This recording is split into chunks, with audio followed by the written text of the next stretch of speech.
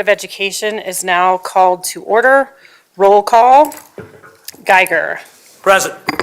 Meek. Here. Moore. Here. Myers. Here. Thompson. Not here yet.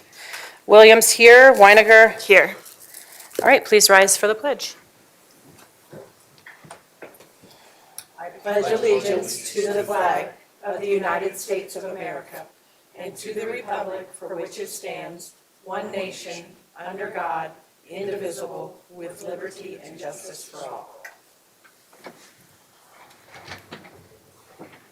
All right, so the purpose of calling this special session was to cover two subjects, both the Casby resolution and strategic planning discussion. So I will start with Director Meek. First of all, thank you so much for putting everything together. I thought it was very well thought out, and I love that you tied everything back to our legislative priorities. So thank you. Thank you. All right, so just some background. Every year, Casby holds a delegate assembly where every member district gets a vote.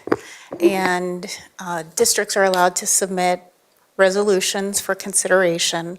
And every delegate gets to vote on those, and then that leads into what the legislative platform is for the year.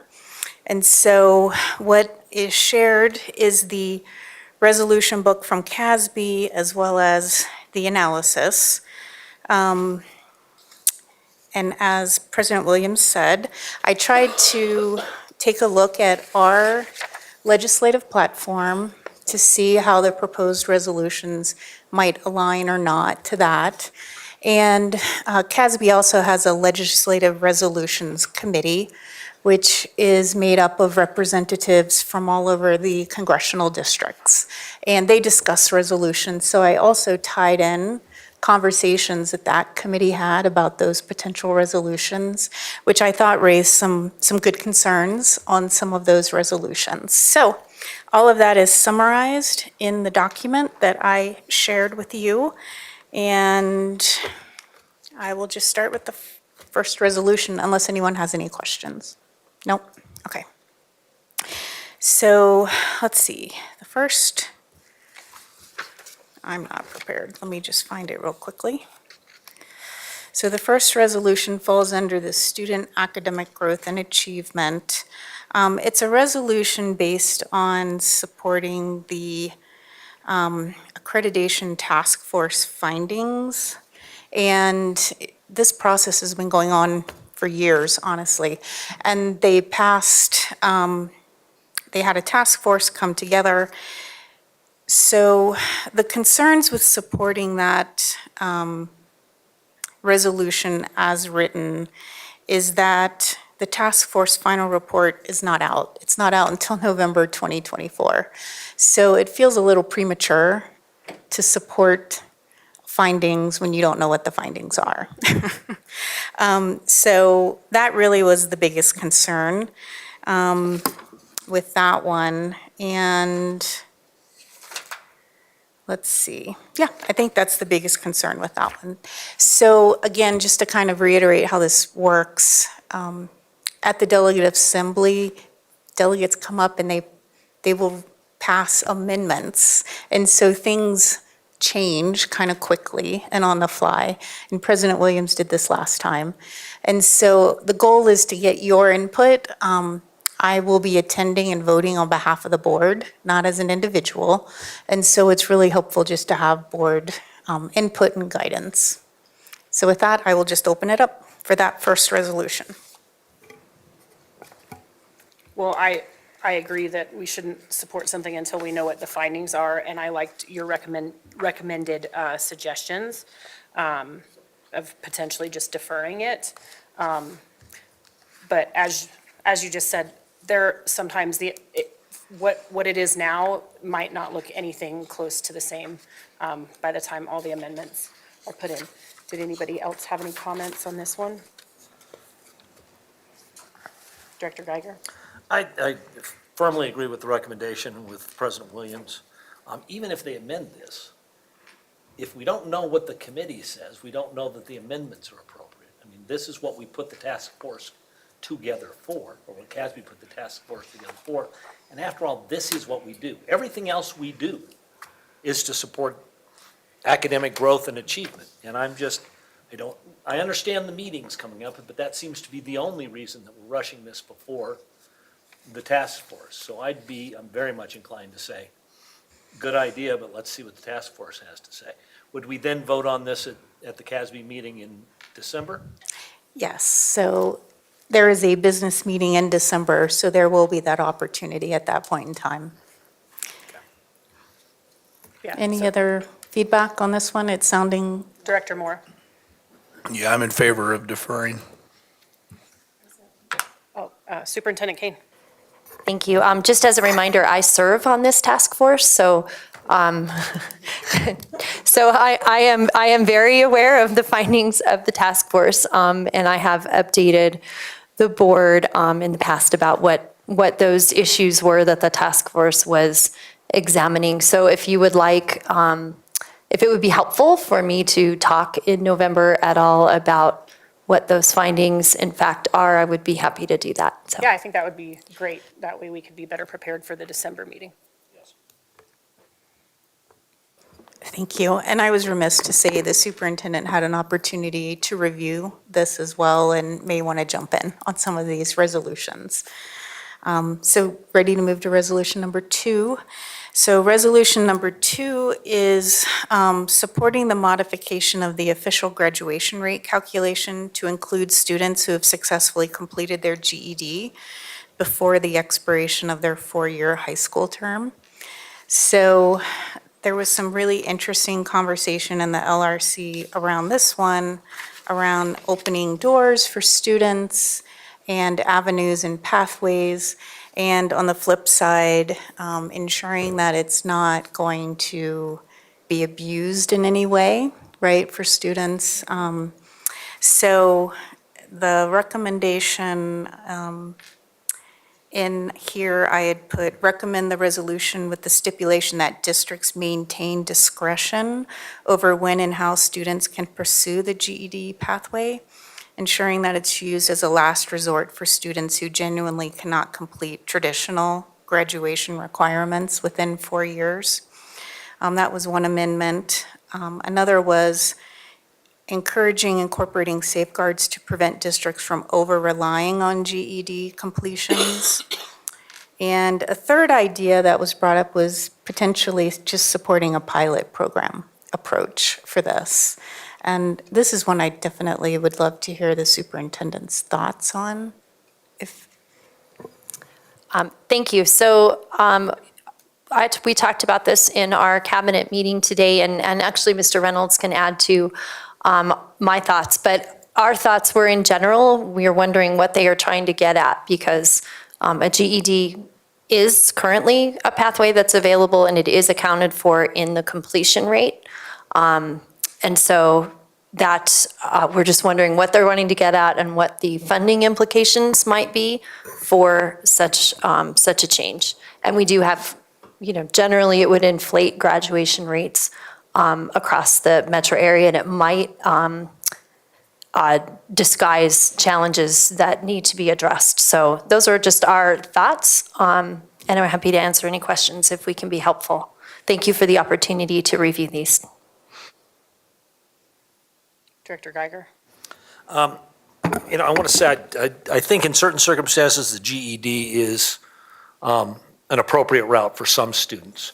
Having worked on the juvenile parole board, seeing what some of the kids in systems that come out with, sometimes a GED is their only step forward, and encouraging a GED rather than not having anything is vastly appropriate. Again, there is a danger. I trust most school districts. I specifically trust Douglas County. I don't think we're going to use this to fake our numbers. But I would prefer, I think this resolution lacks the accountability safeguards that I would like to see put into place. Again, not that I think that other districts are going to cook the books, except sometimes that danger exists.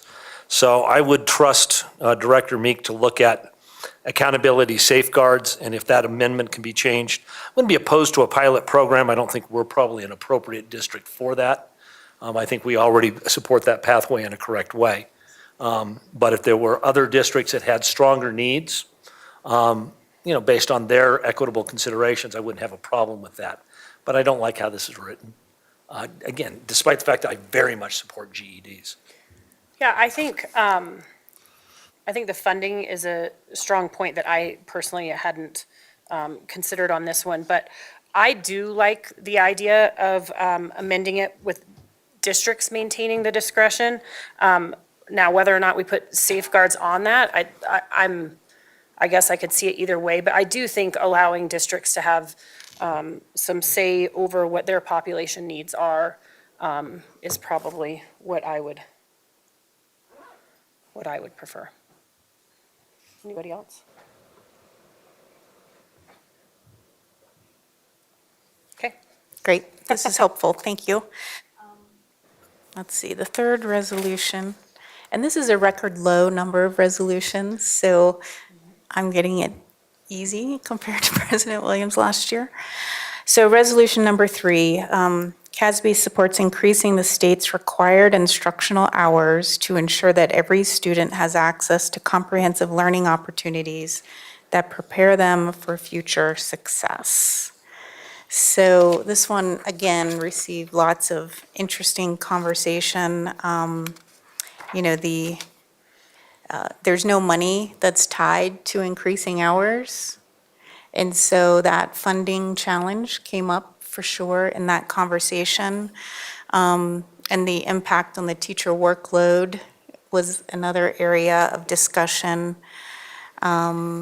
Those were really some of the major considerations. So I don't know if Superintendent Kane has other things she'd like to weigh in with.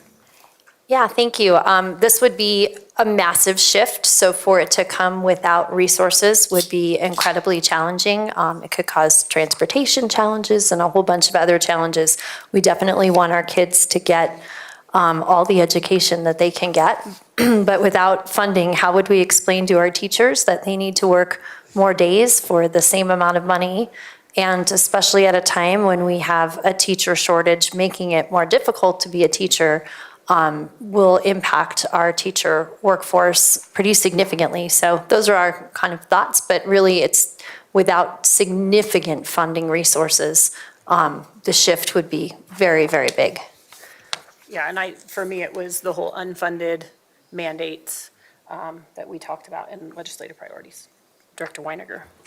Yeah, I agree. I don't know how it could realistically fund this. Like Superintendent Kane said, it'd have to be significant. So I would even be okay if we oppose it completely, but that's my take on that. Director Moore.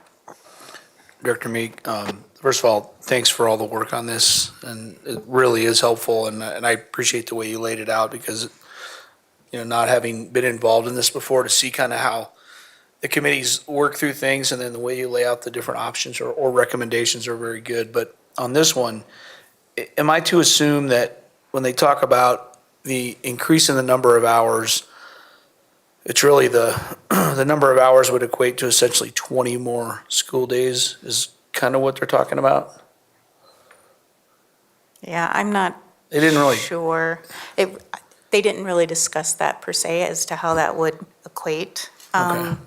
I definitely feel like the intent behind it is to try to address the needs of students and all of what we're trying to achieve.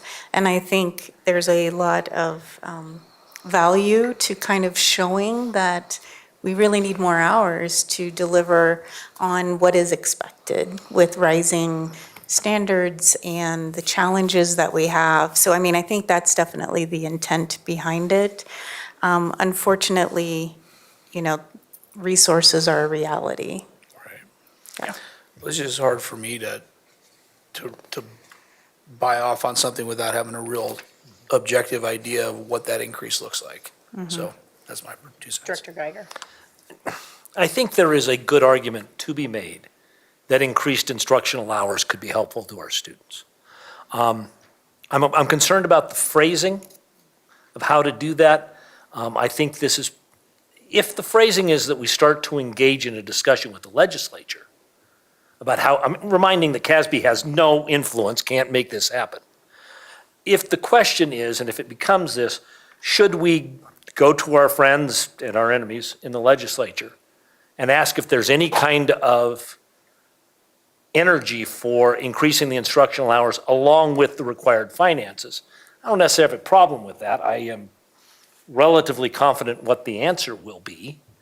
I'm not opposed to a discussion with the legislature, but until we engage in that discussion, I think saying we're in favor of it is probably not a good idea. So if it was amended to say that we will have a discussion about increasing instructional hours with the legislature, I don't think that's a problem. But it's way too early to talk about how much and where. I mean, if Casby goes to the legislature and they laugh in our face, which some will, I don't know that we get very far on that. I'm not sure this is the hill we need to die on when we could use, with just getting $4 more a student out of them has become a challenge.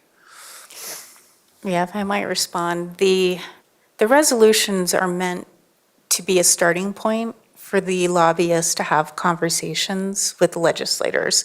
So it's not meant to have all the details worked out. However, it does open the door, right? So if you pass this, you are really opening the door to those kinds of conversations. And I think without it explicitly saying additional resources would need to be an essential part of that conversation, I think it's somewhat dangerous to pass it without that language. Yeah, agreed. All right, we're going to move to the next one. Resolution number 4. So Casby urges the General Assembly to modify current law on mental health residential facilities. When determining appropriate locations for mental health residential facilities, the department shall comply with local regulations regarding any distance restrictions for temporary or permanent residences of individuals required to register their residence under the Colorado Sex Offender Registration Act. So I believe the rationale goes into a little more detail here. I think this is really driven by a specific school district who has a situation with a facility that may be placed very near to the school without having that conversation. I tried to dig a little deeper. I don't really have more details on this. I don't know if Superintendent Kane is aware of this situation and maybe has additional details. Thank you for asking Director Meek. We are not aware of the specific situation. I agree, this certainly seems like it was written for a specific situation. But we certainly are supportive in general terms of maintaining that local control. So we felt pretty good about this one. Thanks. Yeah, I mean, I'm always going to be an advocate for safety and security. I feel like this aligns with our priorities for sure. No other comments? Okay. Resolution number 5 is under finance. I may not read the entire thing. Let's see. Casby supports closing the funding inequities faced by low property wealth districts. As the override mill levy match working group considers modifying the override mill levy match adjustments to the current mill, Casby supports including variations in assessed valuation per pupil and the local inequities of neighboring districts in the formula. To fully understand the formula and its drivers, the methodology must be transparent, predictable, stable, and easily understood by a layperson, unlike anything that I just read. The formula requires modifying to meet the original intent of the legislation to address the funding inequities faced by low property wealth districts without compounding the issue by isolating the impacts to very few regions of the state. So I tried to summarize this and how it aligns with our legislative platform and the potential concerns. Inequities across districts is always the concern. We have a state where, Denver on one mill can raise, I think it's over 10 million per mill. And then there are other districts that raise thousands of dollars per mill. And so this resolution is trying to get at, well, the working group that is the mill levy match working group is trying to address that challenge. That's the challenge. So what I like about this resolution is it's trying to make something transparent. It's trying to address that whatever the fix is, it needs to be predictable, stable, easily understood by the layperson, and transparent. So those were just some initial thoughts that I had on that one, but I'm happy to answer any questions. So I think my only concern was like what we were dealing with earlier this year with the School Finance Act and how they were like looking to make it more equitable, and we were going to be the ones that lost in the end. So just, I guess my concern is, what does that look like for our district? Obviously, we want to make sure other districts are funded and well-funded, but not at the expense of ours, if that makes sense. Yes, and so the one thing I would add to that, and then I think the superintendent wanted to say something. So the mill levy match is meant to have the state have funding to help those districts that really can't raise money locally towards a mill. So the state would put up matching funds to help them so they could actually achieve more. So I'm not sure if that's what the superintendent was going to expand on. Thank you. Actually, we have some really great data for you for the Lunch and Learn with respect to this topic. But as Director Meek mentioned, one of the disparities in the school funding formula is that each district raises a different amount per mill that's levied. And so if you're curious, the lowest is Adams 12. They raise $121 per pupil per 1 mill. We raise $167 per pupil for 1 mill, and Boulder raises $336 per pupil for 1 mill. So as a result, our tax rate that our citizens pay and Boulder's tax rate that their citizens pay are actually pretty much in line in terms of the number of mills, but the amount of money that is raised from those mills is twice as much. And so that's just a big example, but the districts that are really impacted by this, Adams 14, I think, is the biggest, the most impacted district, and they have an incredibly highly impacted population as well. But it depends on your balance of Commercial property wealth versus homes. So anyway, if that helps put context around it at all. Great, and it's through no district's fault. It's just based on what their commercial property to residential property tax capacity looks like, and it just looks different across the state. So real quick. So I guess my question is, if it's more of like a match, where is the government getting the money to do that? That's always a concern of mine. Like, where are they taking from somewhere else? I mean, what does that look like? And I'll address that first. So the part of the challenge right now is I think they've been trying to address this, but there isn't a stable pot of money. And so for a district to go out and say, we have a match, well, the match is only good for like a year. And it comes and goes. And I think this is we are asking the legislature to come up with some kind of solution. This isn't passing a solution. This is supporting a working group to work together to look for a solution, which would then turn into a bill, and then we would have an opportunity to support or oppose. Okay. Director Geiger. Superintendent, correct me if I'm wrong, we get no money from this matching program, correct? We currently do not know. And it would be highly unlikely for us to ever qualify under the current standards. That's a more complicated answer. We are definitely on the low end of dollars that we can raise per mill. It's one of our many reasons why we're so challenged. However, there are certainly districts that should be prioritized over us. I mean, there's a district that raises $50 per mill. So certainly the districts that are super impacted and smaller probably should be prioritized. But this is a significant issue for us. We are in the group where it is a significant issue. It's just there's always someone that's much worse off, if that makes sense. It does, and I unfortunately rabbit-holed this a little bit. This was essentially passed, again, because some of the poorer districts, some of the smaller districts, it doesn't matter how much they raise their mill. They can't meet a lot of their construction needs. It's just not possible. And, certainly Douglas County has its own issues. It's unlikely that whatever they do, that we're ever going to be on the list. I mean, that's the short version of it. But asking us to, this resolution to me is appropriate because it's just telling the legislature, if you're going to have a policy, fund it and be clear about what it is. I'm not saying other districts are gaming the system, they're not, but right now it feels like it's not addressing all of the broad-based issues that we have.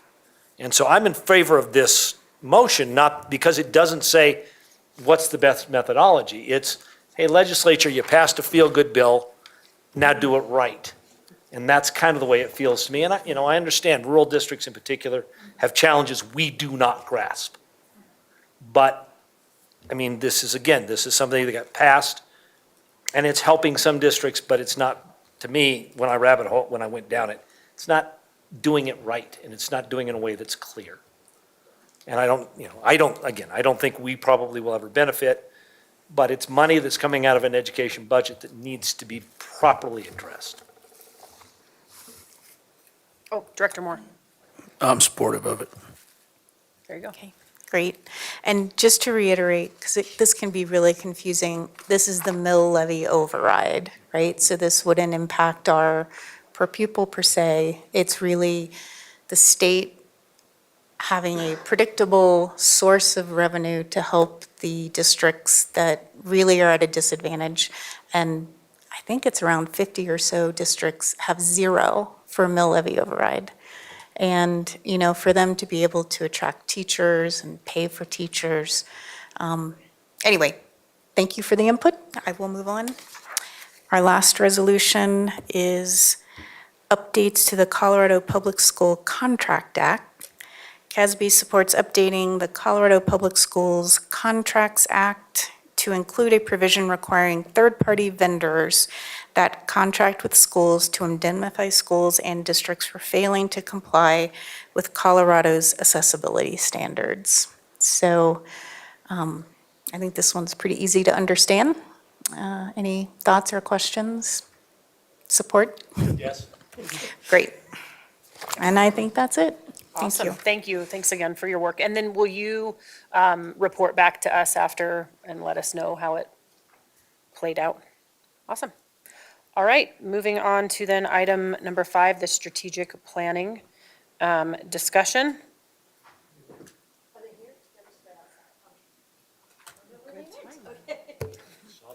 I did.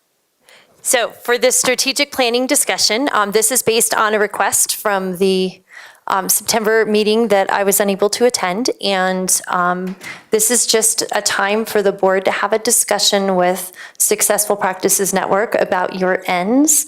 And they may have some questions for you around the ends. And I think it would be useful to tell them about your process and coming up with the ends. And he'll be happy to answer any questions. So Ray McNulty is here again from Successful Practices Network, and I am sure he's in the hall on his way in. If not, I'll be dashing down the hall.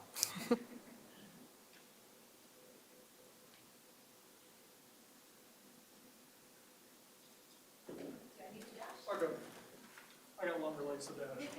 He's right here. Hey, there we go. Hello there, welcome. Hello. Is this my spot? That's your spot, yeah, but All right. put your backpack down wherever you want. Is Steve not joining us?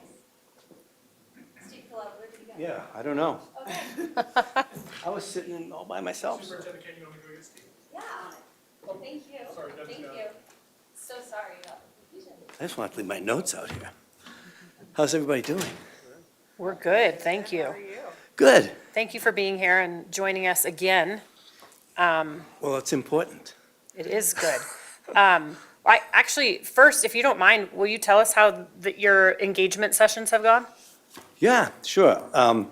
First of all, I haven't done any of the engagement sessions except for meeting with the district leadership team and the cabinet, and those two were just amazing meetings. I was really of particular interest as a former superintendent and commissioner, sitting with them. Nobody was afraid to talk. And that was about, nobody was afraid to say whether they thought this was a good idea or thought it was a bad idea. I mean, they shared their thoughts, which, that's pretty unusual. Because when you have the superintendent sitting in the room and you have the leadership team, everyone's usually pretty quiet. So that's been good. And then my boss, Bill Daggett, Bill spent 3 days in the district. I think some of you might have run into him. Somebody ran into him. A few people did. And I debriefed with him the other day, and he had a great day. He really enjoyed the meetings. Again, people were asking questions, and it was fun. So things have been going very well, and it's kind of the kind of, I want to say, the process we're in right now is kind of like learning about everybody, learning about each other before we really get deep into breaking down into groups out there in the field, having conversations, having a needs assessment team come in, do visits to the sites and things like that. So that's all being geared up after December. Great. And so, Awesome. yeah. Well, I'll start and just tell you a little bit about our process, and then anybody can jump in, because I'm sure I'll forget. But as a board, we looked at I don't know if you saw the last end statements we had, but there were like 6 pages worth. And we really tried to cut them down and make them a little bit easier for people to understand. And then we hold engagement sessions as a board with different groups of people. And one of the groups was our educators. We're able to talk to them about our end statements and get feedback. And through that, we've made a lot of revisions where we just finally approved. I'm sure you have the final version. We have given them our final I have one that she version. handed, that's. We just this voted one. on, Yeah. right, our last meeting. So at the end of September, we finally voted on it, but it has gone through a very extensive process, lots of revisions and updates to make it very clear what the board wants for the district and our vision for the future. So who else wants to jump in? Can I say something about that? Yes, I mean, that's really important to us because the board's critical, and your thinking is critical, and we want to be able to understand it and understand the conversations you had, and, you know, how you gathered it, and so that when we're out there, you know, and we're using those as, I'm going to say, as cornerstones to drive the work, we have a good understanding of where it all came from. It didn't, you know, like you didn't do 10 things in a pot and pick out 5 of them. You basically spend time on it. It Yeah, was a lot of time. that's great. Director Meek. Yeah, so thank you for being here again Well, to have thanks. this conversation. I'm not sure if you've worked with boards and done strategic planning for boards that are policy governance.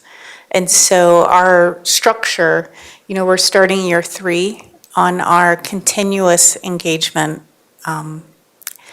where we ask very specific questions around what the community wants to see and what staff and teachers and students. And so it was those 2 years of meetings that we held, that's what allowed us to update those end statements, which really are very high-level goals. And then it's the superintendent's job to do the implementation piece, the how, which is where the strategic planning comes Yes. in. And so it's really helpful for us to know that those years of input will be used in the process in a very meaningful way so that our constituents don't feel like we've asked them and then all of a sudden it goes away. And so for me, it's just really helpful to have that conversation and understand or have you understand what our process was, and then how it can really dovetail into your work as you're doing the focus groups and all. No, I appreciate that.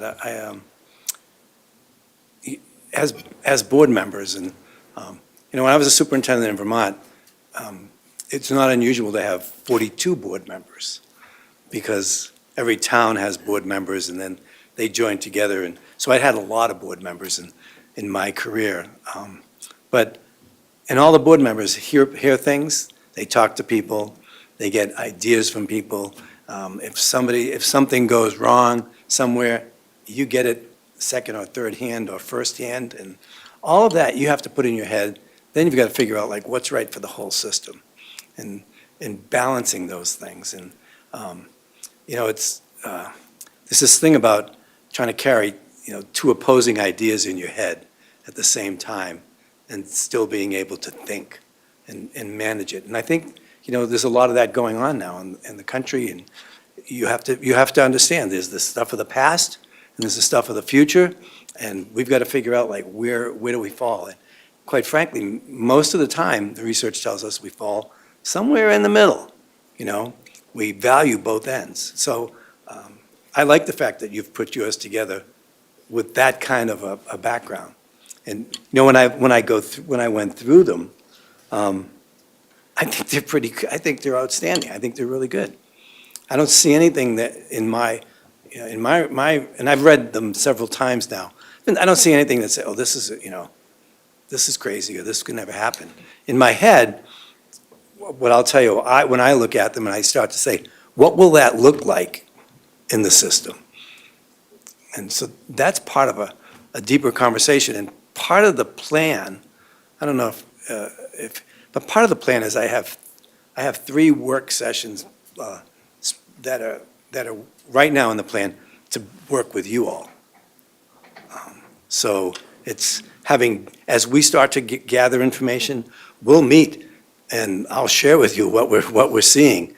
How does it fit? What's it look like? We'll have those conversations. So I think, our idea is that you've created some important things that have to be, critical as we go ahead. It's kind of the compass, the north, the compass rose. Give us the compass points and we'll follow them. Other. Director Geiger. And I'm sorry, I've never been involved in strategic planning. You don't do it at a 5-person law firm. Or perhaps we should. You probably do it, but you don't, just because you call it a name, you did it, but it was. The person whose name's on the door does it. First of all, in terms of the length of our ends, because as we've said, we dropped this from a multi-page document to what you have. Yeah. Is this more typical of what you're saying? Is it sufficient to convey to you what our hopes are? I think it's, let's put it this way, I walk in and there's boards that I see 20 things. And I say I learned long ago in my career, my first job was I grew up in Boston, my first job was on the Canadian border in Vermont. I was a principal, and I made a long list of things that I wanted to accomplish in my school. And my chairman of the board, he was a Holstein dairy farmer, and his name was Martin.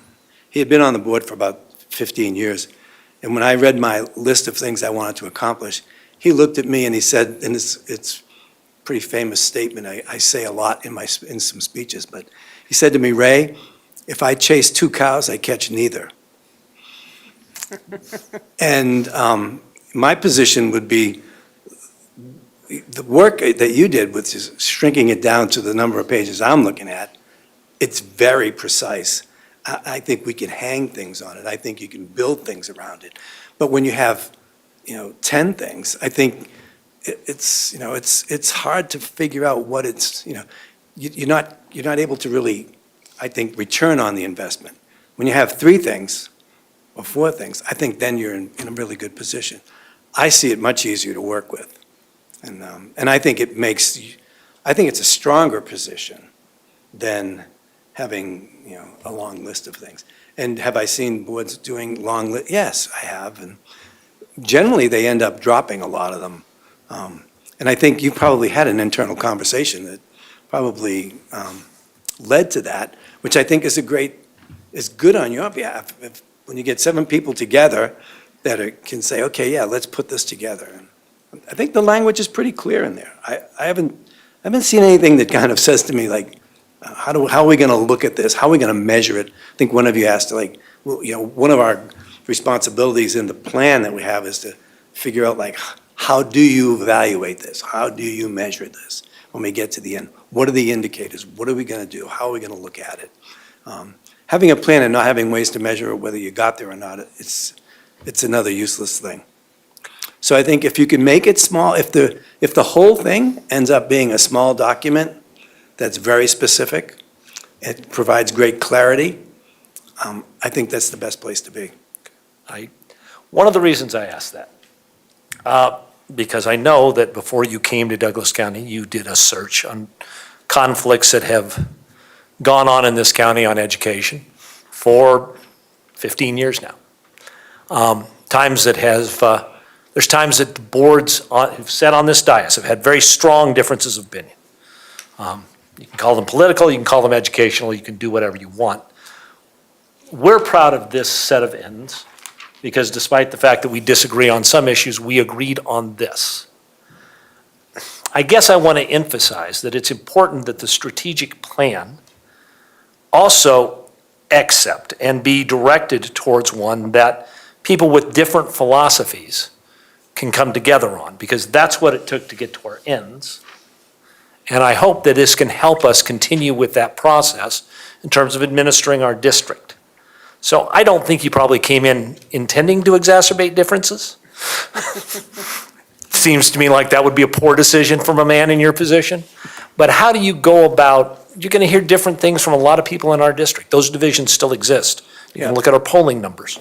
Yep. How do you account for that level of different opinions about how things should be approached? Well, one of the things, as I said earlier, we have to think about holding 2 opposing ideas in our head.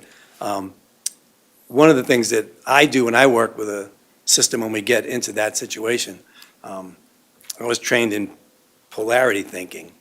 And so we kind of, this idea of, a lot of people think it's this or this, and generally there's good in both sides. And how do you find out the pieces that if you bring some of the pieces from this side and some of the pieces from this side and put them together, you get a sense that I'm willing to go that far and the other side's willing to go that far. So, if you think about polarity as polarity thinking, if you're a principal for a second, and you want to go into a room and you want to tell somebody, you're really terrible, right? But that's one end of the spectrum. And if you do that, what message is going to be out there in the staff about, like, oh, that person just doesn't care. They just go in and say harsh things. Then you have people that say nothing, right? And you have these 2 people that, the fact of the matter is, somewhere in the middle is the right thing to do. It's the right thing to get you there. And so we have to analyze those things and take a look at them. So as those things emerge, I start to look at them and I have a chart and I start to figure out, like, okay, where will we go with this? So it's just part of the business now. And I think I think when you put people in a situation where you're all focused on our kids and their future, like, I have 12 grandkids and I have twin sons that are fathers of some of those kids. And even though they're twins, they're about as opposite as they could be in raising their kids. And you have people that don't want, I have one son that doesn't want them to touch anything that's technology. I have the other one that's the way they're going to live. And you try to bring those, and that's out there in the public too. So it's, how do you bring something reasonable to that? And when you have businesses involved, and the business saying, if you're going to come and work for us, you need to be able to do X. So that's where skills, understanding what the skills are that our kids need to be successful. How do we balance that? Because everybody wants their children to be successful. They don't want them to, have a problem. They want them to engage. So it's finding out where can we be in the middle. And I think one of the strengths of just going back to your ends, I think I can look at those and I could make a case for many different people that I know that would agree that this is important. Because you talk about somebody, particularly you talk about the student's learning ability, right? Like how to, pushing them to their highest ability. That's important, but that's all different. Every student is different. How do you make that work? Does that make any sense? It does, I mean, again, I'm I- not somebody, I- I'm a trial lawyer. Disagreement never scares me. But we have also shown that where we can find areas of agreement on this dais, the district tends to make progress. Yes. And so I just want to make sure you're aware, as you go out there, that these conditions still exist in that community. We've been here last week. You can see how some of our community members disagree Yeah. strongly with other members of the school. Yeah. And I just want to make it clear that our goal is not to come up with some bland consensus document. That's not going to help. I think that would, I don't, yes, I agree with you. I don't want to interrupt you. Go ahead. But I want the strategic plan to reflect different people in this district. Not just on this dais, but in the schools and the population, have different views on how to accomplish some of those ends. So I just want to make sure that the strategic plan and the strategic planners understand. And, I think some of that comes, two things. One, when you were talking about being a trial lawyer, the ones that get to trial, yes, you do, that's when you get to the point of not having an agreement before you get there, And so, our hope is that we're always looking for, how do we make it work for everybody? Because that's important. But, sometimes it's the language that you use that either sets a room on fire or brings everybody into peace. And so we're learning some of the language that we need to be thoughtful about here in Douglas County. And in, I'm doing a project on Long Island with a district called Valley Stream. It's very different. It's a much smaller district, but, they have their own too. And so it's like, we don't want you using this or that. I think it's important. So, Superintendent Kane. anyway. Yeah, thank you, President Williams, and thank you for being here, Ray. We also had a very in-depth background conversation with the folks from SPN regarding kind of just the long history of our district, both in terms of academics, changes in educational philosophies over the years and how those have gone over or not gone over very well, and just in terms of our polarization and how important it is to bring everyone together. So I would say that is definitely a huge priority for our strategic planning process, as it has been this whole time. Thanks. Director Thompson. I'm going to expect you to look through a crystal ball for me for a second. Uh-oh. So we talk about, or we've heard you guys talk about, students graduating with skills. And you talked earlier about measuring impact. And so as you're talking, I'm thinking, what is a successful student? What does that look like based off of what I heard in strategic planning and conversations that we've had so far? And I'm curious your interpretation of, or what you think, or how we measure some of those skills have been, like they've gained those skills, other than, yes, we've embedded them in curriculum, but how are we measuring that they're actually walking away with problem-solving skills or critical thinking skills? Yeah. Like, what does that look like? Yeah. It's a great question, and it's one that, whether I'm flying or sitting at home, the issue of assessment is absolutely critical. And I think part of that is that what gets assessed drives everything out there in the system. And I think that if we think about that and we talk about skills, we talk about students graduating with skills that the business community values and says, this is something we're looking for, people that have these kind of skills. So part of that is getting more connected as a school system to engaging learning on the outside of school, in, jobs and partnerships. Whether you want to think about it as in the trades, they have like, go and work with an electrician for a year and things like that. But I think we need to see more of our students engaging in things outside of school that are work-related. And when students get part-time jobs, they're picking up certain skills. Those become valuable when we have, we should start to look at what is it, when you're a senior and you're in this system, or a junior or a sophomore, are there opportunities? What are the, do we look to the businesses in this area to help us understand, like, how do they gain those skills? Because it's not going to be a test, it's going to be a standard that somehow I think the businesses are going to value. They're either going to create a certificate, they're going to, we see a lot of that going on right now. We see, businesses having, giving badges for students that are able to do work. So I think it's going to be a mix of what we would call regular assessment and then on-the-job kind of showing you can do the work. Because what we're seeing is that there's a lot of our students that have content knowledge, but then the issue becomes one, do you have the executive functioning to build a plan for yourself? And in a place of work, when they give you something and they ask you to figure out how to get it done, can you get it accomplished? So doing those things are going to be more, I think they're going to be more valuable. And the last part to that is that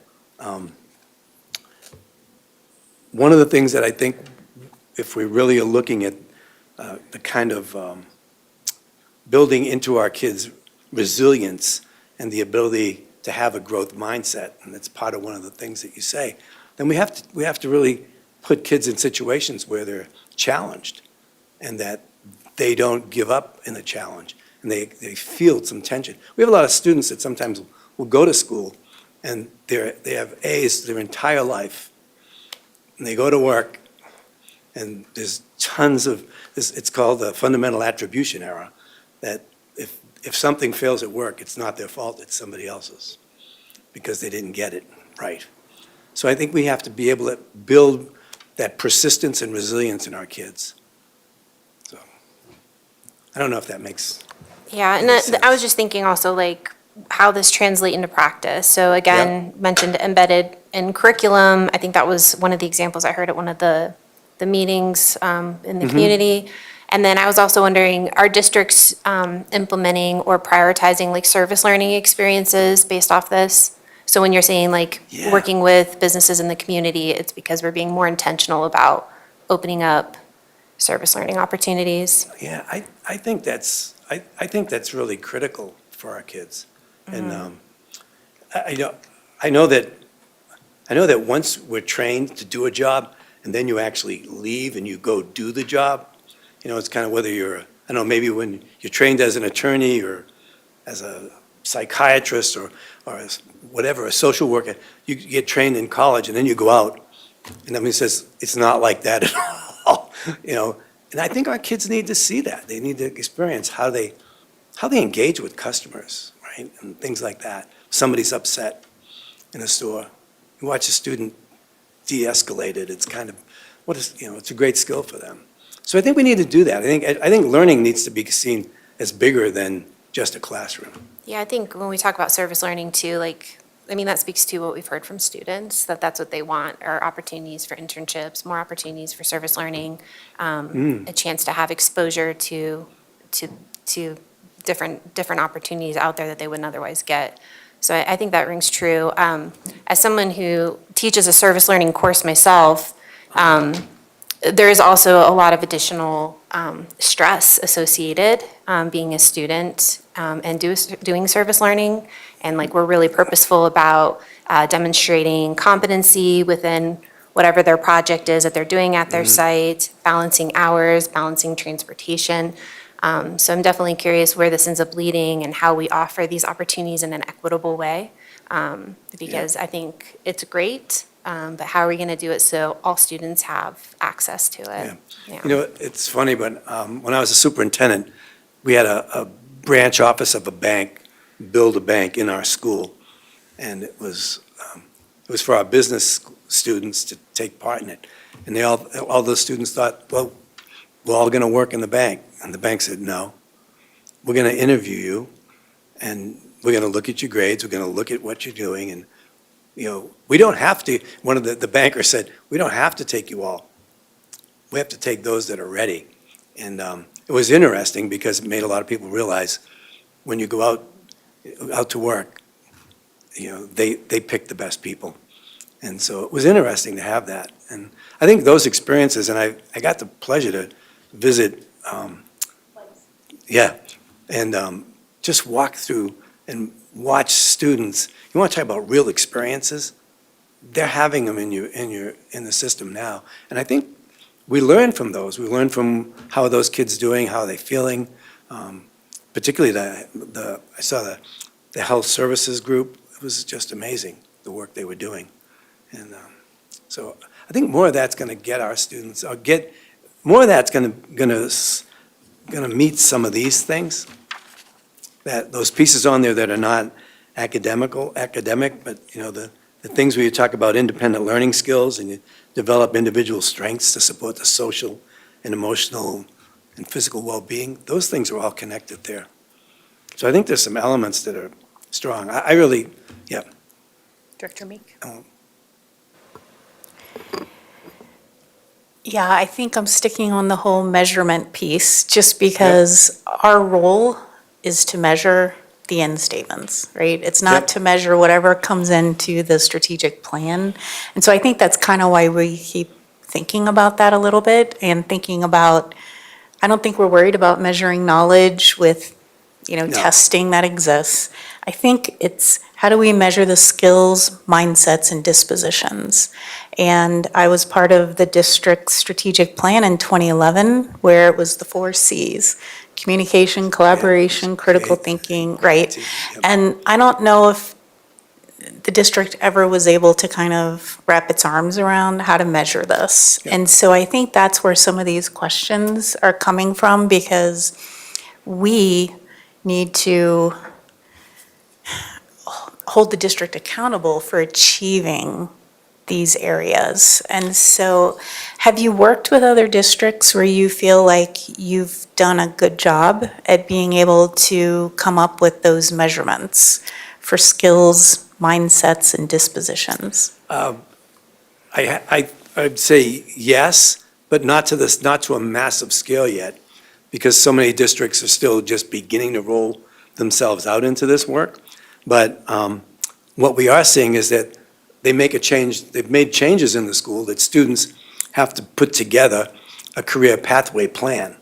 And that plan, they start to identify the things that they need to accomplish to be a success going down that pathway. And then what happens is that as they start to, you know, do some work outside, you start logging all that material, and so that they can create a portfolio to represent those kinds of pieces. And I think that's one way that I see it being done in districts around the country right now. They develop a graduation portfolio that shows what their skills are. It's kind of like when you go into to get a job now, they want to know, you know, show me what you can do. And I think that's part of it. So I know a lot of districts are doing portrait of a learner or portrait of a graduate, profile of a learner. There's all different kinds of iterations out there. And I think that's an attempt, right, to move into that area. So I wasn't sure if that's part of the process or not. You know, there's a lot of districts that have a portrait of a graduate, but behind it, they don't have what you were just asking about. They don't have a way to say, here's a portfolio that represents that. I mean, districts are beginning to do that. And part of it is, you know, we're starting to see states start to say, okay, we know that there are, and I'm not going to use the term soft skills, because I like to call them essential, or you guys came up with another word, but durable skills. But if we start to provide an outline of what durable skills were like, and then be able to have students and their work match up against it. I think then we start to create a portfolio for each student to represent their graduation. And I think that's not a bad position to be in right now. Superintendent, did you have something?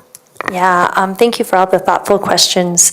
It is absolutely our intention in the strategic plan to, an important component of it is how do we measure? What are the metrics for what we're trying to achieve? So to me, that's hand in hand with the strategic plan, and your ends very much present the profile of a learner, or what we're looking for in a learner. So it's our job to map that out further and come up with those metrics. So that's kind of all a part of this process. Well, I guess my last question would be, when do you intend to engage with the board again? What does that look like?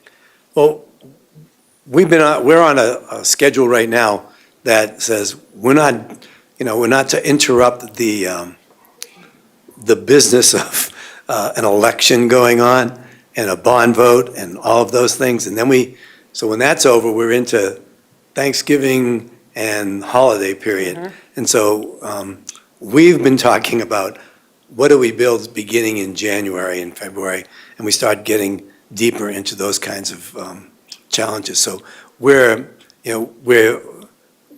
collecting data from the sessions that Bill had. I've collected data from when we were with the district leadership team. We're building out a couple of surveys that are going to go out, but we want to stay away from anything until Thank you for that. we're at that point. And because I think, that's critical, and that's absolutely critical. And then it gives us a chance to understand and learn more about the district. And that's, we'll be having teams go out into some of the schools and doing needs assessments as well. And then all that information will always be shared with you as a That's board. great. And if you see us drifting off, you got to, I know these people will too, but Director Meek? This comment's a little more for us. I know I was able to see Bill Daggett's presentation. I think a couple of you may have attended. The part that I thought was extremely interesting was the changes in brain development and learning styles. And I appreciate that presentation component to it, because I think it influences what individuals may weigh in with if they really understand some of the brain development and changes that are happening.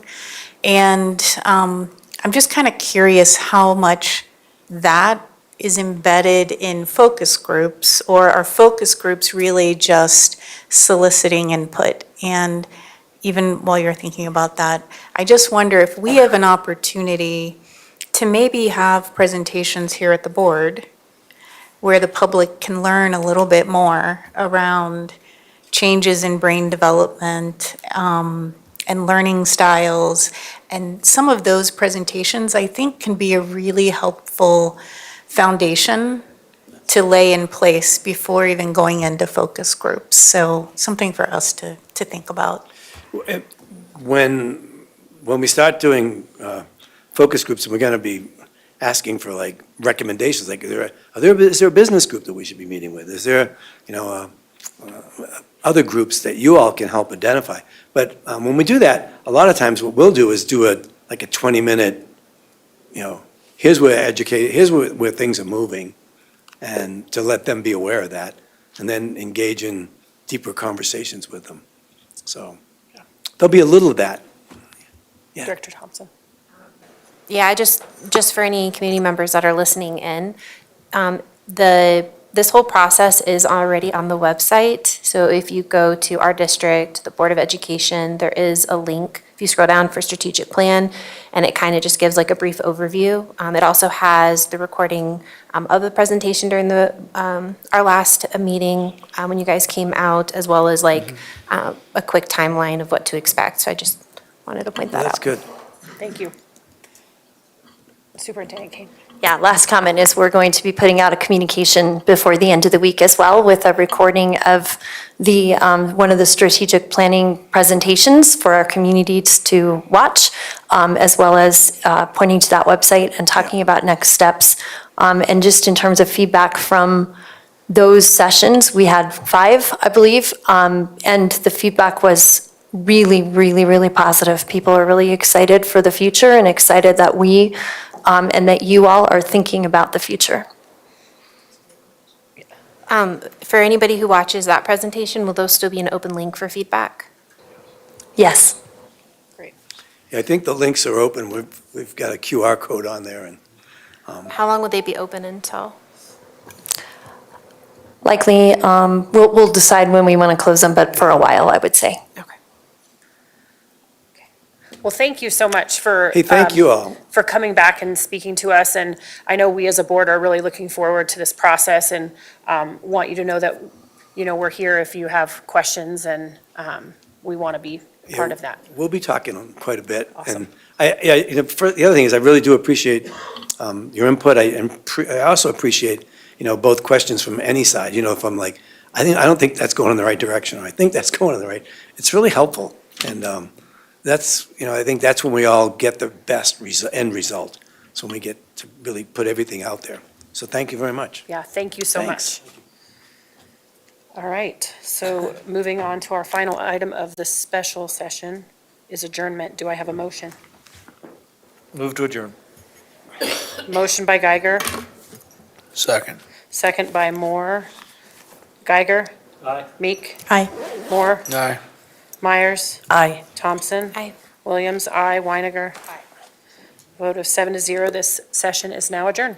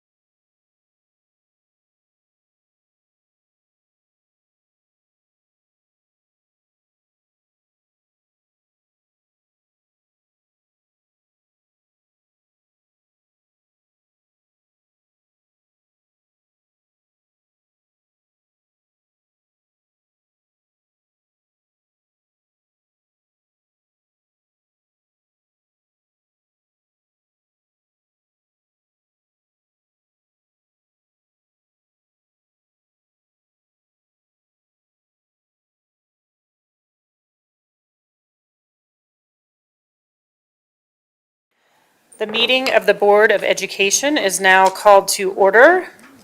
Geiger, Present. Meek. Here. Moore is here somewhere, but not here. Myers. Here. Thompson. Here. Williams here. Weiniger. Here. Please rise for the Pledge of Allegiance.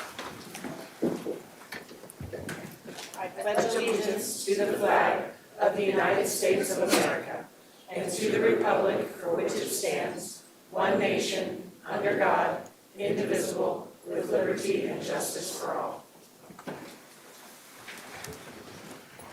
All right, great. Moving on to item 4, the 2024 National Merit Semifinalists. Thank you very much. Okay, we are actually going to start recognitions with a quick video from students at Venture Academy of Leadership and Entrepreneurship, also known as VAIL, regarding our One Book, One District effort. And then we will recognize our amazing semifinalists for National Merit. Thank you. Hey Douglas County! We're all from Vail. And we are so excited to help launch this year's One Book, One District initiative. As a community, the book we're exploring this year is Whale Fall by Melissa Stewart. This beautifully illustrated story is how an entire ecosystem can be sustained for decades when a whale dives and silently sinks to the bottom of the ocean. Just as the Whale Fall provides a bountiful gift to deep sea community, so Southeast Christian Outreach, we know it as Secor Cares, provides essential resources to our local community in need. Secor is an organization in Parker with a mission to help all people with suburban poverty. It serves Arapahoe, Douglas, and Albert counties with a free food market, food for thought, and a mobile market. But their mission can only be realized through the generosity of people like you. Last year, schools across Douglas County collected nearly 50,000 items to donate to Secor. This year, we believe with your help, we can make an even bigger impact. We'll be collecting the same type of toiletries as last year. Think hand soap, shower gel, toothpaste, shampoo, and conditioner. Think toilet paper, deodorant, chapstick, lotions, and dental floss. Families in need would also be thankful for diapers for children and adults, as well as safety razors and feminine hygiene products. Please bring all of your donations to the school library between October 21st and November 8th. Vail will collect the donations from drop-off sites around the district before Thanksgiving. Your librarian will provide more information. And just to add a little healthy competition, the top 3 schools Based on the size of the school, That collect the most personal hygiene items and toiletries will receive $1,000 to spend in their library. Together, just like in Whale Fall, we can create a thriving oasis that truly makes a difference. Douglas County, we got this! Thank you!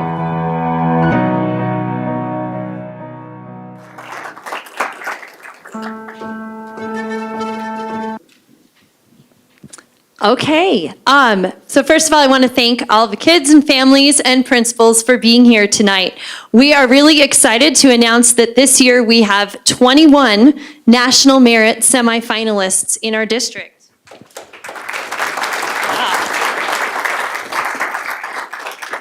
These students are part of an elite group representing less than 1% of U.S. high school seniors. These academically talented students advance in the competition, which awards 6,870 National Merit Scholarships worth nearly $26 million. So with that, I would love to have our principals, and if you could bring up your students, we will have everyone get introduced. So please come on up, and how about a round of applause while they come up?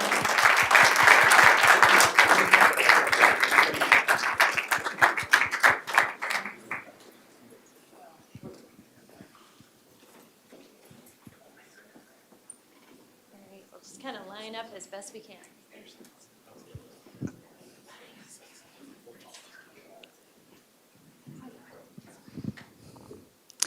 Okay, I am just going to hand the mic down the line to our administrators, and if you could introduce your kids, and then kids, we'd love to hear just a quick word from you about what it means to you to be a National Merit semifinalist. So I'll start here. Thank you.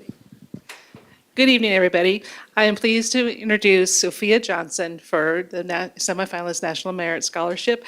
What distinguishes her is her unwavering commitment to her values and her faith. She knows who she is, where she wants to go, what she believes, and she lives according to this. Self-assured and humble, brilliant and teachable, principled, and just is out there for her community. So I'll turn over to you.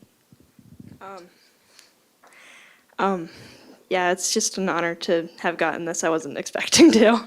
But yeah, so it was a nice surprise when I heard. Congratulations.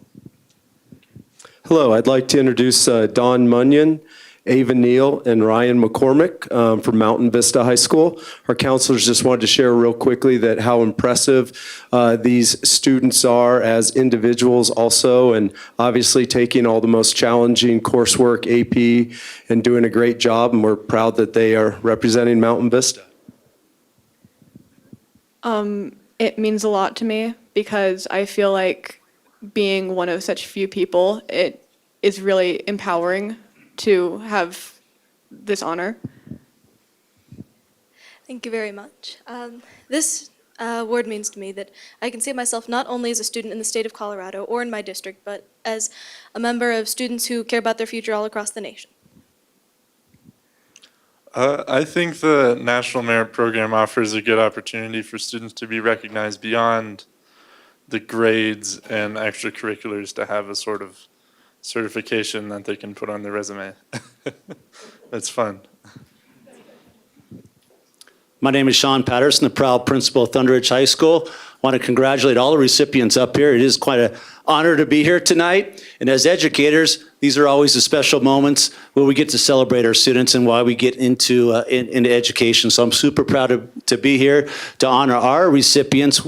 We have three, two could not be here, Sam Allen and Evan Roper. They have regional tennis, so they're representing Thunder Ridge High School outside the classroom. But we have my man, Dallin Sarvery here today, so I'm super proud of you. It is not just a test. It's not just an essay that you wrote while you're up here today. It's because of all the academic achievements that you have done when you came into Thunder Ridge High School and you're leaving at Thunder Ridge High School. All the high classes that you've taken, the AP classes, the honors classes, all those successes, but also what you do outside the classroom. You know, Tri-Am, NHS, tennis, doing great things in our community. So you're just a great person, great student, great human being, and I'm proud that you're representing Thunder Ridge tonight.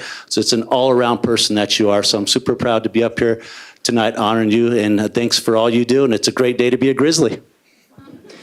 Sure is. Thank you. I'm grateful for this opportunity because it just represents the culmination, like you said, of all my effort throughout all 4 years of high school and what all of us have put into our academic achievement. And I'm grateful for this opportunity because of that. Thank you, everyone, once again, and congratulations to all of our recipients. I'm Dr. Chris Page, principal of the Highlands Ranch High School, and I'm here with Derek Pierce. When we found out that he was our recipient and our winner, the first thing that his counselor came to me and said was there any doubt? And it's like, no, not really, because if you knew Derek, you know that he works his butt off in every single thing that he does.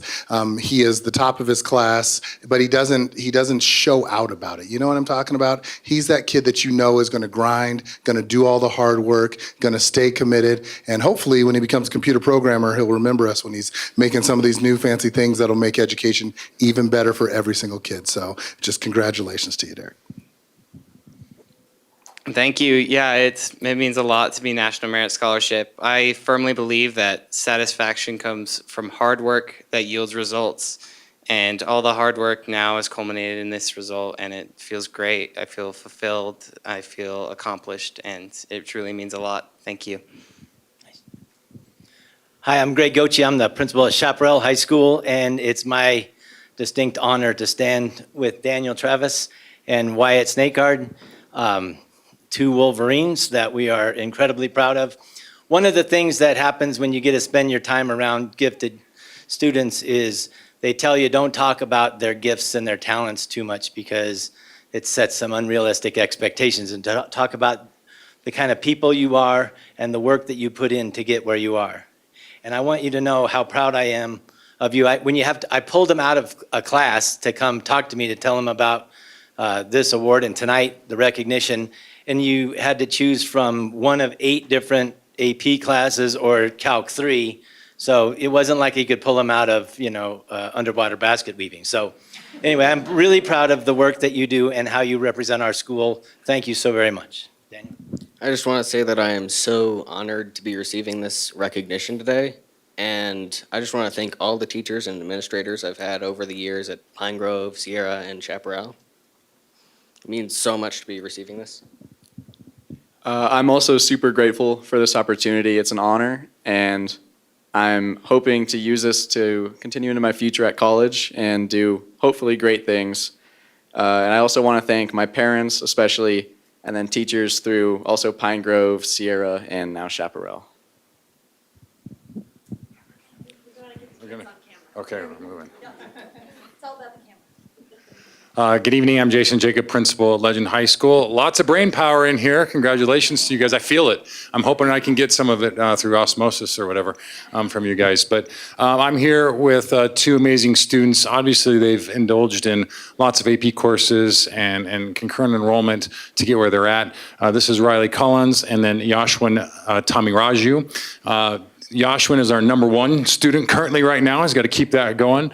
And Riley's there as well. But they obviously academically thriving. But Riley is involved with choir. So he's jumping outside his comfort zone and doing choir this year. He wanted to do a little a cappella for you guys. Riley? No. Does not want to do that, but also part of DECA, which is something important, a lot of extracurricular and co-curricular opportunities for these students that are also high achieving in AP courses.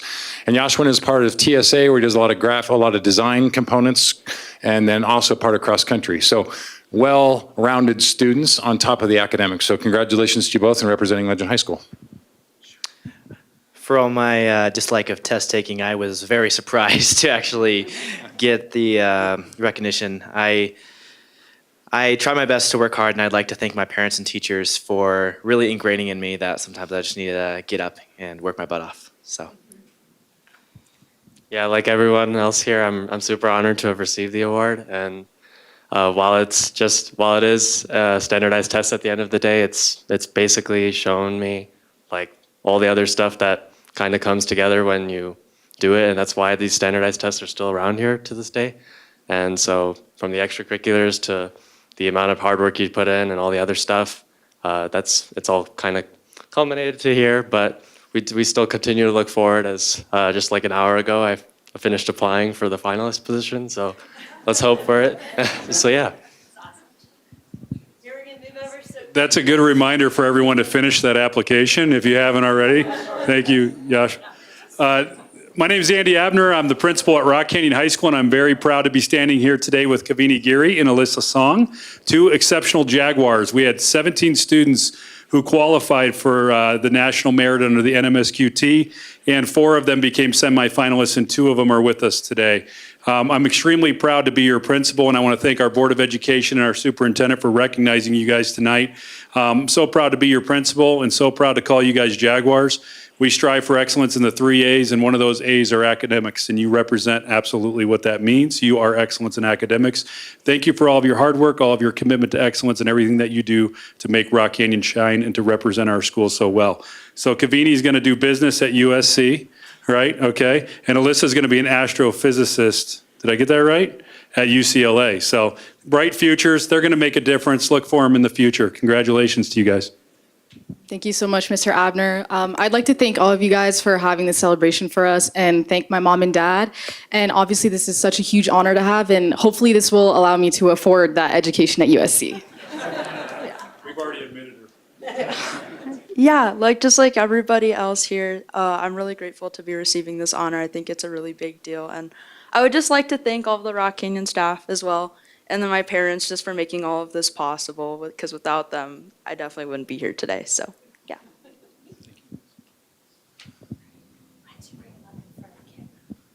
Okay, come on, guys. We get to go up in front of the camera.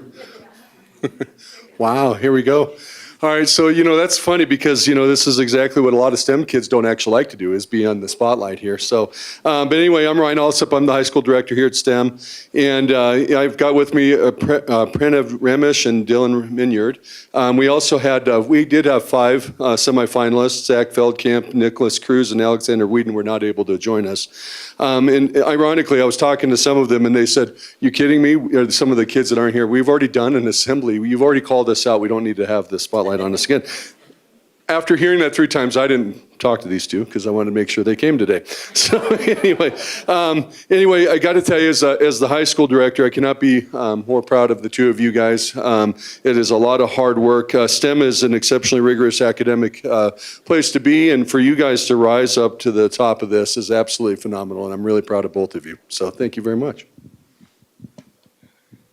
This represents for me an opportunity granted to me not only by the hard work that I have put in, but also my school, my family, and I suppose my county. So thank you. This is an honor. I'm hoping to use this to further my experiences in college and career, and thank you. Huge round of applause for these kids. We are so proud of each and every one of you. Our board directors are coming out to give you your certificates, and we are really proud and we are really excited about what you all will do in the future. And I know our communications officer is going to ask us to get into some kind of formation for a picture.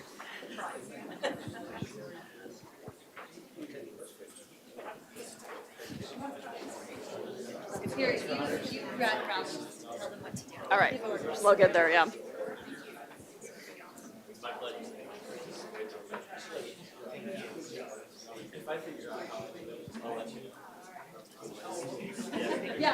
Okay. I think we should do 2. Let's split it up. Let's do a few schools. Let's start, let's see. Yeah. Why don't you guys stay here for 1 second? I'll get one picture and then we'll swap. That'd be fantastic. Yeah. All right, so STEM, Rock Canyon, Douglas County, let's have you stand. And we'll do one, try to do it this way. And then if I could get these schools to. Here we go. All right. Okay. Here, go on in. We're gonna do it in a couple of groups. Yeah.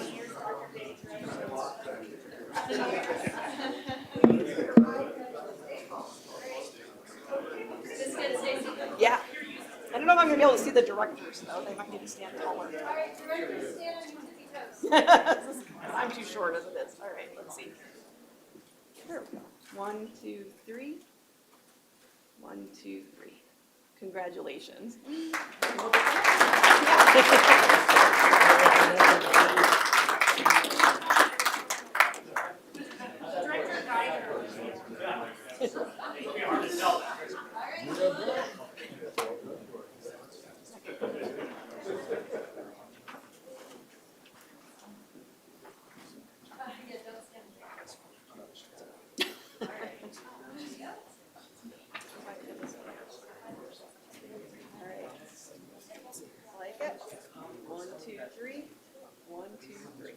Congratulations.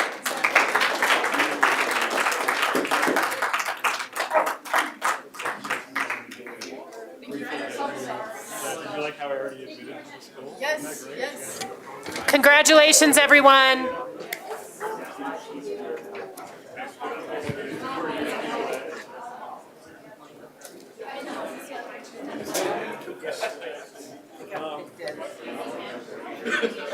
What was that?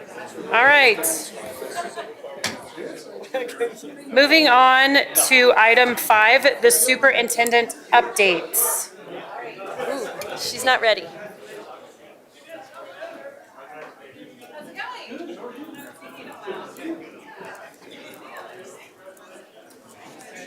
I'm getting there. Working on it. Okay. All right. Thank you, President Williams. At our last meeting, we mentioned many important October dates. There's a lot happening in October, so we're going to highlight the rest of them in this meeting. October is Cancer Awareness Month, so all of you have a pin on your on the dais in front of you. So it's a great month for us to acknowledge everyone who has been through cancer, is going through cancer, and those who have moved beyond it. It is also Down Syndrome Awareness Month, Learning Disabilities Awareness Month, Dyslexia Awareness Month. It is Bully Prevention Month, so it's great that we're doing the presentation that we are doing tonight.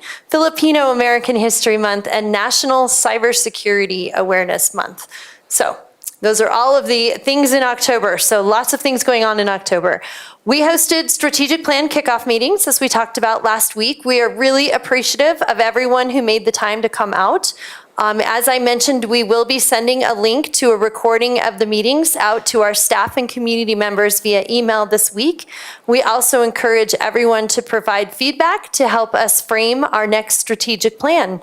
A link to provide feedback will be included in the upcoming email as well as on the strategic plan page of our website.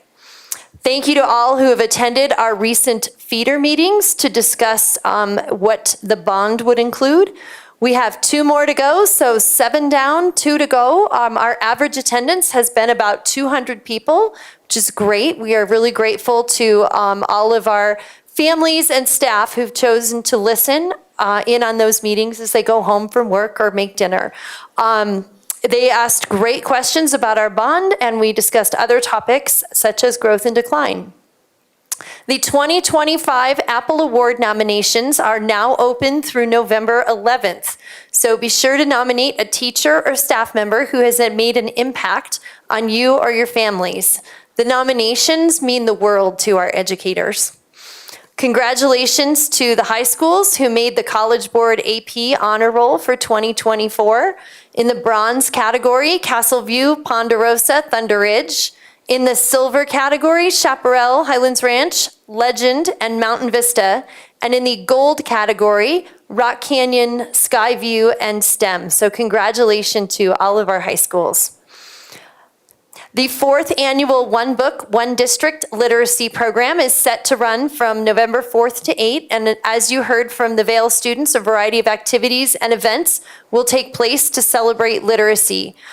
We will be having a community event on Saturday, October 26th from 9 to 1 at the Legacy campus. I attended last year's community event and it was really, really great. So much fun for the kids. As we saw in the video, the One Book, One District Toiletry Drive begins October 21st and runs through November 8th. All donated items will benefit Secor Cares, a Douglas County nonprofit organization, and a special thank you again to our Vail students for promoting this event and getting involved. The Taste of DCSD event hosted by Nutrition Services takes place Tuesday, October 22nd from 4:30 to 7 at Mountain Vista High School. I strongly encourage everyone to attend. I have been to past Taste of DCSD events and they are great. We're incredibly thankful for all of our people in Nutrition Services. The National Hispanic Heritage Month celebration event, hosted by our Language and Cultural Equity Department, will take place on Tuesday, October 22nd at 6 p.m. at the Legacy campus. So there will be a lot going on October 22nd. The next Parent University webinar will take place on October 23rd at 5:30 p.m. This month's topic will be career pathways and career and technical education. Our Parent University webinars have been really well attended this year, and so we really encourage our families to dial in and learn more, and especially our middle school families. The 2024 DCSD Career Pathways Expo is taking place on Thursday, October 24th at 6:30 p.m. at the Legacy campus. This event is hosted by the District Accountability Committee and the Foundation for Douglas County Schools. Attendees will learn about many offerings offered by DCSD to students such as career and technical education, concurrent enrollment, and work-based learning experiences. And again, I want to give an extra level of encouragement to our middle school families and students to come to this expo to see what possibilities lay in front of them in Douglas County School District. The 8th grade Career Expo is taking place on November 22nd at the Legacy campus. The foundation is looking for employers who would be interested in talking with our 8th graders at this incredible event. For more information, visit the Foundation for Douglas County Schools or visit their website. And last but not least, next week is fall break for most of our schools. I want to wish our students, staff, and families a great week. I know everyone has been working really hard and is ready for a break, and we look forward to seeing everyone back on Monday, October 21st. Thank you. Thank you. All right, on to item 6, the acceptance of agenda. Do I have a motion concerning the agenda? Move to accept the agenda. Motion by Meek, Second. Second by Myers. Geiger? Aye. Meek? Aye. Moore? Aye.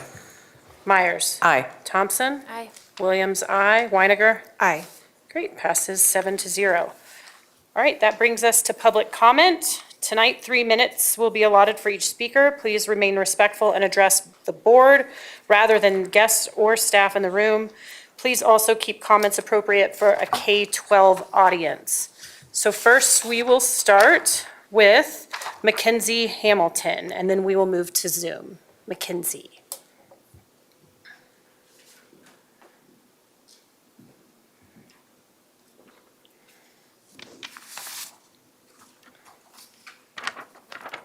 Dear Douglas County School Board members, good evening. I am Mackenzie Hamilton, and I am an upperclassman from Legend High School. I'm here today to discuss with you the vaping problem within our schools inside the district, and I want to pose a solution to help combat this issue. Colorado has been ranked 12th in the country for the amount of high schoolers vaping. This comes out to about 28.9% of high school students within the state. Our school, Legend High School, has about 2,500 students, meaning roughly 722 students could be vaping at our school. Around 6.6% of middle school students have been reported vaping as well at Legend's feeder school, Cimarron Middle School. This means that roughly 166 11 to 13-year-olds are possibly vaping in the school bathrooms in middle school. As I have seen firsthand, vaping has taken a very big hold on our school. It has become some people's lifestyle, and truly, some students within Legend have become addicted.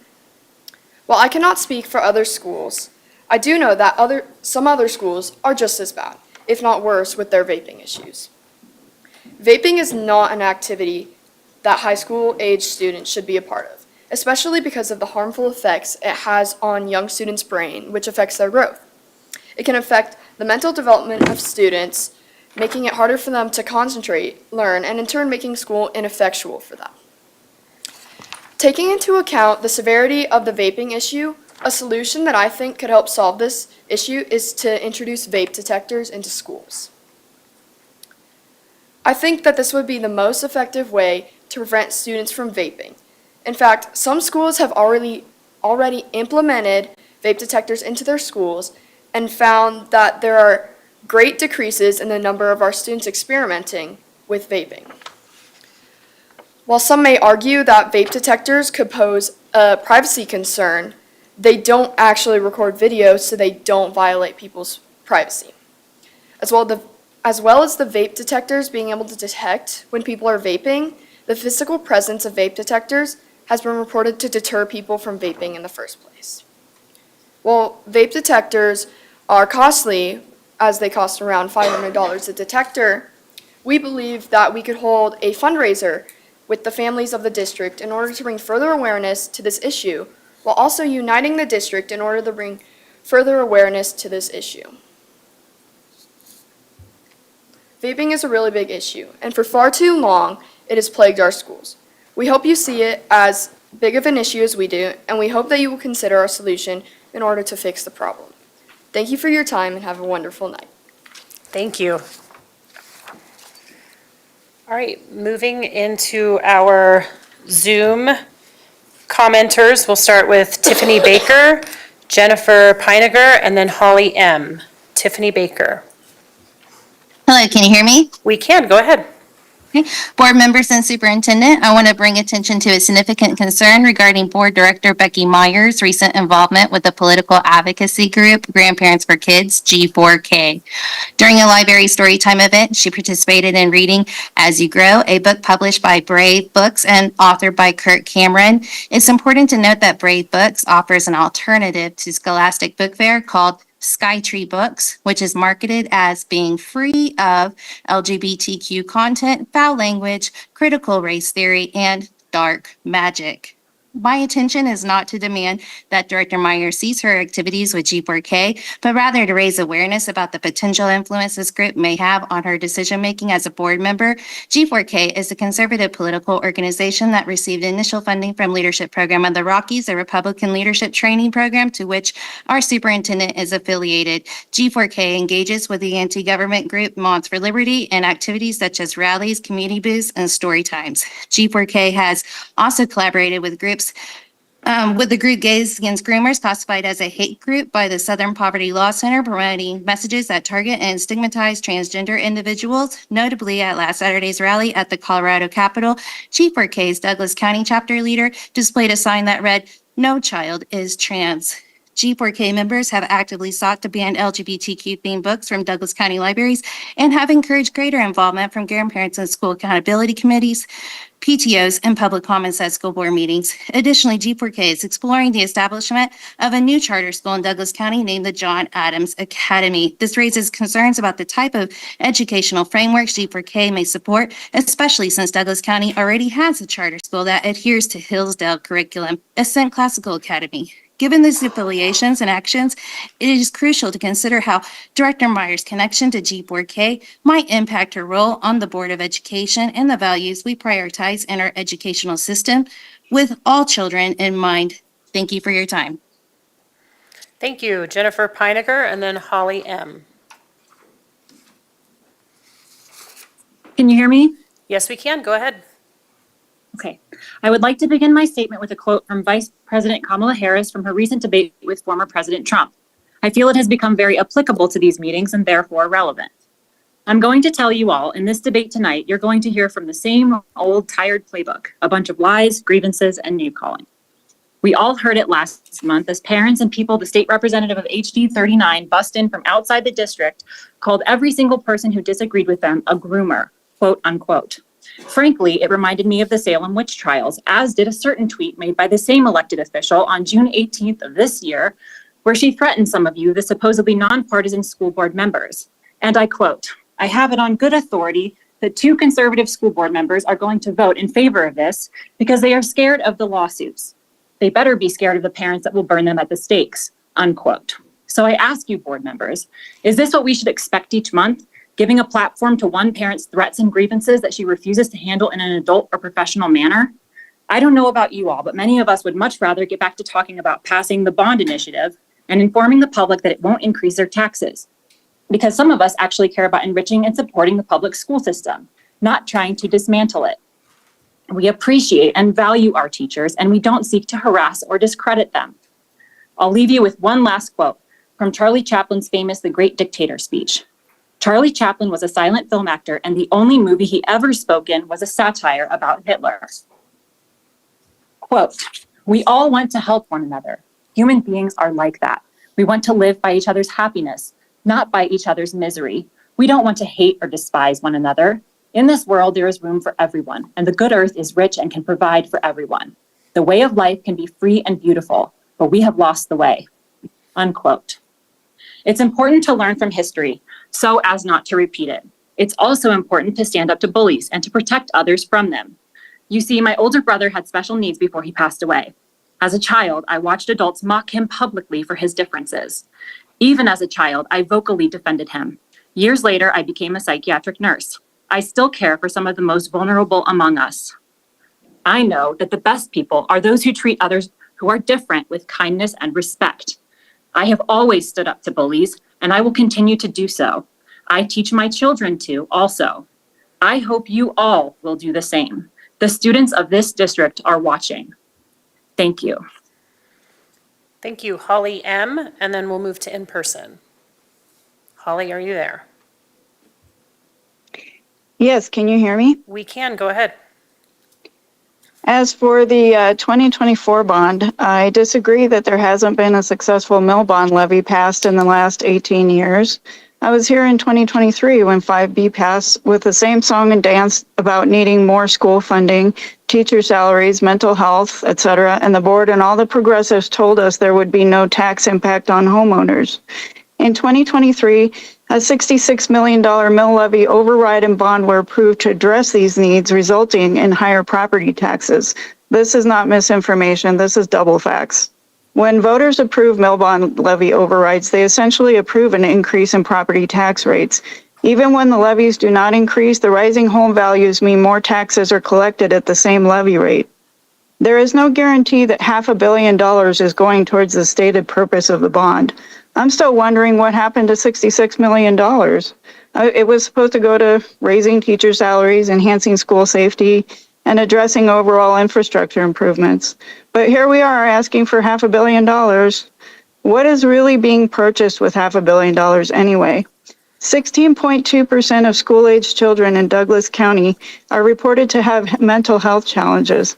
Approximately 58% of those students identified as LGBTQ.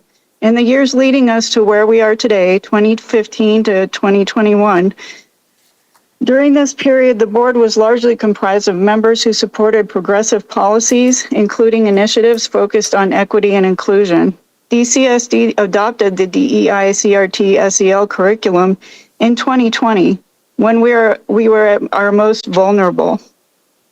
Since 2016, Douglas County School District's academic performance and proficiency testing has shown a general decline, with math scores fell from 69% to 26%. This decrease was exacerbated by the COVID-19 pandemic, which disrupted English and language arts as well, though less drastically than math. Out of the 3,200 teachers in this district, an estimated 1,200 are members of the Douglas County Federation. This is what your money so far has been going to as it relates to quote unquote educating our children. They have lesson plans tapered to CRT, DEI, and social emotional models, blogs about the importance of teaching Juneteenth and Black Lives Matter and climate change, white privilege, and take 10 minutes to register future voters today. They refer and differ to Yuval Noah Harari, a gay Marxist and known transhumanist. 15 seconds remaining. I'm concerned about what my kids are learning in school today. In closing, vote no on the 2024 bond. Thank you. We'll move to in-person, where we'll start with Lacey Gansey and then move to Eric Brody.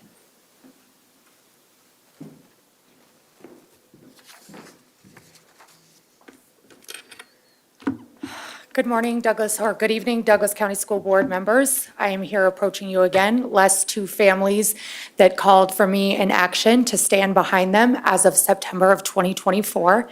You have 2 students who have currently been withdrawn from Chaparral High School that have been experienced again to hate crime, this time from administration, including Erin Kane, who has spoke to this mother directly. She has admitted fault to the way that the Black student was punished, overly punished, and the 2 white students not. I speak in behalf of her, who is too terrified to come in here this evening and speak. I would like to say that we are currently in court. Every behind the meeting you have, we are getting ready to go to trial this year. It is estimated to cost $250,000 just to get ready to go to court. My son Jeremiah will be celebrating his 16th birthday on October 12th, which is this Saturday. And I want all of you as parents to just hear me when I say I do not have one invitation to send out for my son. My son is still in online school and in therapy 3 days a week. I have been through 2 suicide attempts, 1 child that is barely going to graduate, and at the end of page 7, in your response to my lawsuit, you said that there was no emotional damage. You have no idea what me and my family live with every single day, and I am here to tell you that every family that reaches out to me that does not have a resource, I will respond. And whether they are scared to come and stand before you, as long as Erin Kane rules this district, you will forever have a problem. In the month of September, 5 families reached out to me in 2024. Since I stood here April 20th of 2023, 93 families have reached out to me and my attorneys. So I just wanted to say that because at the beginning of this, we said how important October was and how many important dates there are. Well, my son's birthday was important. His friends were important. The color of his skin is important. So I'm going to just end with what I can get out during this statement because I didn't plan on saying any of that. But I stand today before you, not just as a parent, but a voice for many families. Not only did my children experience this in 2022, 2023, but my daughter in 2019 also experienced this and it was swept under the rug. We have the Cora report to that as well. I continue to stand here and I am not asking for any sympathy. I am asking for a policy to protect these children. That is all. There is a clear difference between bullying and a hate crime. If there is a 15 hate crime, seconds we can remaining. just say that a child was simply let through the cracks and that we have a policy in place to protect them. If anything, that you should be ashamed that we're wasting all these tax dollars we're talking about to go to trial against me when I don't even want a trial. I want justice. Thank you. Eric Brody?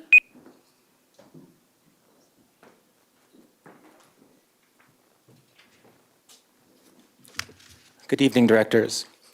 I speak tonight in connection with item 13 on the agenda, and in particular with respect to student wellness. The guidance for this topic on the district website mentions homophobic remarks as a kind of bullying. I suggest adding to that transphobic remarks. There are some in our county who would object to this suggestion. At the September school board meeting, I and another Douglas County parent referenced one another in our comments. This other parent, in her public advocacy, has made statements that one might fairly characterize as transphobic. In my comment, I noted one such statement and pointed out a related inaccurate statement that she made. She, in turn, falsely accused me of lying. Decent and sensible people operating in good faith can legitimately disagree about certain policies associated with transgender students. Parent notification about non-legal names is one, and trans participation in women's sports is another. What ought to be out of bounds is the denial of a person's very existence as a transgender or gender fluid person. The other parent falsely invokes the Cass Review in the UK as an authority agreeing with her denial of transgender and gender fluid people. In her foreword to the Cass Review report, which urged caution in medical treatment of young people, Dr. Hilary Cass directed the following words to those gender-questioning young people, and I quote, "Medication is a binary, but the fastest-growing group identifying under the trans umbrella is non-binary, and we know even less about the outcomes for this group. Some of you will also become more fluid in your gender identity as you grow older. We do not know the sweet spot when someone becomes settled in their sense of self, nor which people are most likely to benefit from medical transition." Dr. Cass went on to urge gender-questioning youth to participate in research studies of medical treatment in order to help establish the evidence base. Let's all strive to be as fair-minded and compassionate as Dr. Cass. Thank you. Thank you. That concludes public comment, where we will now move on to item 8, the adoption of consent agenda. Do I have a motion concerning consent agenda? Move to accept consent agenda. Second. Motion by Meek, second by Moore. Geiger? Aye, with the fact that I'd attend the course on sports and Americana, so I may drop in on that. Meek? Aye. Moore? Aye. Myers? Aye. Thompson? Aye. Williams? Aye. Weiniger? Aye. Great, passes 7-0. Moving on to item 11, the approval of minutes. The recommendation is that the Board of Education approve the minutes from the regular meeting held on September 24th. Do I have a motion to approve those minutes? Motion to approve of minutes on September 24th. Motion by Myers, Second. second by Moore. Geiger? Aye. Meek? Abstain. Moore? Aye. Myers? Aye. Thompson? Aye. Williams? Aye. Weiniger? I was absent as well, so I'll abstain. All right, passes 5-0. All right, we will move into our study action items. Number 12, the Douglas County Youth Initiative update.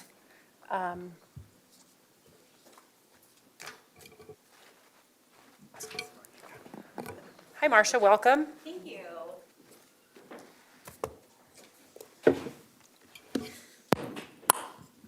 Thank you for having me. Good evening, directors, superintendent. I am thrilled and very excited to be here. This is my favorite subject to talk about, so if you have to get the big hook out and remove me from the podium, please do so, because I very much enjoy talking about this topic of the Douglas County Youth Initiative. I am not sure who is moving the slides. Okay. I think that one? Yeah, let's give it a press and see what happens. There we go. There you go. You're in control. Thank you. Ha-ha. Well, that is good news. Again, Marcia Alston. I have the distinct pleasure of being the Youth Services Program Manager for something called the Douglas County Youth Initiative. I'm going to give you a little background about the Youth Initiative. It was founded by the Partnership of Douglas County Governments back in 2005. This was, I believe, a little bit of a move after Columbine. I think the county governments, the entities wanted to say, how can we help? How can we help our families and our youth and our community? And so the partnership got together and said, let's develop this initiative. And basically, if you fund, then you are part of our advisory board. So you can see that we have a great partnership with so many of the entities within Douglas County, including the school district. The school district and the county government are the two largest donors or funders to the program. And we are actually housed out of the county. That was a specific specific item that the partnership really wanted. They didn't want it to be part of the schools. They didn't want it to be part of human services, because they felt that they wanted to be this initiative for everybody in the community to be able to understand and to be part of. So, and I think that's worked out well. So as you can see, we have quite a few of our members listed there. And let me see if this video is going to work. Technology has not been my friend of late. Becky knows what I'm talking about. Yeah, see, no. Okay, it's a great video. I'll send it to you later. Okay, it's on. No. I think I tried that once before in this room, and the room didn't like me. And Legacy Campus didn't like me either yesterday. So I have had a lot of fun with technology. As I mentioned, the advisory board is made up of our funding partners. And so I have those listed. And that photo is actually a couple of years ago where we went to Legend and spoke with some of our students there. So we were happy to be able to do that.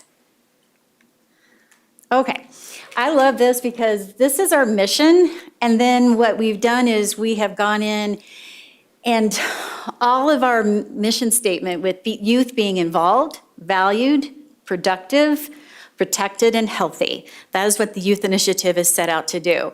And then what we've done is we've been able to put our specific programs under each category. So it does show that tie-in as to how do we get youth involved? How do we value our youth, and how are we productive?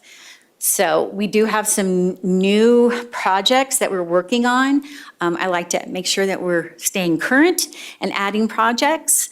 And so we, last April, we had our very first Youth Leadership Summit, where all the youth commissions within the county came together.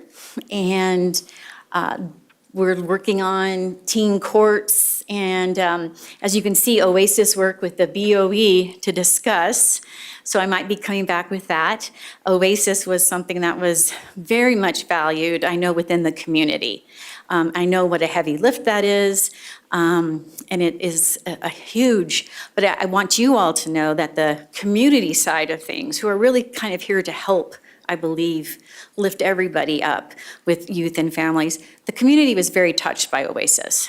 And I remember when they were, I think they were in Florida presenting, and I was on my phone all night voting because I wanted them to win, and they did. So that's something that, again, I think was something that we really wanted to help support.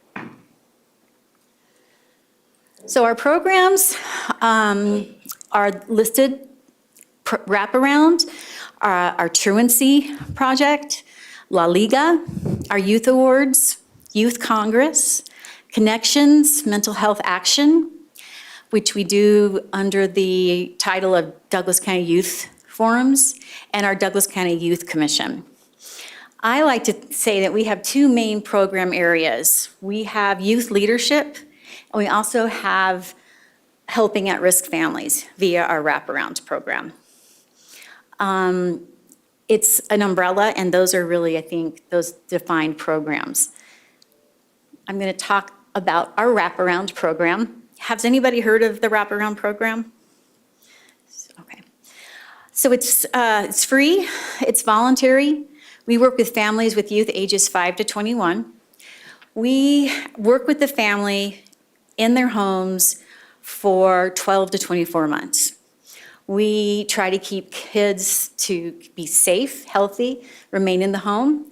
We get to know the whole family, plus their neighbors, friends, relatives, teachers, doctors. You can self-refer to this program, or an agency can refer to us. And our number one referring agency are our school district employees. So teachers, counselors, assistant principals, social workers, psychs. Human Services also makes referrals. So we review each family on a scale of 10 life domains to understand their needs and foster success. And we are an alternative to other systems. I don't want to be redundant in anything that we do. I like to think that we are an extra tool in that toolbox. And when schools, or it may not rise to the occasion or to the level of need through human services, but maybe you have a family where law enforcement is repeatedly called out. But it doesn't reach that, but yet we all know there's an issue going on. If you make a referral to the wraparound program, we start to meet with the family. We get to know them, we get to understand their culture, we get to understand what's going on with that family, and then we work towards having them basically get unstuck, whatever that may look like. It's one of the favorite, I love our wraparound program. I have 2 colleagues, soon to be 3, who are working with the families, and I've learned so much, and it's just an amazing process to watch when you have success. This just kind of gives an overview of some of the different types, kind of a summary, but we had a 7th grader who has not been attending school consistently really since the 1st grade. We got to know that mom, we got to know the family, we tried so many things, and we finally, really, a lot of it was that the family did not understand that school was necessary for the success of that young person. And we worked incredibly hard with that mom to try to make sure that she understood this, that this was a necessary thing. And not just for the law purpose of things, because they were in court, but also just his own future. And that she had to make those kind of, which is not an easy thing to do. And it's not easy just to knock on the door and say, he's got to go to school, see ya, bye. We got to understand a lot more about their culture, about the family dynamic, et cetera. So as a caveat, I am not a therapist or a psychologist or a social worker. What is it that you do, Marcia? Because I've said that before and people are like, what do you do? We are trained facilitators. We understand the various systems. We understand the various programs. We do soft handoffs. We really are an alternative, as I've mentioned, to some of those other heavy-hitting programs that we can't take children away. We want those kids to be safe inside their own home. So at any one time, we're probably working with 10 to 12 families, and we get to know them very, very well. Truancy, very interesting topic. How did we get involved with truancy? Well, we oftentimes a youth that may be referred to our program may be involved in truancy, may be involved in court for truancy. And as the magistrate knows us, she would say, there's other stuff going on with this family. I'd like wraparound to come in and get to know this family and why this youth is not going to school. That happened in full force pre-COVID, some 6-8 years ago.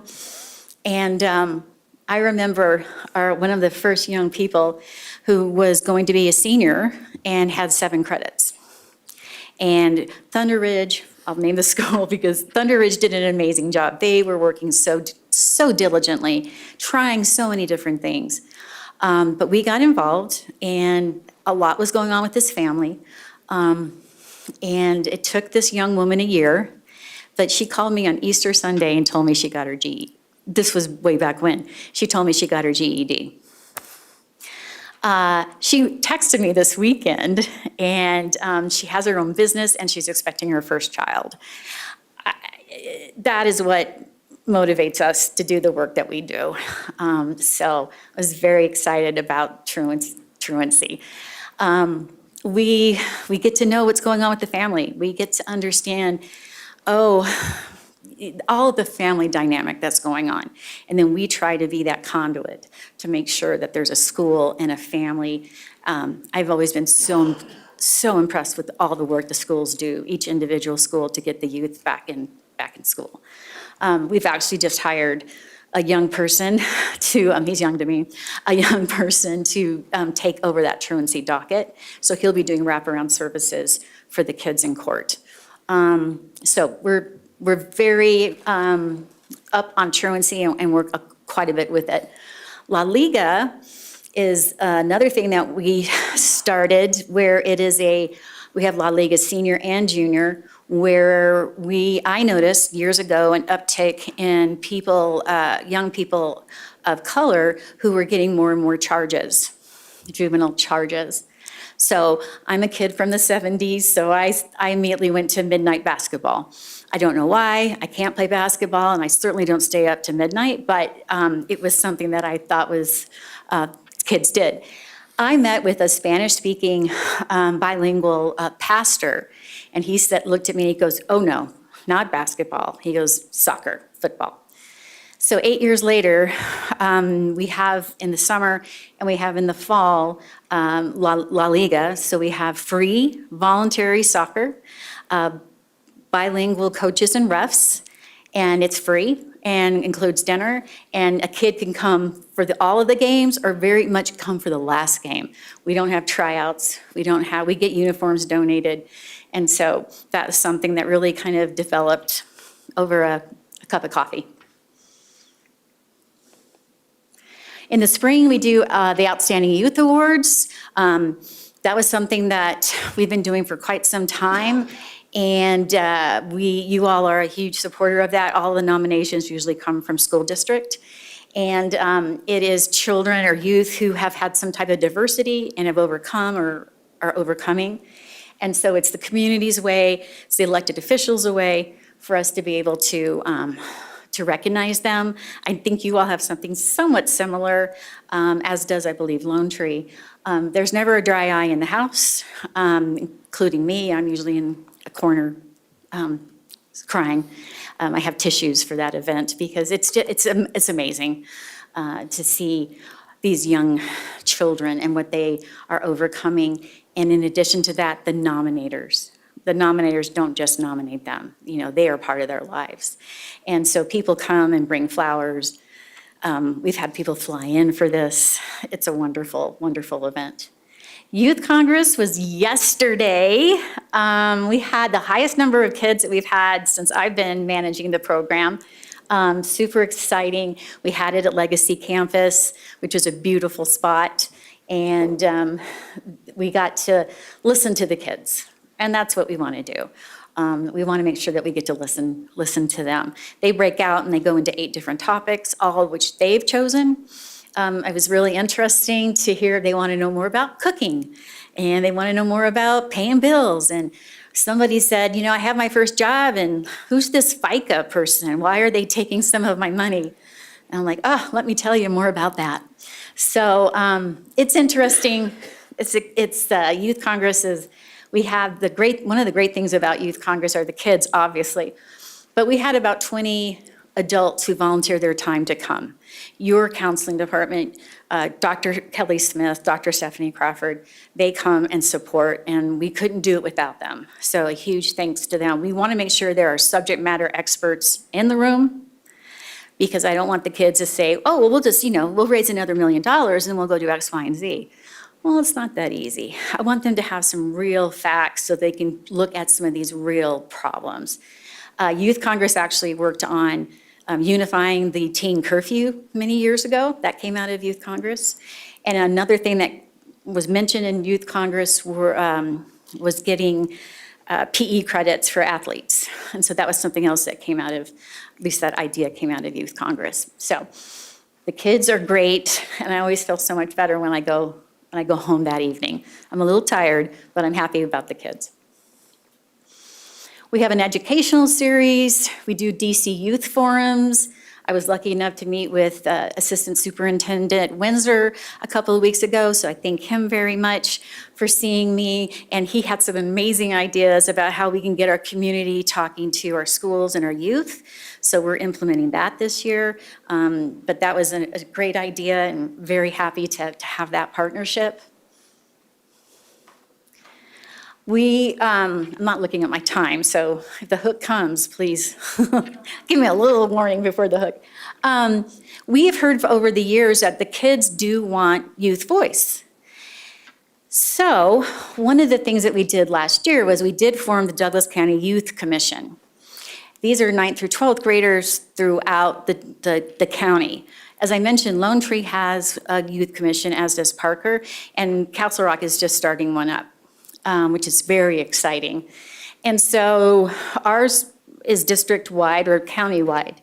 And you can see some of the members there.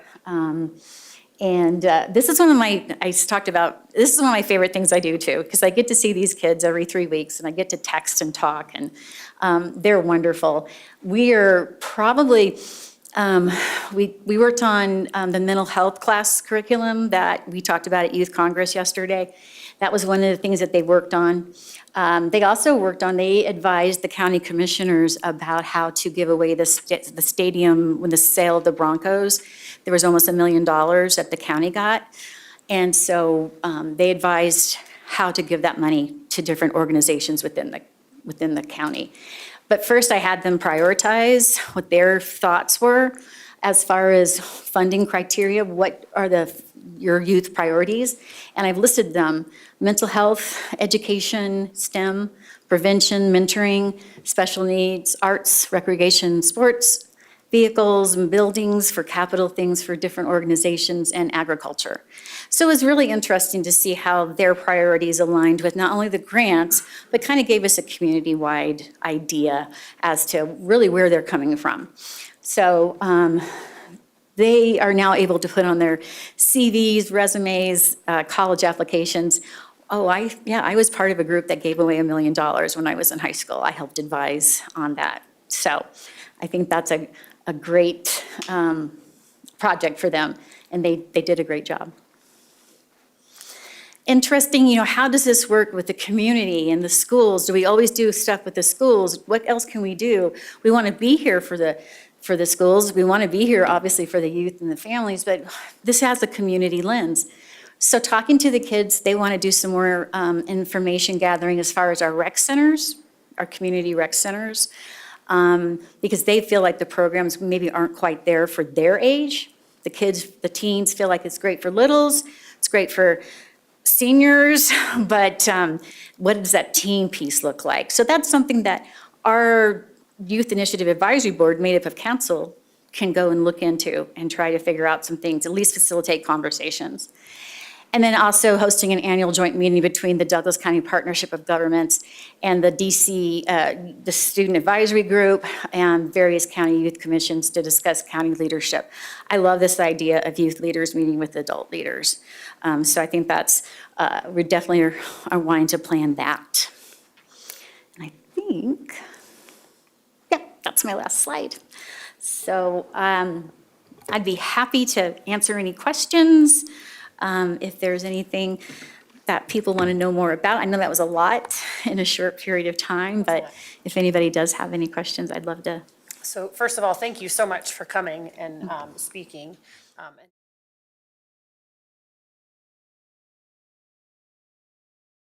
Question is, how do students get in touch with the youth initiative? Do parents reach out to you and then ask that you become involved for your wraparound sessions, or is it driven by the student? Like, how does that work? A family can self-refer. So we are pretty broad. What our criteria is that there may be multi-system involvement. So it could be you're in court and you're having issues at school, so there's that multi-system involvement. Or you can, one of the criteria is just under significant stress. So what we do, we've been doing it for many years. And so we are one of those known entities that, I don't want to make a report to child welfare, or, we've tried so much at school, we can't get in touch with the family, that there's whatever the situation may be. And so a school personnel usually gives us those referrals. So they email we have a referral form, they email that, and then we meet with the families. So usually it's somebody who knows about our program and really wants to. I had a school call me a couple of days ago, and they're like, we are trying everything. We're trying this and we're trying that, and we thought of you, and we want to try you too. And oftentimes what we can do then is we can help facilitate all of that program activity that's going on with the varying entities that they've tried to reach out to. But at that time, you get in touch with the family, and it's more of a family affair? Yes. Okay. Anybody else? Director Thompson.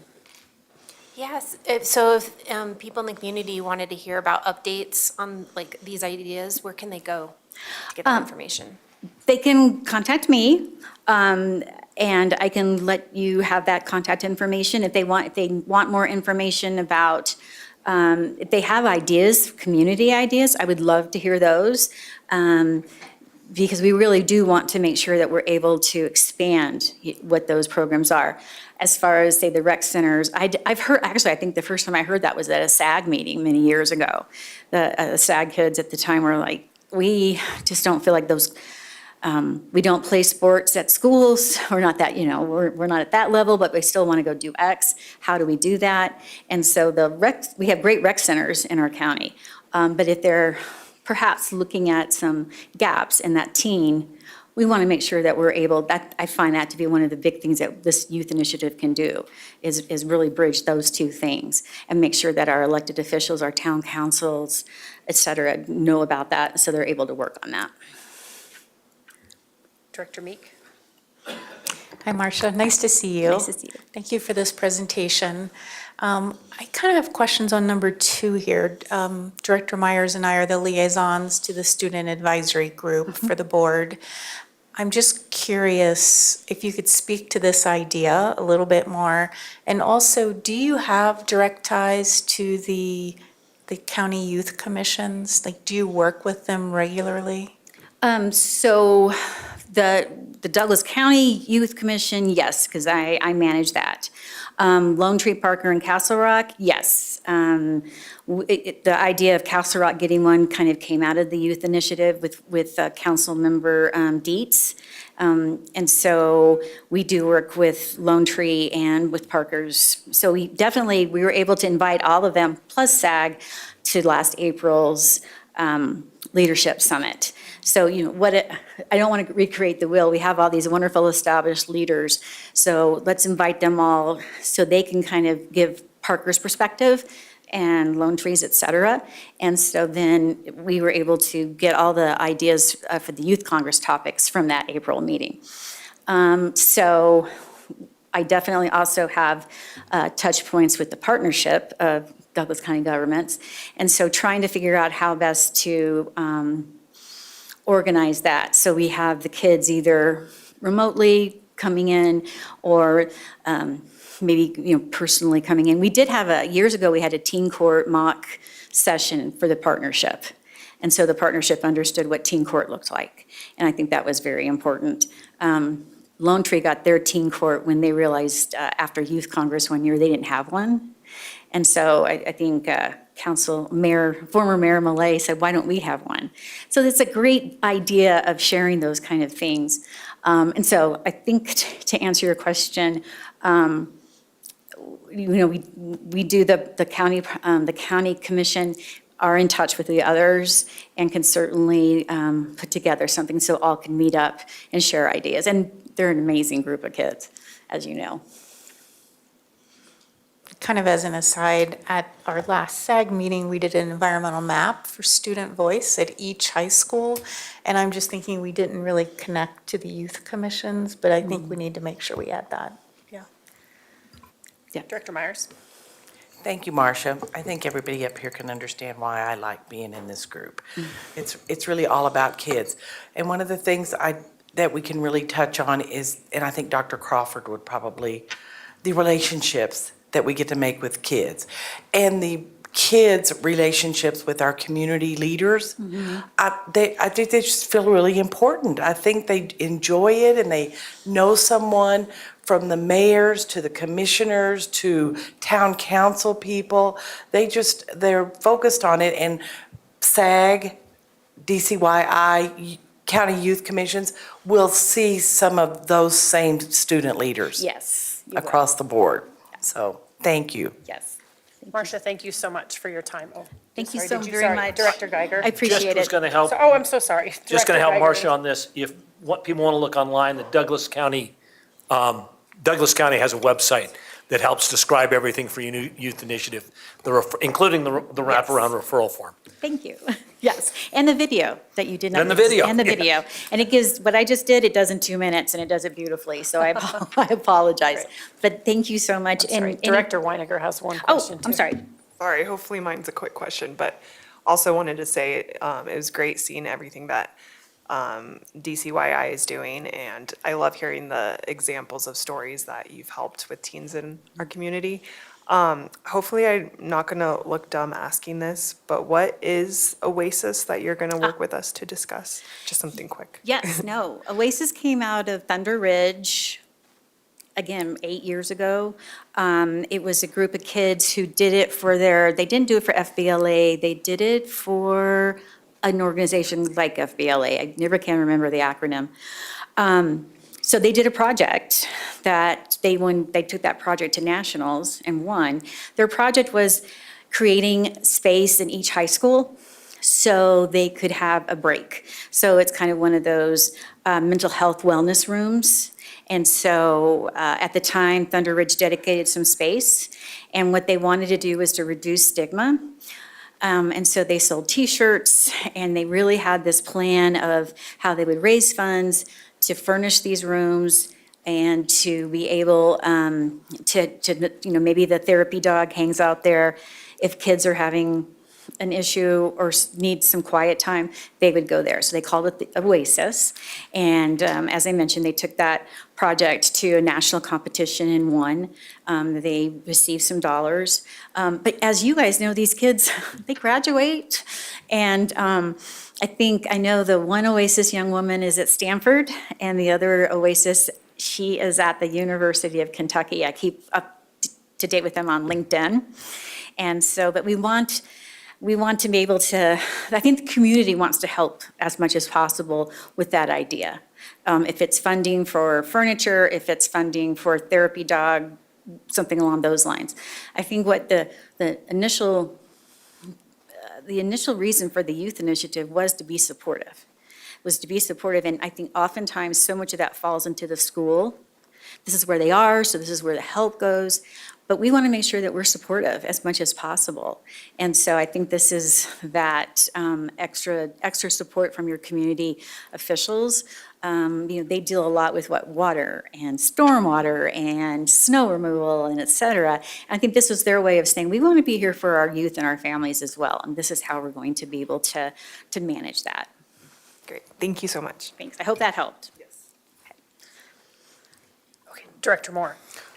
Marcia, I just want to say, very impressed by what you do, and I know how long you've been doing it. And in my previous career working for the county, I was involved in seeing what good work you guys did, and I remember the hard work that went into the example you gave about the curfew ordinance change and how the kids really did a good job coming up with a solution that made it consistently applied across the county between the cities and the sheriff's office. And I just think you guys do fabulous work, you in particular leading this.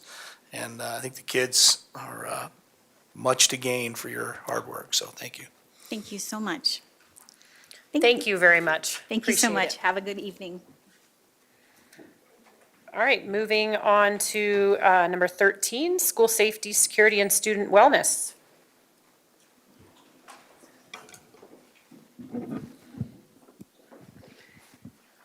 All right, good evening, Board of Directors, and I am inviting a whole group of folks, of experts up who will be presenting for all of you this evening in terms of what we are doing as a district around safety, security, and student wellness. So we have Ms. Erin McDonald, Executive Director of Schools for the Castle Rock region, Dr. Stephanie Crawford-Getz, Director of Mental Health.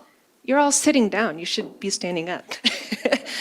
Kelly Smith, Dr. Kelly Smith, Director of Health, Wellness, and Prevention. Ms. Amy Moyle, Principal at Redstone Elementary. Mr. Jason Jacobs, Principal at Legend High School. Ms. Lindsay McBride, Counselor at Legend High School. Mr. Johnny Grusing, Director of Safety and Security.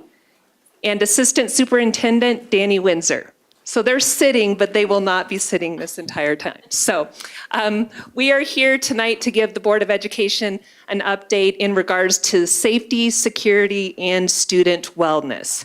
So this is our first opportunity to make some connections to your new end statements. So you will see the connection in regards to this topic reflected in the global end statement around providing safe and accessible, thriving and welcoming learning environments. Additionally, you will see the connection related to ends number 2, which is mindsets and dispositions, helping students develop their individual strengths related to supporting their social, emotional, and physical well-being.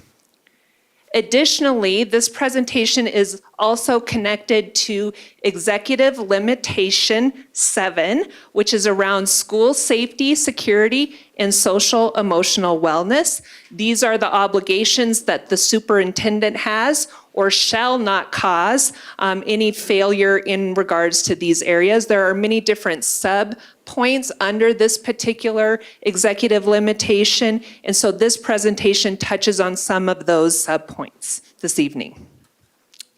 So we're here this evening to talk about our system of supports for our students when it comes to ensuring a safe place for learning, a safe environment, supporting the behavioral, social, emotional needs of students, and preventing bullying, which has been a priority focus area for us going into this school year. I want to just emphasize what was just actually presented by the Douglas County Youth Initiative around how important partnerships are to the work that we do in this particular area. So we do everything that our team does and we'll be sharing with you this evening is really about effective communication and collaboration and partnership with a number of different community organizations and agencies. We are so very fortunate in Douglas County to be able to have such open lines of communication, resources, and supports when it comes to supporting the well-being of our students. So we don't do this in isolation as a school district or a school district team. We work with our local law enforcement agencies, our emergency response agencies, the mental health professionals that are part of our community, our community partners, one which presented earlier this evening, local agencies, and our entire Douglas County community. And oftentimes when we talk with our colleagues in this field at different networking events, we speak about our experiences in Douglas County and how we work together in these sort of ways. And most often people are like, really? You guys, you have that kind of relationship with the different entities that support students in the community? And it's like, yeah. We are very fortunate to be able to do so. So I had to make sure to highlight that because this is not just our work, it is the work that we do in collaboration with many, many others. And we're very fortunate about that. So with that, I'm going to hand this over to Mr. Johnny Grusing, our Director of Safety and Security, and he is going to give you some highlights in regards to some of the measures we have in place in this area. thanks to Nell. So we're going to cover just a couple things here. And what I'm going to focus on is basically our relationships. We can call it also task forces. I think that sounds a little more tactical, right?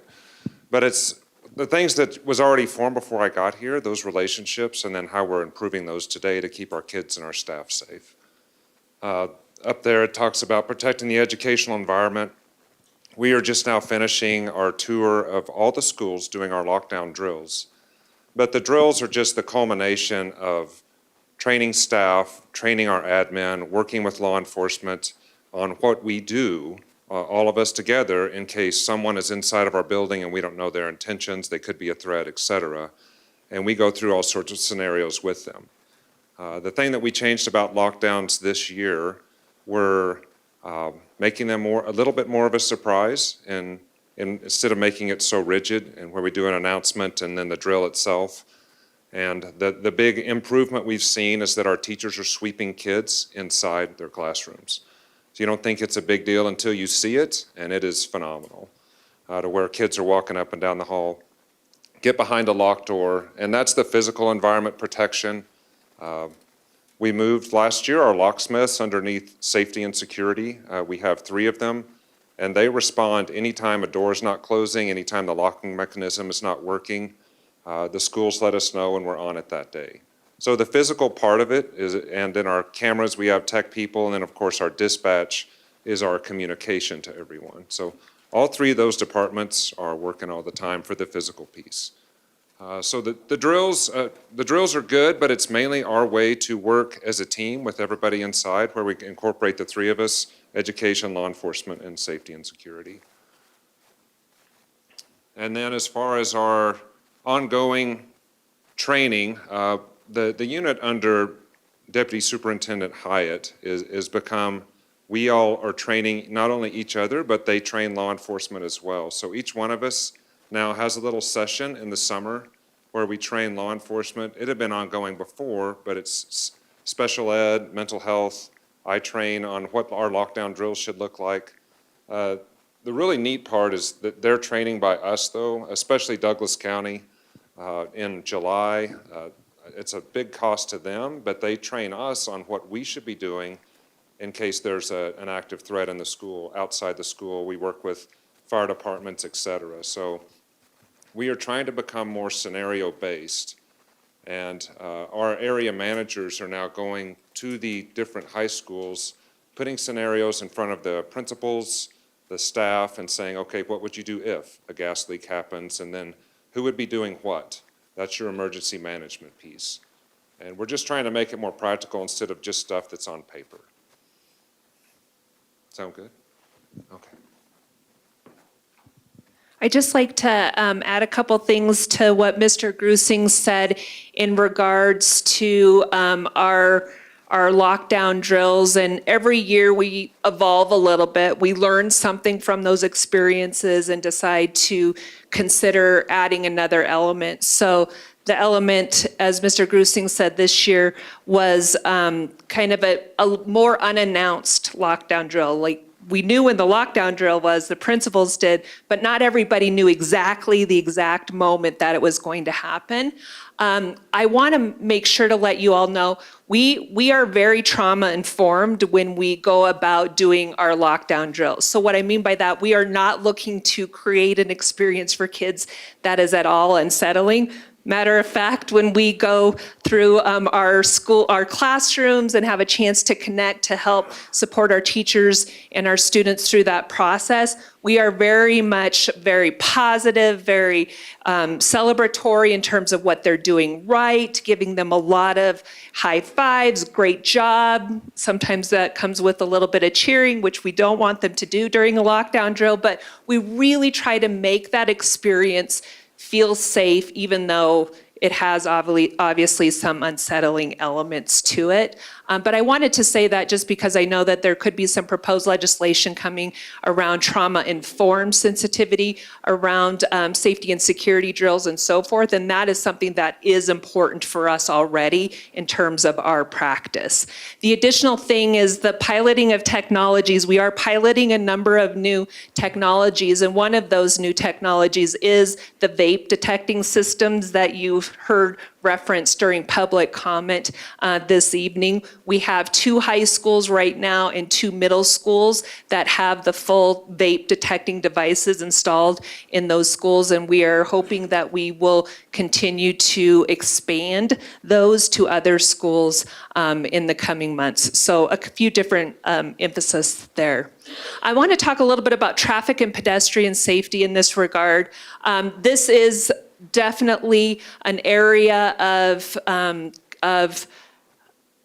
priority and concern in terms of what are we doing to help to support better practices around traffic and pedestrian safety. What could we be doing differently? What could we be doing better? How do we work with our community on this topic? Because this is something that is definitely as important for our entire community. So we did host a safety and security meeting in September. That sole focus of that meeting was around traffic and pedestrian safety, and it includes representatives from all of these different entities when we're talking about traffic and pedestrian safety in our school communities and our counties. And so we had an opportunity to listen and learn from each other during that particular meeting and that experience with some identified next steps. And so I wanted to just highlight what those are.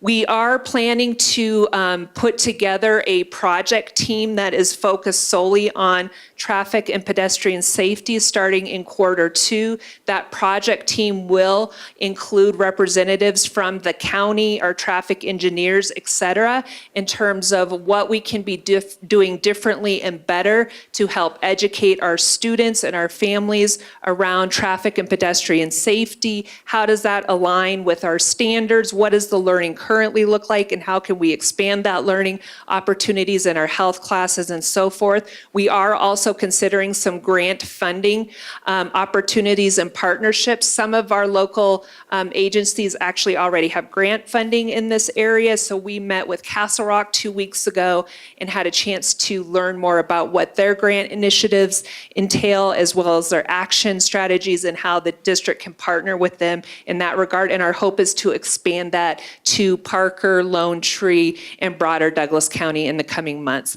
And then each of our schools have a school safe routes plans that really identifies what are the safest routes in and out of school in terms of pedestrian safety and traffic safety. That is an opportunity for us to revisit those individual school plans. Some of those have not been revisited for a period of time, and that is something as well that our project team plans to dig into going into Q2, so we can help to make sure that those are up to date. We can get the voice of our school communities, get the voice of our principals, et cetera, and what we can do to enhance traffic and pedestrian safety in our school communities. So those are some updates in that regard.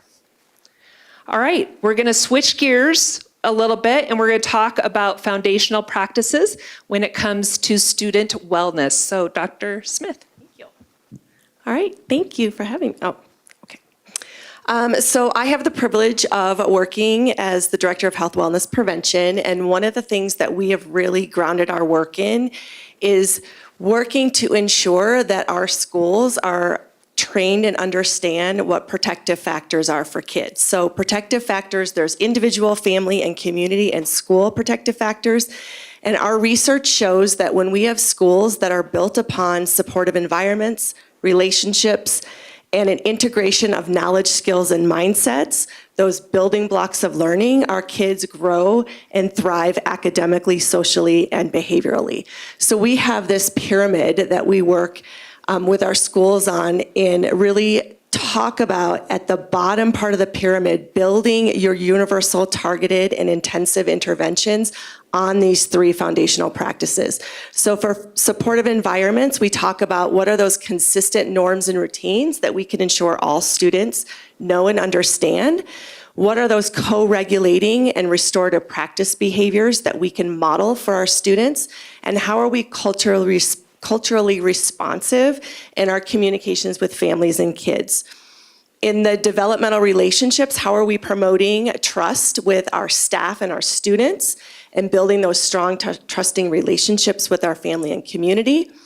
And then through all of our support staff and teachers, what does that integration within the content of those knowledge, skills, and mindsets, and what does that look like so that we can build effective learning environments for our kids? And then when we have those foundational practices infused in our schools, then kids are able to learn the academic standards. And then students that might need more than that, they can move into our interventions and our intensive interventions. So when we talk about that tier 1, that universal mental health prevention, the first thing that we do along the teaching and learning is we have a wonderful group of school counselors. We have one with us today. That they've been working really hard the last few years on the K-12 alignment of the American School Counselor standards. And we've aligned the K-12 standards to be integrated into content and been really purposeful about what that looks like in our schools around that universal mental health. Also, when looking at our comprehensive health standards, what's the role that our nurses play? We're really fortunate that we have a high amount of nurses in our district, and they too can support in tier 1 instruction around healthy habits. We know that cell phones, nutrition, sleep are big topics in our community, and they are engaging with schools on those lessons. Our teachers, administrators, learning specialists are really working on what those foundational practices look like in their schools and taking trainings to understand how they can embed those within their tier 1. And then, like Johnny talked about, our SROs and campus security, we also did training this fall and summer around that co-regulation, restorative language, and building relationships. So they have that same language around foundational practices. And then our wellness supports, universal resource supports. We're working on how can we support our schools so that they're able to do that instruction in tier 1. We do have signs of suicide that is explicit instruction in grades 7th, 9th, and 11th grades with pre and post data that we pull after we teach those lessons. We have a grant through CDE around substance use prevention in our middle schools. So we have 2 prevention nurses that are involved in prevention in all of our middle schools. And then we just recently, through the county opioid grant, we received some money to work with Colorado State University on prevention around modules that we can teach staff on better ways to engage and connect with students. All right, and this, Dr. Crawford and I are going to talk about targeted tier 2 mental health supports. So when we talk about student interventions, substance use interventions for mental health staff, so we're launching a intervention training for mental health staff in our middles and high schools, 8th through 12th grade, on students that have struggles with anxiety and depression that then result in risky behaviors and substance use. So that's part of the CSU grant. They're working to train our mental health staff on that intervention. And then our school counselors, nurses, social workers, and psychologists provide targeted tier 2 intervention on lagging skills that students may need. And then do you want to jump onto that last one, Stephanie? Yeah, I'll jump in. And with our targeted skills for our at-risk students, we're really looking to take those universal skills that the counselors and nurses are building. And any of our students that are struggling to learn, we're going to take them and put them in small groups and individual sessions and really make sure they can acquire those essential skills. And one of our biggest skills that we're trying to really teach students are those executive functioning skills so that they can be successful both in their careers here in school and once they graduate. We have a lot of great community partnerships. You've heard from one of ours, Douglas County Youth Initiative with Marsha Alston. But we also have a partnership with All Health. This started long before my time, where we recognize that it can be really hard for parents to get kids to therapy sessions that need them. outside of school and with all of the work hours and extracurriculars. So we started programs with them to make sure that we were bringing mental health professionals into the schools through All Health.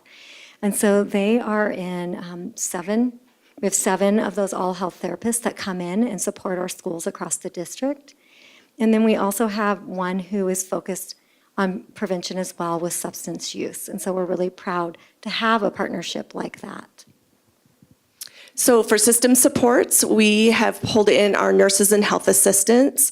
We have trainers that have worked with All Health to train on youth mental health first aid. And what that means is our health assistants and nurses in the schools, when kids come into the health office, many times it's something other than being physically ill. There's some symptoms that may result from some mental health stress. So we've trained them in identification and strategies that they can use in the moment to get them back to class or refer them for more support if that's something that they need. And then as part of looking at how do we support students and really get creative, we're really proud of our therapy dog teams that we have in our schools. We actually have 16 schools with therapy dogs across the district and across levels, so pretty evenly dispersed at elementary, middle, and high school. We have school staff that have therapy dogs. Most of them are mental health professionals. And then we have our school resource officers that also have therapy dogs. And so it's been a really nice combination of support. We also have volunteer teams that come into our schools. We're really proud of what we've done.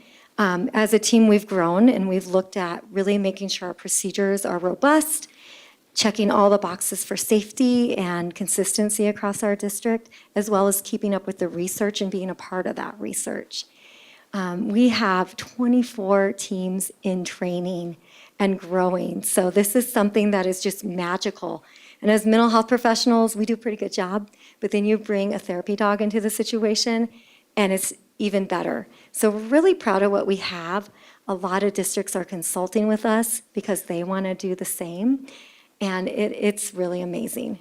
I can't wait to continue to share how that program evolves. The other thing that our therapy dogs do is when we have a crisis to respond to, so we have an unfortunate event of a staff member or a student dying, our therapy dogs can come in and help us with our crisis counseling. They're so calming and magical with our kids when they're in distress and our adults, and so it's been a beautiful partnership. I'm also really proud of our Handle with Care program. You know, we were brave. We had started the talks about initiating this before the pandemic, and we went for it in the midst of it because we knew it was necessary. We've just continued to do this program, and we are so proud of our partnership with our law enforcement, our school resource officers, as well as our law enforcement officers that are out in homes at all hours of the day, handling really tough situations with our kids, and then putting those notices in so that we can support our students the next day. And I just want to remind you, super private, we honor the families' difficult things that they're going through. We don't get into anyone's business. It's just 3 simple words. Handle this student with care. We have an annual training on how to do that, and it just continues to do well, and we continue to be consultants with other districts across the nation on their implementation of this program also. And then we continue with our safety. I have the honor of getting to oversee the school psychologists and social workers. So I will be talking more about that as we talk about intensive services, but I also have the honor of working with psychological safety and overseeing that process and our team for that. So we continue to work in our schools with safety screenings and addressing all of our safety needs in the district in partnership with safety and security. Thank you, Kelly.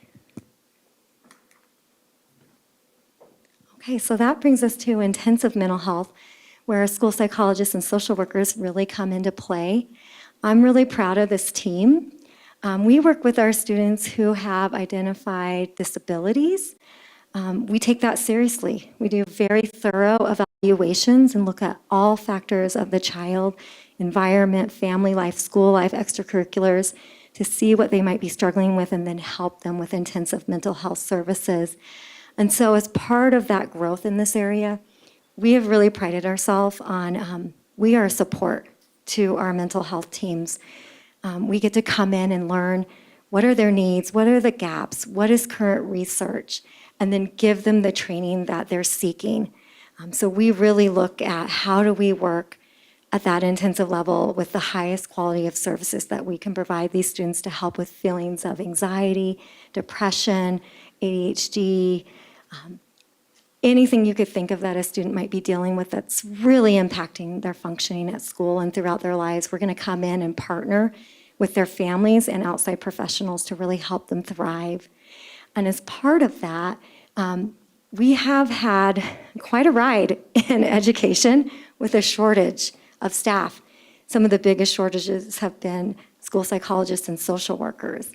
And a creative way to deal with that is we have clinical people that are really interested in schools and would like to work in schools, but they didn't have the prior experience and training to do that.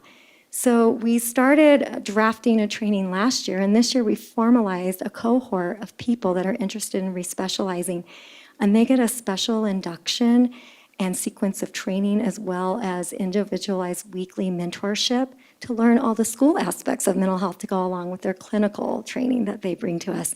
So it's been a win-win because we're teaching them school and they're bringing their enhanced clinical skills to the school district. I could just keep going on and on about our community partnerships. Yesterday is one of my favorite days of the year with Youth Congress and getting to hear what the youth have to say about all kinds of topics, but one of the biggest ones every year has been mental health, and I so appreciate that. But we really work closely with the Douglas County Youth Initiative in that wraparound program. It's often our people that see our families that are struggling the hardest, and we've tried all other solutions, and they need something where someone can dig in, walk hand in hand with them for more than a year if needed, and help that family make some progress. So it's been really great. There are plenty of other community partnerships we have too, because it really takes all of us, the schools, the community, the parents, all working together. And then as far as our system of supports, I want to highlight, because sometimes we have so much to talk about, we don't get a chance, but we have a really great traumatic brain injury team in our district. It's called Brain Steps. This is sponsored through the Colorado Department of Education. There are many of these teams in each district that decide to do this. And we're a multidisciplinary team made up of school psychologists, counselors, OTs, PTs, looking at how do we help school teams and empower them when students might have pretty severe or multiple concussions or a significant brain injury. How can we help support with evaluation, with interventions at school, and then bridging the gap with the families and the outside professionals to really wrap around that child with a brain injury and help them recover from that. And so we take referrals, we meet on a regular basis, and we support our district with that. We have continued our partnership with the Youth Community Response Team.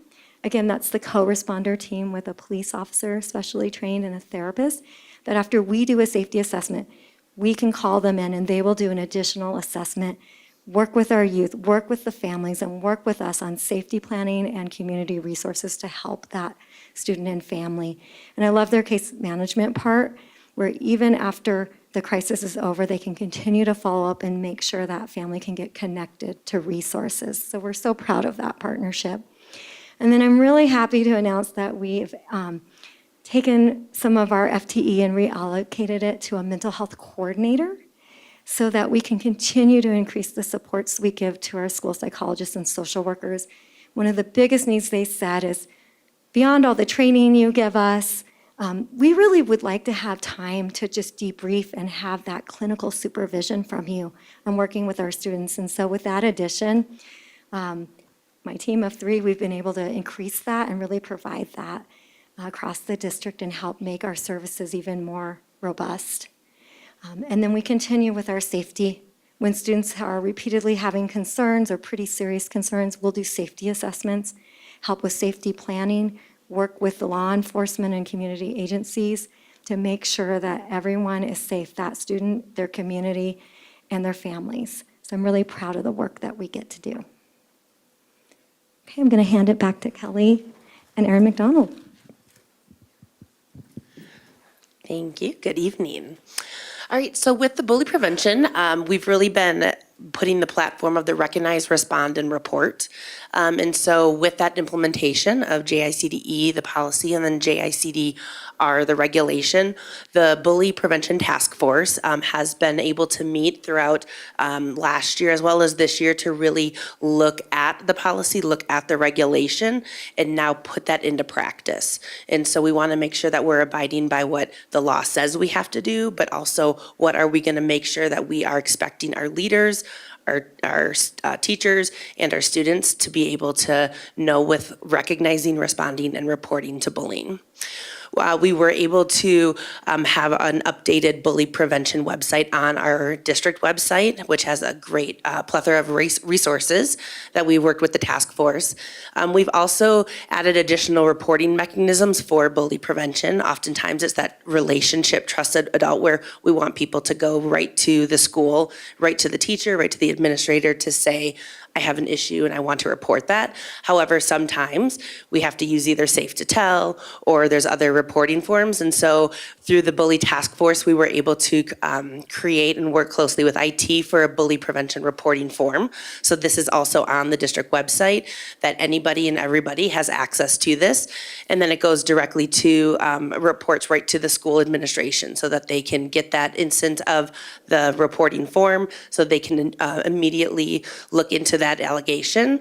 And then we are working through the task force right now on a screener for that. So if and when it is bullying, because oftentimes we need to refine if it's actual a kid being mean or is it actual bullying? And so we really want to differentiate between that. And so with the screener, with the task force, we've been working on that. So that is still in progress as well as the flow chart of if and when that does happen, then what? So that way the administration knows and that it's system-wide, strategic in what we're doing to make sure that it's being reported, but then we're also following up for responding and ensuring that we're taking care of the students on both sides.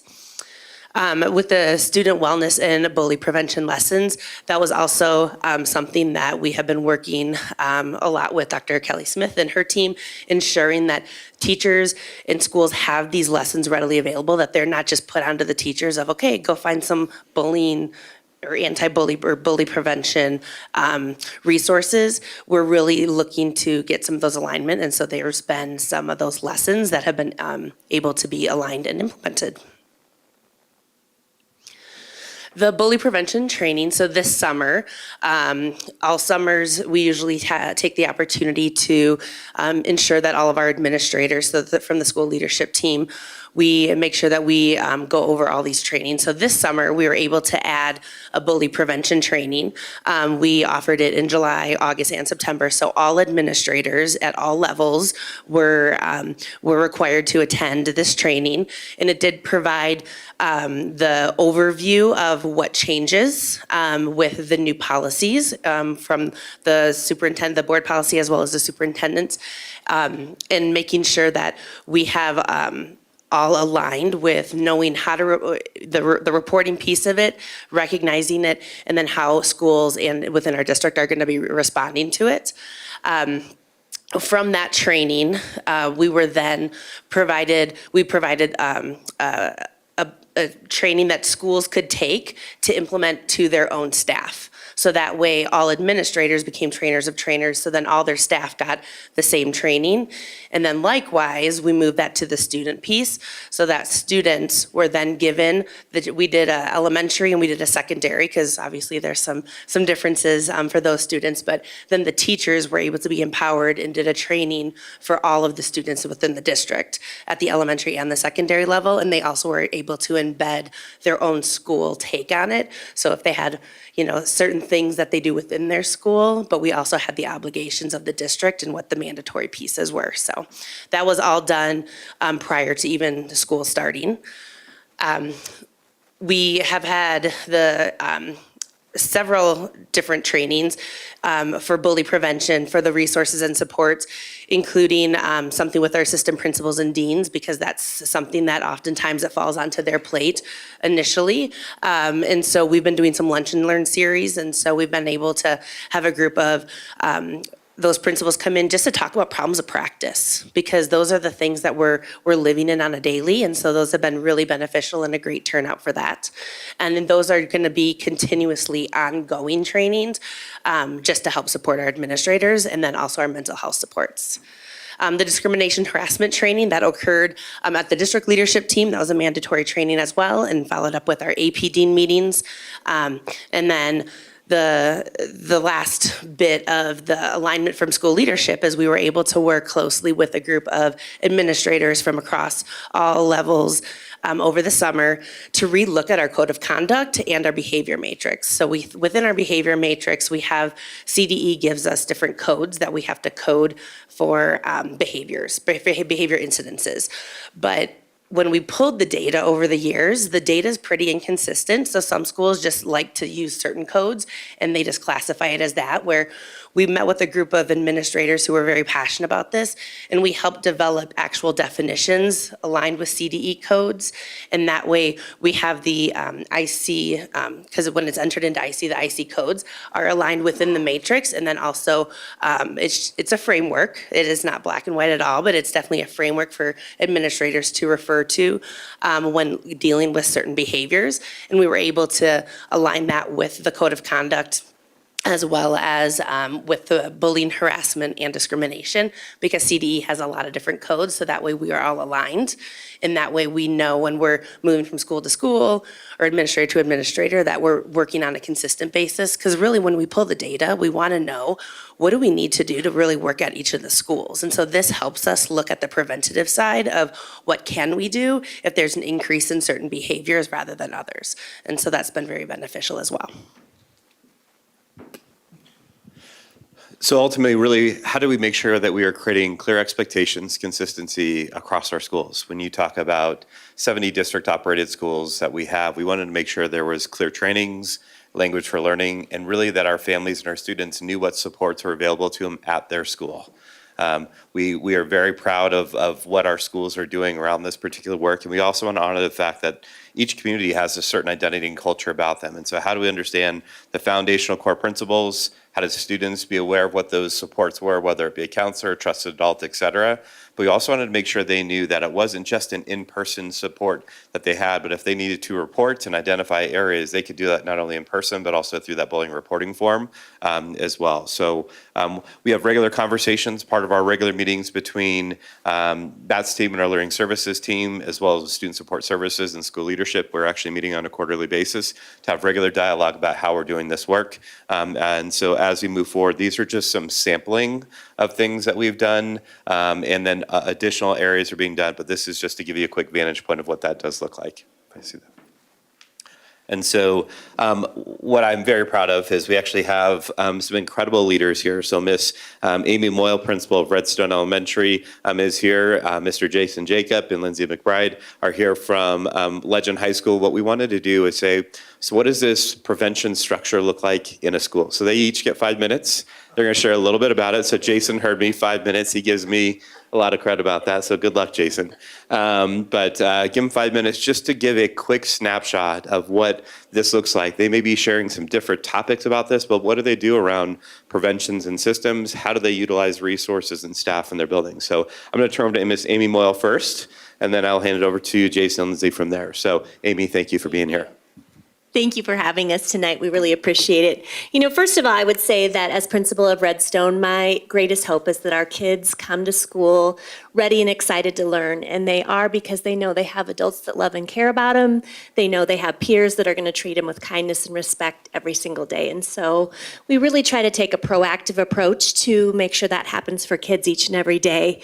And going back to what Dr. Smith shared, I really kind of started with those foundational practices and what does that look like in action at Redstone? So first, with that supportive environment, really focusing on those classroom communities.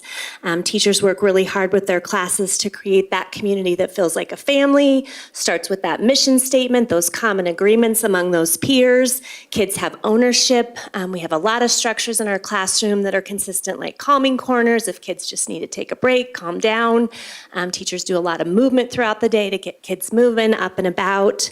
Developing those relationships, that is so important to us, and I truly feel like Redstone feels like a family, from those classrooms to our relationships and partnerships with our families, to the way our teachers treat each other.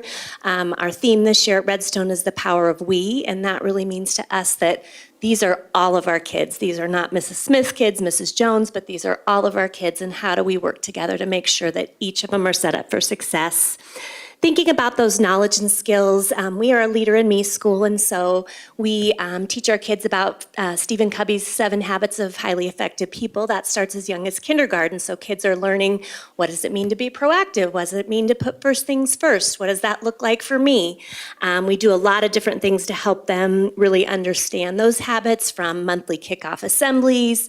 We have our daily virtual announcements where we pose a question of the day for classrooms to really discuss and think about. Really focusing on those essential skills. Again, really wanting our kids to be equipped to tackle those academics, but the real world. How do they problem solve? How do they collaborate? How do they work together? How do they work through conflict? We always say elementary school is a great place to make mistakes because it's a safe place where we can learn and grow from that. And we want our kids to make those mistakes in that safe environment. Setting social emotional skill goals along with our Leader in Me. Our kids all set academic goals, but a lot of our classrooms also set social emotional goals. So what do I really want to work on this year to grow my leadership skills, and what's that individually look like for me?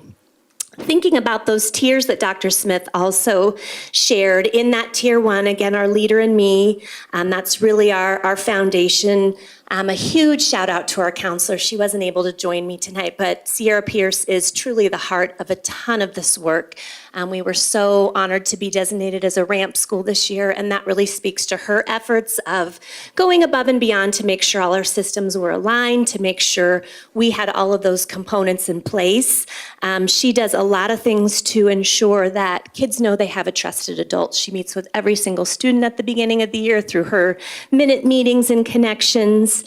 She pushes into every classroom every other week and teaches a tier 1 lesson to all students, so they all have that direct instruction.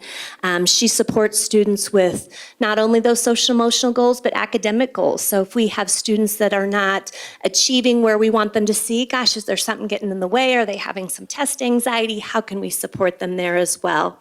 I will also say our campus security officer has been a great addition at Redstone. He's also someone who's out connecting with kids on the playground, at lunch, at recess, forming those relationships as well.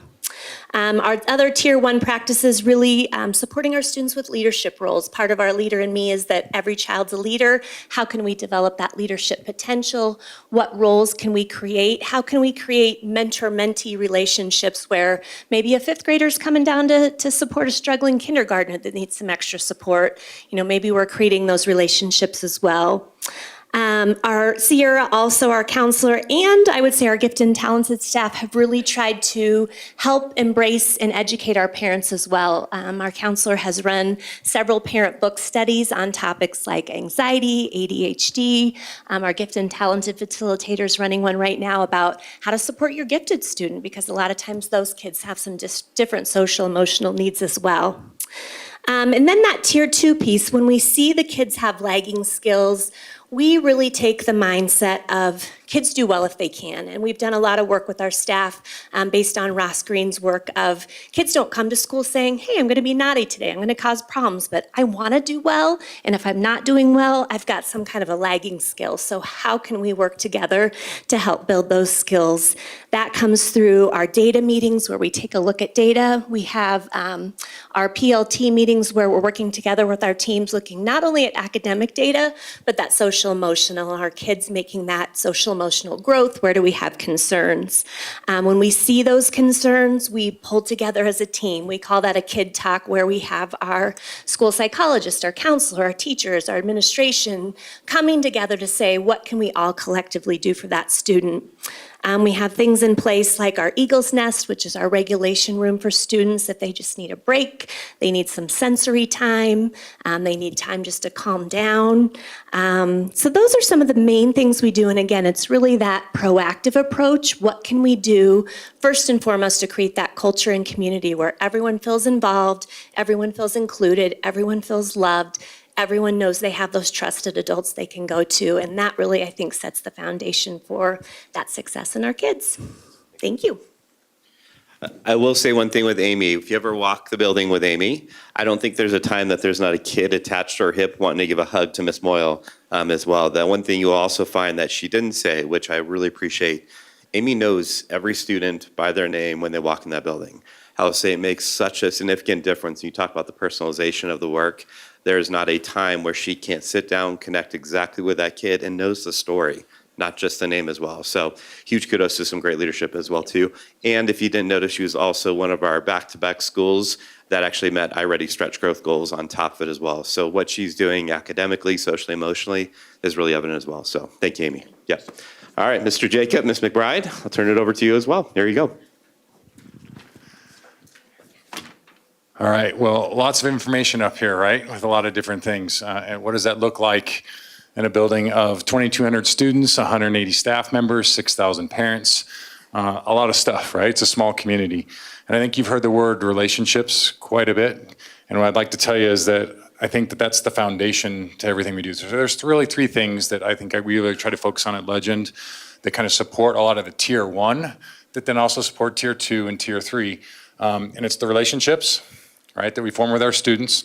It's the involvement that our kids have with all the opportunities that we provide for them. And it's the personalization that we try to have with our students.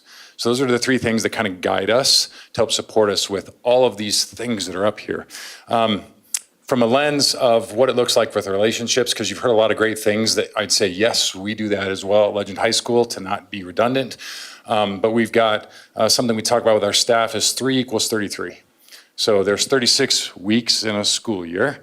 And so the first 3 weeks, all right, are really talking about our teachers with our kids. What is the environment that you are not worrying about content, you're not worrying about those type of things, but connection. Connection with the kids, forming relationships with the teacher, forming relationships with the students, so that you do have that positive climate and culture within the classrooms. All right, so 3 equals 33, that's something we can really talk about. It creates a sense of belonging.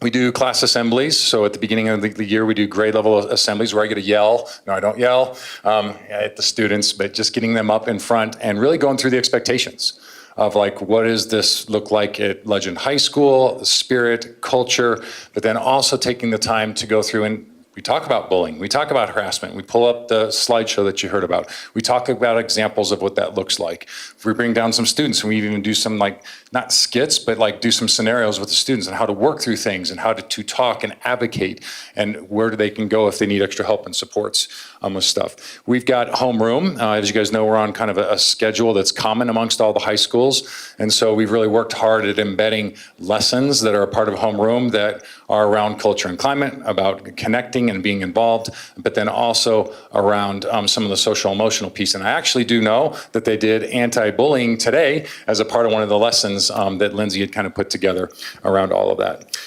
So those are some larger scale things that we've got going on. I talked about being involved and what's important with involvement. And I think the high schools are kind of unique to where they can provide a lot of stuff for students to be involved. I think we take a lot of pride with that at Legend High School. So whether it's unique programming like we have like with Avid and Edge, or with concurrent enrollment, CTE, if we've got all the extracurricular stuff, which is DECA, HOSA, FBLA, TSA, Skills USA, athletics and activities, 95% of our student population is involved in something outside of the school.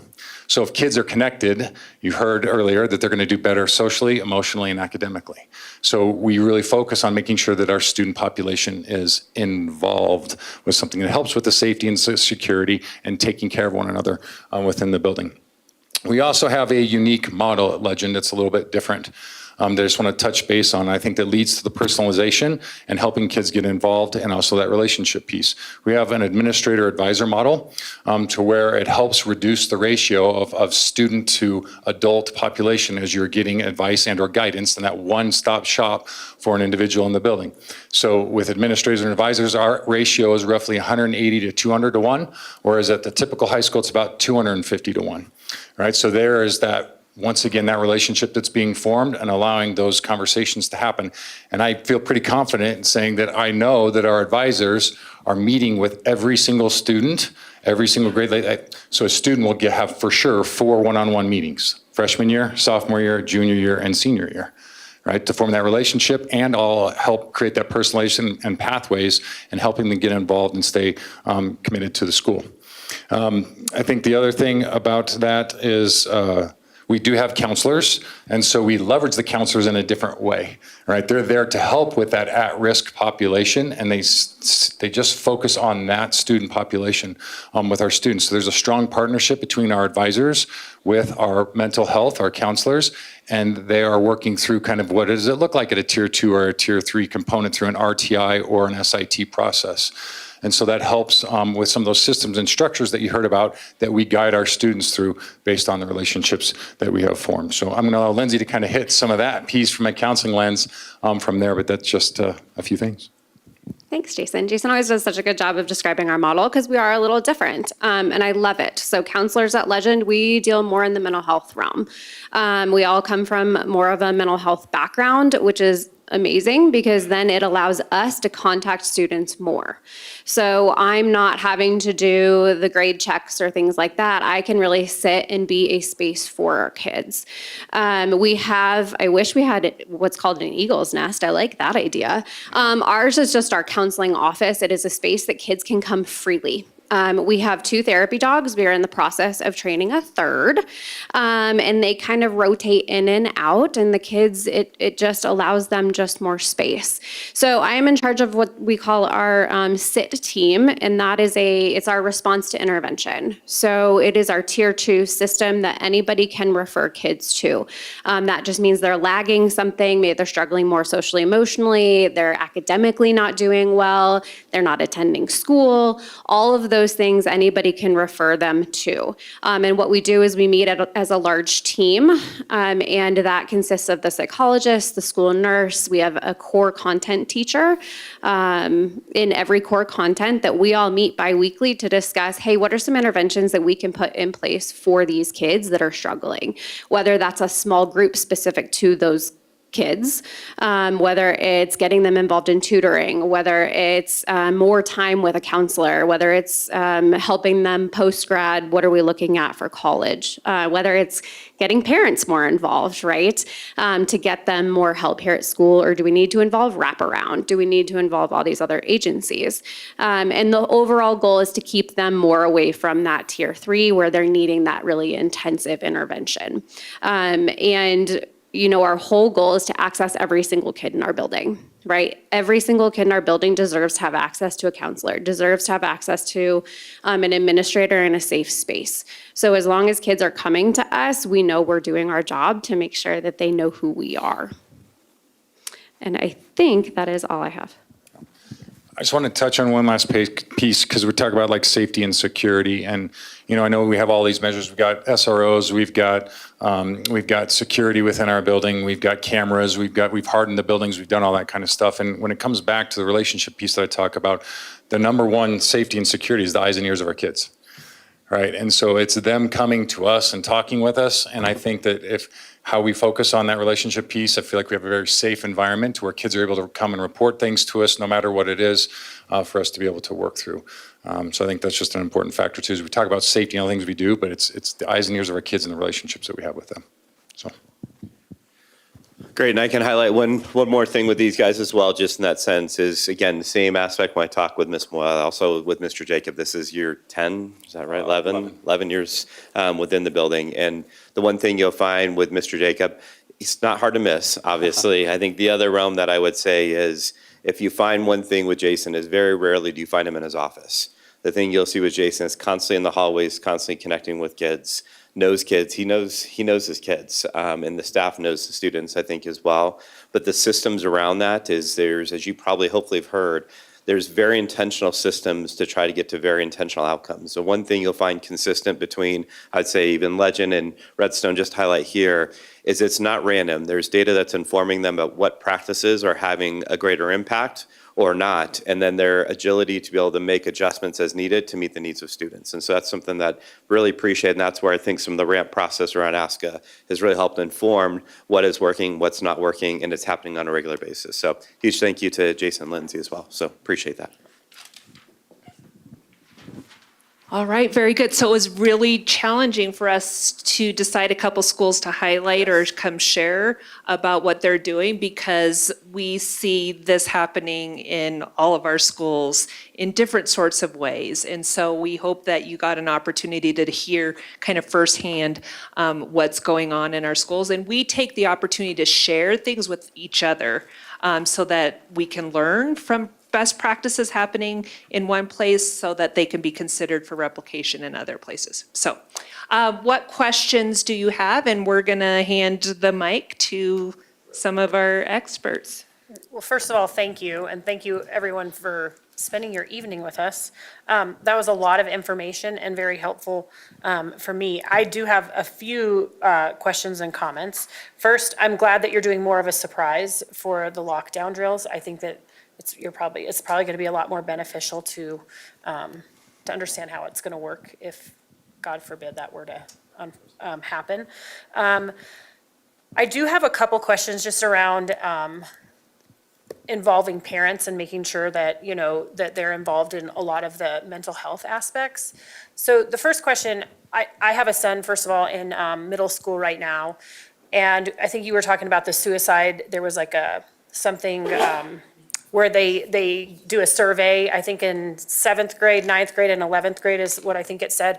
And I know that when they're having those discussions at my son's school, we get an email, you know, from the school letting us know, hey, we're gonna be talking about bullying this week, or we're gonna be talking about suicide, or we're gonna be talking about vaping, or whatever it is that you're gonna be talking about. And then, you know, there are some parents who choose not to have their kids participate in those things. Do we give our parents opportunities to do that? Are we notifying them when we're having those discussions, and what does that look like? Yeah, Kelly, do you want to talk a little bit about how you help support our counselors when they're teaching this type of content and what that looks like in terms of parent communication? Yes. So we started this last year with 7th, 9th, and 11th grade, and we do ask them to put it in the newsletter. Parents can always opt out. So we're hoping that is continuing, but it's a fair point that we can remind folks to make sure that they do that. But parents always have the right to opt out of that. And the survey I misspoke, it's more of a pre and a post. So we ask the kids a series of questions about what they know about access to suicide prevention, and then at the end of the teaching, what they learned. So it's not necessarily surveying them, it's a pre and a post. So I apologize for that. No, thank you. Just a question, like I said, my son and we did get notified, but I just want to make sure that was a consistent throughout the system, that's all. And then my next question was similar around the all health and the handle with care. Are we also making sure in those instances that we're communicating with parents before that happens? Well, so we partner on the all health. So Stephanie had that in the schools prior, and then our prevention nurses reached out for some prevention intervention, and they have to sign a consent. So that's something that is our process. Very good, thank you. Yeah, absolutely. All of that is with parent consent, and they're informed of what those services will look like before they decide to opt in. I was hoping that was the answer, so thank you. Sure, and then with handle with care, that is just a notice for us to make sure we're trauma informed and handling our kids with care. So we're not sharing what happened, any of the details. We just get a notification like, please handle the student with care. Okay. And so that's how that program works and how it works across the nation. Great, thank you so much. You're welcome. Director Myers. So way back when we were talking about the vaping detectors, and that was a big topic in our group yesterday, Dr. Smith and I were in the same group. And there were schools that talked about, they had vaping detectors, and then of course we had a public comment about wanting more of that. So maybe they aren't, I don't know, the two middle schools and the two high schools, are they pilot schools doing this? Yes, Okay. so they're pilot, and what that means is we try to learn from those experiences in terms of what's working, what do we need to adjust in order to continue to scale it to other schools versus do a full-scale implementation and then learn the hard way of things that we could have done differently to get us on the right track. So yes, we have 4 schools. So apparently from the students' viewpoint, this is a factor in open or closed bathrooms. If that's, I think that's their perception of why so many bathrooms are closed. So that seems to be a topic in many of the groups that I'm in, SAG, DCYI, and I know we visited your school once, and that was a big topic about, not that many bathrooms were open, and I think they had the perception it was, due to drug use, they called it, or vaping, and so, could you? So I mean, I think like when we knew that there was a lot of vaping that was going on, obviously we don't have cameras in there, those types of things. You worry about the safety of what's happening in the bathrooms.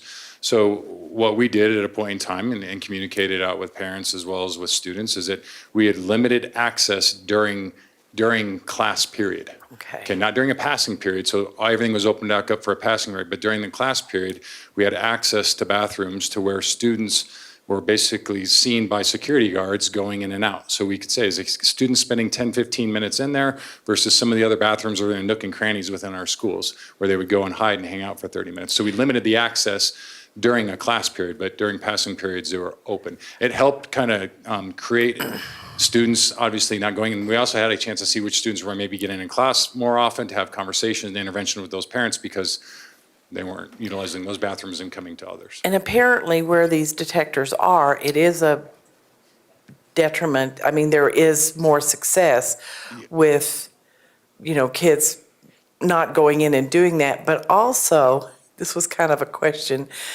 is there, besides it being, they see that, they know that's what's happening, is there a way to monitor? I mean, I know you don't have cameras in the stalls, but going into, and I know it all depends on the setup of the bathrooms, to see who's a violator. So what happens is that in our schools that have the vape detecting devices in them, they get a notification, administration, campus security, et cetera, when the alarm detects some sort of vaping fume, or I know there's a better word for it, but you know what I'm saying. Yeah. Right? There gets to be a notification. And then we do, of course, have a robust camera system within the hallways of our schools. So sometimes then what our campus security specialist or administrators will do is they will be able to pretty quickly identify who's in a restroom during a period of time where that is happening. I mean, it's not 100%, but it does absolutely deter the vaping from happening in the school environment and it helps other students feel safe going into those settings because there is that deterrent there in terms of the detection of vaping. A couple of more things, if you don't mind. So, the other thing is we get the emails on the traffic and pedestrian safety, and I believe it was back on slide 8, talking about that. I mean, I just received an email today.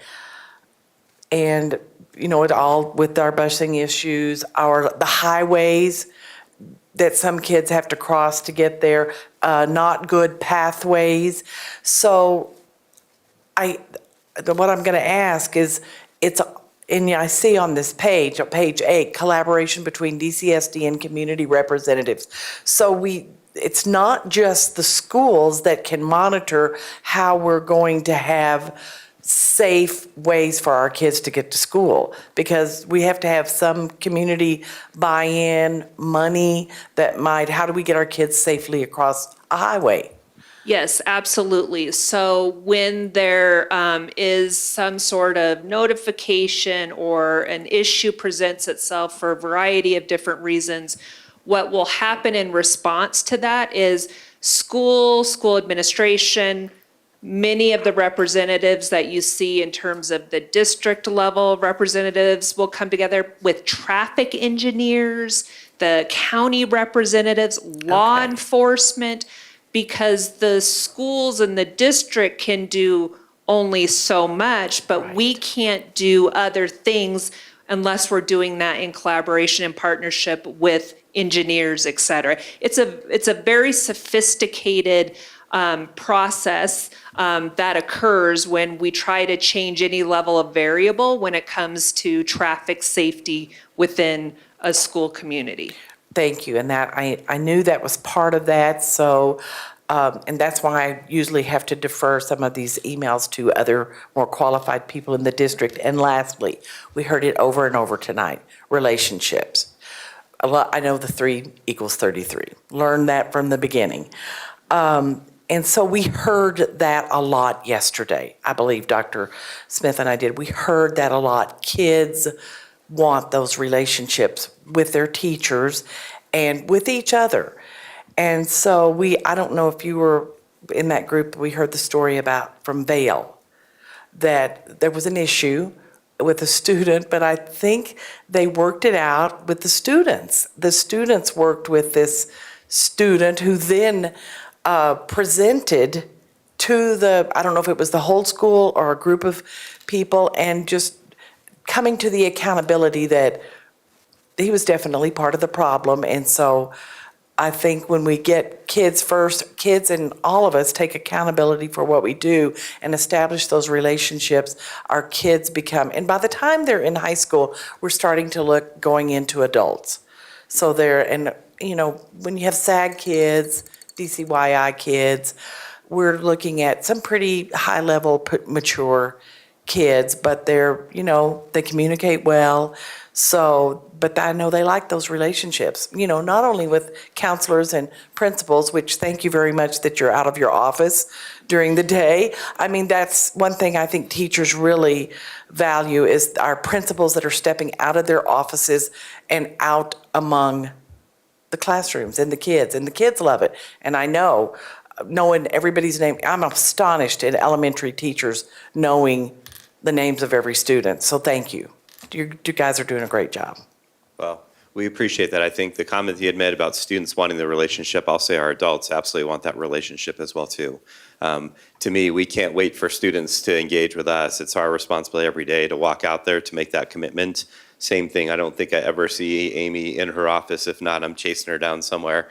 Same thing with Jason as well. But what I'll say is that's not just the anomaly there. It's what we see when you walk into any building. Very rarely do you see that, because our desire to actively build relationships is just as important. That if a student sees you seeking that relationship, it's amazing how it established the foundation for many other things in the sense of how you engage with them academically, behaviorally, emotionally, personally, whatever that may be. It's something we see on a regular basis. And ultimately, if we can give kids the skills and the empowerment to be able to work through these areas with the language and dispositions to do that, that's what you heard from Leader and me. That's what you hear from programming from that Lindsay just created with kids today, which I can say I saw firsthand as well. So it's something that we want to be very intentional about, us being proactive and not reactive in that conversation. So thank you for your comment. Director Geiger. Thank you so much for this.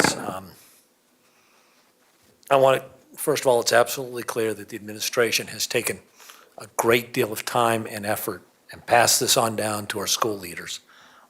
Honestly, this dais failed when we did not lead on a new bullying policy in June. And I appreciate that our failure did not limit your actions, and I appreciate that. I do want to talk about on the bullying policy, the difference between bullying, which is individual, harassment, and category-based discrimination. Because it seems to me like we have to address those in somewhat different ways. And I also want to talk in a moment about measurables, but can you explain to me how a response to a category-based discrimination, homophobia, transphobia, racism, et cetera, might be different than responding to an individual one-on-one bullying circumstance? I think it's a great question, and I think one of the things that you have to be real careful about is actually categorizing that, because the reality is each and every student, you want to understand the nuance of what they're navigating in that situation. As a former counselor for 20 years and working with students in this process, as soon as we start categorizing aspects, we start making assumptions about what the scenario is. For us, as we gather information, one of the most important things we can do is, one, be available, hear concerns, be visible so we can see those concerns and proactively address. As we're seeing a variety of things, whether it's bullying, harassment, or from the categorical aspect you're talking about, I think the first and foremost things is we have to address it. I think that is going to be our first response, and how we address that's going to be based off the information that we get. As an administrator, one, we will absolutely make sure that that is not tolerated in our buildings, period. And I just want to make sure that is as loud and clear to be heard as that will not be tolerated in any Douglas County school district, and we share that conversation on a daily basis. And I can tell you each and every day that is something that these amazing individuals work with. And so I think first and foremost is we want to make sure that people, it's not tolerated. They know the supports that are in place. We want to make sure we gather the information through a trusted adult. And then we have a systemic way to make sure we address those things, whether that is, one, sometimes the student may not be willing to share the entire story, and maybe they need to be able to access and have that conversation with a counselor. Maybe they're reporting that this occurred to me, and then we're gathering the information and facts that do occur in that process. What we really want to make sure is we fully understand what that is. So it could be an administrator gathering an incident that occurred, and we're bringing the people that observed that situation, and making sure we address that. But also the big part about it is what other protective measures do we have in place to ensure we take care of that student regardless of the situation that occurred. But I think what we want to make sure is as we gather that information, it may entail that some of our partners, whether it's law enforcement, that may be involved in that process. It may be that we're not seeing supports from the home side of things of what that looks like and how do we partner with those families. But we're really specific in identifying it. And I think through our bullying behavior kind of management side of things, we now have language to delineate between what those things look like. And I think that's what's been really important about the alignment codes, which we had talked about on slide 15 here, if you look at the bottom around code of conduct and behavior matrix, is we wanted to define what those things were specifically. For a long time in the state of Colorado, they didn't even have a definition for what bullying truly was. It was just tied into detrimental behavior. So now we've been able to define what bullying is. All staff have been able to define what that is. We just did a training on discrimination and harassment, defined what that is, so then we can take the appropriate next steps depending upon what the situation occurred. Yeah, and I think what I would add to that, I mean, as part of the discrimination and harassment training that we just facilitated with our leaders, and it's also a part of our mandatory training that all staff participate in prior to or at the beginning, by the beginning of the school year. I mean, we definitely talk about there's an inquiry into whatever the situation is of concern, right? So something has been reported. It could be discrimination. It could be harassment. There's an inquiry to get some of the basic information in regards to what occurred. And then based on that inquiry, if there's additional information that presents itself that could lend itself to discrimination or harassment, we're referring that to our compliance office. So we have a compliance office and a process within our compliance office that does the actual full-scale investigation around circumstances that may include discrimination and harassment. They go through a comprehensive, robust process. That's one of our requirements as well through Title IX. Mm-hmm. And then based on that investigation, to create the report and determination based on all of the information. So that is a very objective, outside of the school setting process that occurs when issues of harassment and discrimination are reported to us. Superintendent Kane. Yeah, and just to add on the bullying prevention resource website where the bullying reporting form is, there's also linked right there a discrimination form for reporting that again goes to the compliance office. So we have multiple avenues to make sure that those cases are investigated and investigated thoroughly by independent investigators. Yeah. So the question then becomes, how do we know we're doing a better job? And I'm just going to point this out. The Healthy Kids Survey has pluses and minuses. But on the 2023 Healthy Kids Survey, our Black students reported being bullied about 20% more than the state average. Our trans kids reported being bullied about 17% more than the state average. There are specific groups in our schools that, at least reporting-wise, we're not doing as good a job on. I think this group fully acknowledges that and wants to, I think you would like our numbers to be below the average on every subgroup. How do we know that? I'd like to see that improve on the Healthy Kids Survey, but what are the internal metrics that we're going to use to know that bullying, either at targeted groups or individually, is being reduced? How do we measure that? Well, I think there's a couple of layers to this conversation that we look at. As one, I think what we have to be careful of is I don't think we can look from a plus or minus per se when by how many reports are bullying. I sure hope they actually are reporting bullying if it is occurring. If we're seeing it increase, that doesn't necessarily mean that more is occurring, but hopefully they're accessing the supports and identifying I need support and help in that process. I think the other part that we spend time on, I think specifically at a school-based level is one, how did we make sure from a training standpoint that people are aware of the systems of support, and how do we set structures in particular that we do have in our schools, and making sure we are actively addressing concerns on a more timely basis. One of the greatest concerns that we have is getting information that's been weeks left over, and I think the thing we're seeing from a prevention structure is an example is what I think our counselors are seeing from a tier 2 perspective, even at Legend, is do we have the right systems in place? And I think some of the work we've done around mindsets and behavior, specifically with our counselors around how we're being proactive in that process, there's data collection structures within that model to see how are we addressing specific social, emotional, academic-based needs. Those numbers could, again, be increasing or decreasing, but we're also going to be paying attention to what behaviors are being reported within IC as well. And are we seeing more numbers that are being increased? I think aligning our behavior codes to know that when a person says it's this, it truly is this. What I struggle a little bit with in our IC reporting, it was very loose in the sense of what the state was asking for us. I think what we're really going to see is a really strong baseline data for us now that things are being delineated and identified for us to use as a foundation to start tracking. And so absolutely Healthy Kids Colorado survey is something we're going to be 100% paying attention to, while also understanding, looking at the number of students that are participating in that survey is the other part of is how are students, the number of students participating in that as well. Erin? Yeah, I'd like to add that, as you're aware, we are also in the process of creating a student survey of our own. So that will help us collect baseline data, but it's going to be a minute before we really have, can show a trajectory, since we are collecting that baseline data. But I hope you can see from this presentation that this has been a significant priority for our staff this year, and you can see the deep, deep work that is happening in all of our buildings, as well as the supports through central administration. And so as we do those data collections to ultimately put in a monitoring report for the Board of Education, we do need to remember, one, it's baseline data, and two, as Assistant Superintendent Windsor pointed out, when you have a new reporting system that makes it easier to report, you're going to get a flood of reports initially. So that can't be a piece of measurement data, but it can be a baseline piece. But we also have to look at how that report is resolved. You know, was it founded? What was founded? Those kinds of things, which that's the Infinite Campus piece that Assistant Superintendent Windsor was talking about. So there's been so much work to align reporting and to make sure that the supports that our students need are in place in every single one of our schools. And I want to make it clear, I was an advocate for our increased reporting processes.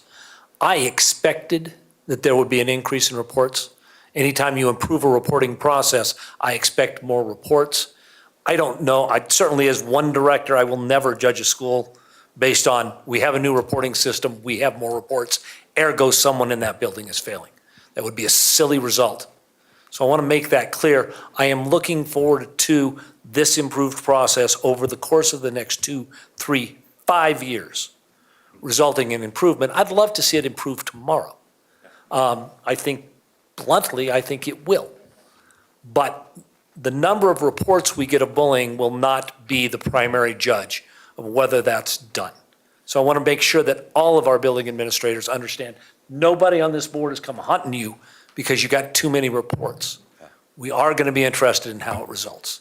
What I can assure you of this process is that our administrators, counselors, teachers are committed to it today, not tomorrow, not another day, but it's something we look at each and every day. To your point, one of the things we want to do is we want to make sure our families feel like they're part of that process, our students feel like they're part of that process.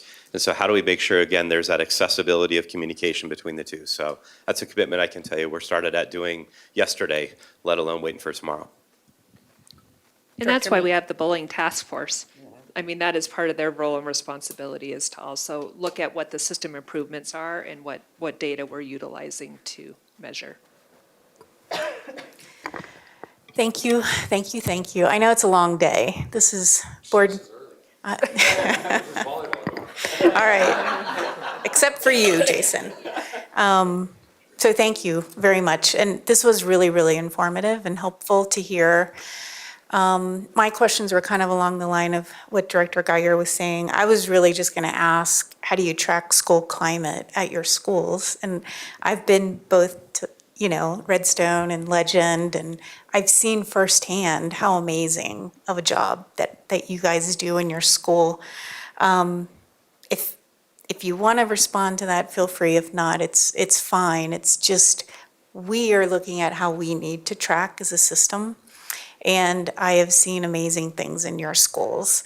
So don't feel like you have to respond.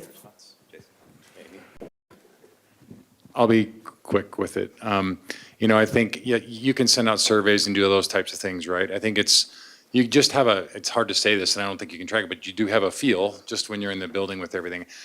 I look at it from a lens of when I look at school of choice and open enrollment, and I see the number of students wanting to come to Legend High School. And then there's also categories that kind of show as to why. Through the process that Gordon Mosier and Dan McKinney and I think Danny Windsor have been leading for us to kind of see some of that. So that shows me that what I'd like to say and brag about a little bit is that we're a destination school where people want to come to it because of the climate and culture, because of the programming, because of the relationships, and all the things that we were doing there. That's one aspect that I would throw out to you. I would agree with Jason too. I think a lot of it's that feel when people walk in and can they sense that, but I think also that hard data from that TLCC survey can give us some areas of what's really going well from staff perspective and what might be some areas we can work on as well. So that I think gives us more quantifiable data to look at as well. Yeah, thank you both. As board, we have to do systemic look, which is always a little more challenging. And I feel like the survey is the right step. And I wish we would have started years ago, but we just need to start at some point so we can move forward with that baseline data. And then the last thing I just want to say, and Superintendent King might be sick of me saying this, Director or Dr. Kelly Smith, your presentation that you did this summer at CASE that focused on brain development and environmental factors. I wasn't in the room, but I've seen the slides. It really aligns so nicely with what we were hearing with our strategic planning presentation this week. And I think that is just so important for us as a board to understand as we're making decisions for the district and everything. So I just wanted to acknowledge that, so thank you. Are you? Yes. I will, yes. I will send you the invite.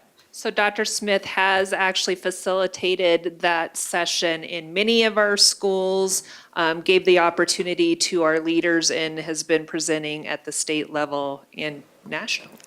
And I think our parents need to hear that. That's why I really am an advocate for having a presentation, maybe at a future board meeting, because I think, we as a society need to all understand these changes so that we can work together to make the best choices for students. So again, that's my push. One more time. You don't have to convince me. Yes, I would be happy. You don't have to convince me either. All right, Director Thompson. All right, thank you for the presentation. That was a lot of information, and I'm very, very appreciative of it. It was across quite a few topics, so I'm going to try to go in order a little bit. Starting with just the physical building safety and communication, I just want to recognize that that is a massive undertaking for a district, especially a district our size, and the coordination is fantastic.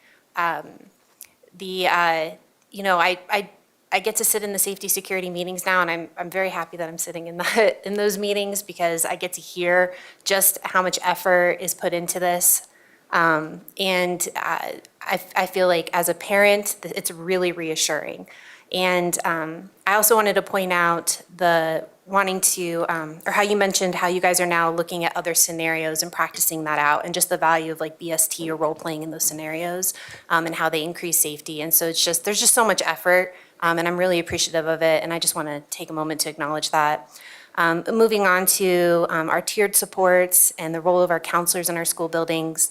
I've brought it up in other meetings when we hear a presentation here, and then my perspective as a parent, at the school level and seeing what's being presented here is exactly what's happening in the schools. And so as a parent, I feel very informed because I do see it in our newsletters. I do see it in my notes home from my kids. I do see it in the consents that I sign for services for my own kids. So it just, again, just reiterating the level of confidence that I have in you guys, how great of a job you're doing. It's really nice to see it translate across the district the way that it does.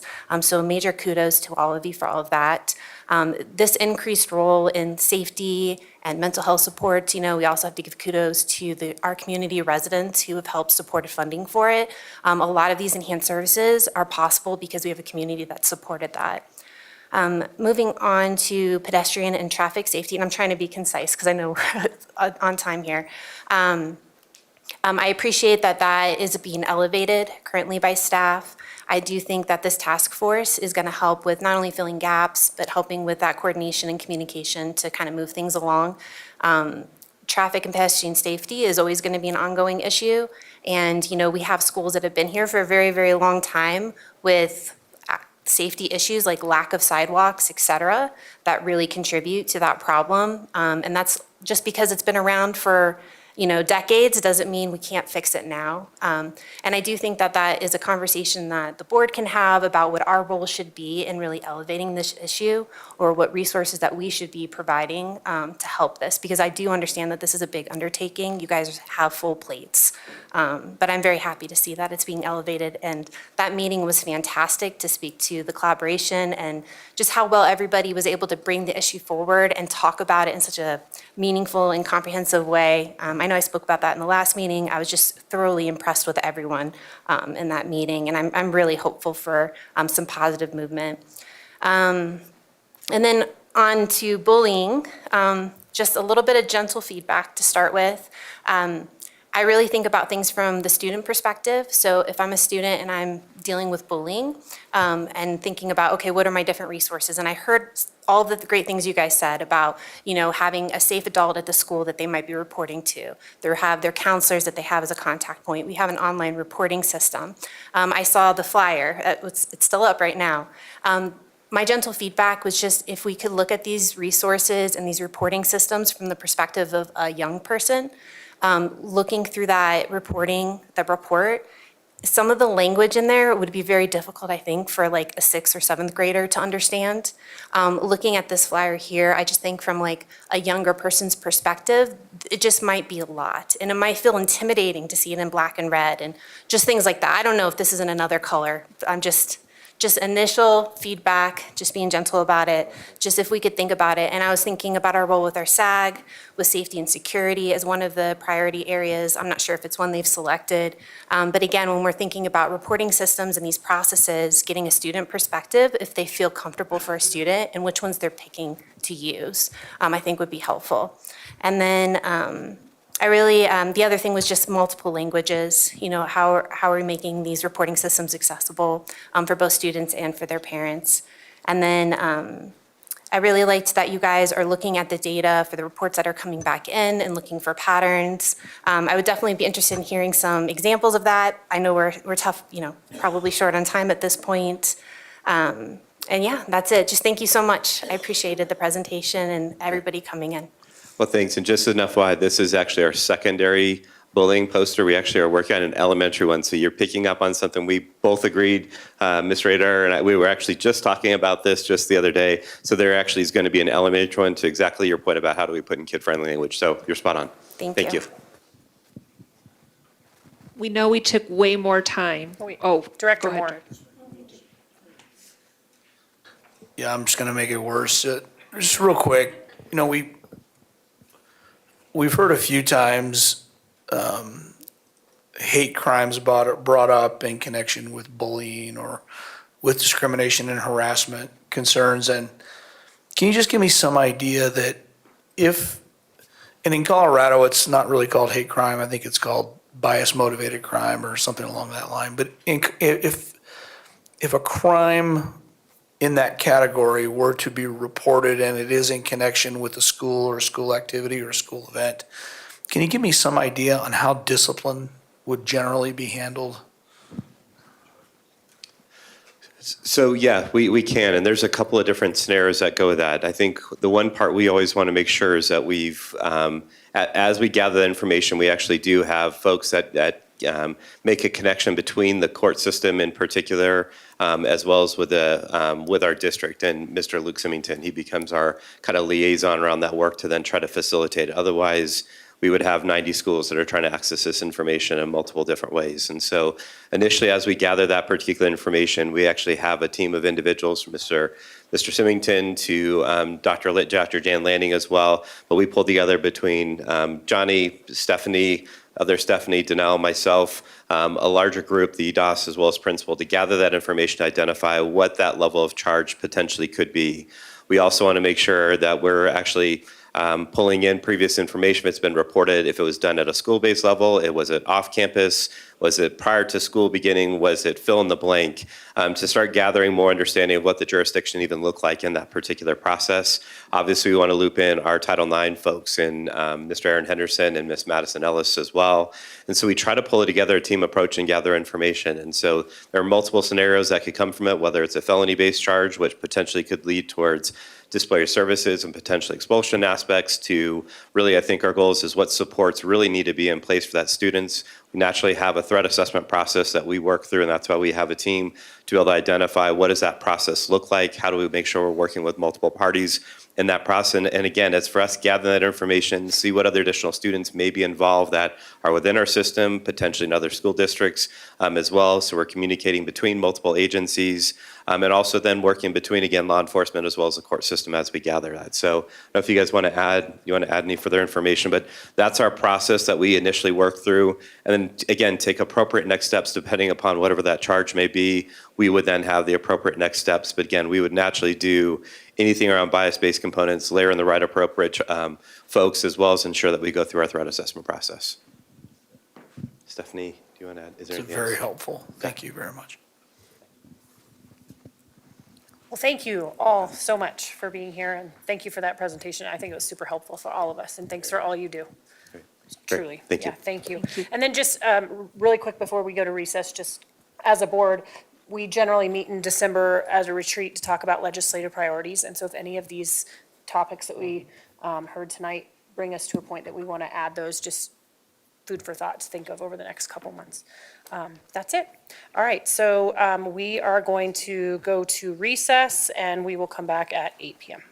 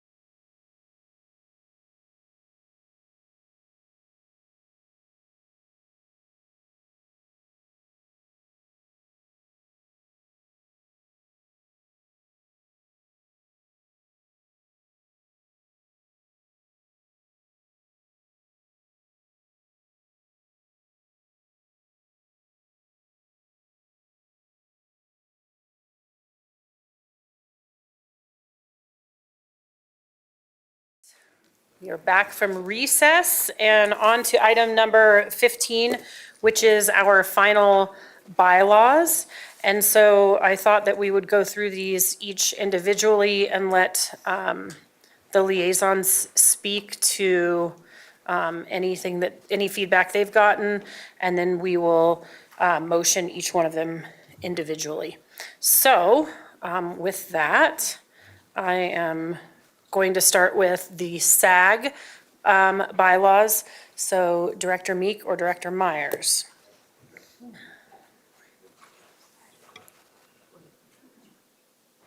Yeah, we really don't have any feedback. Nothing to share. I think we're good to go. Okay, great. So do I have a motion then concerning the SAG bylaws?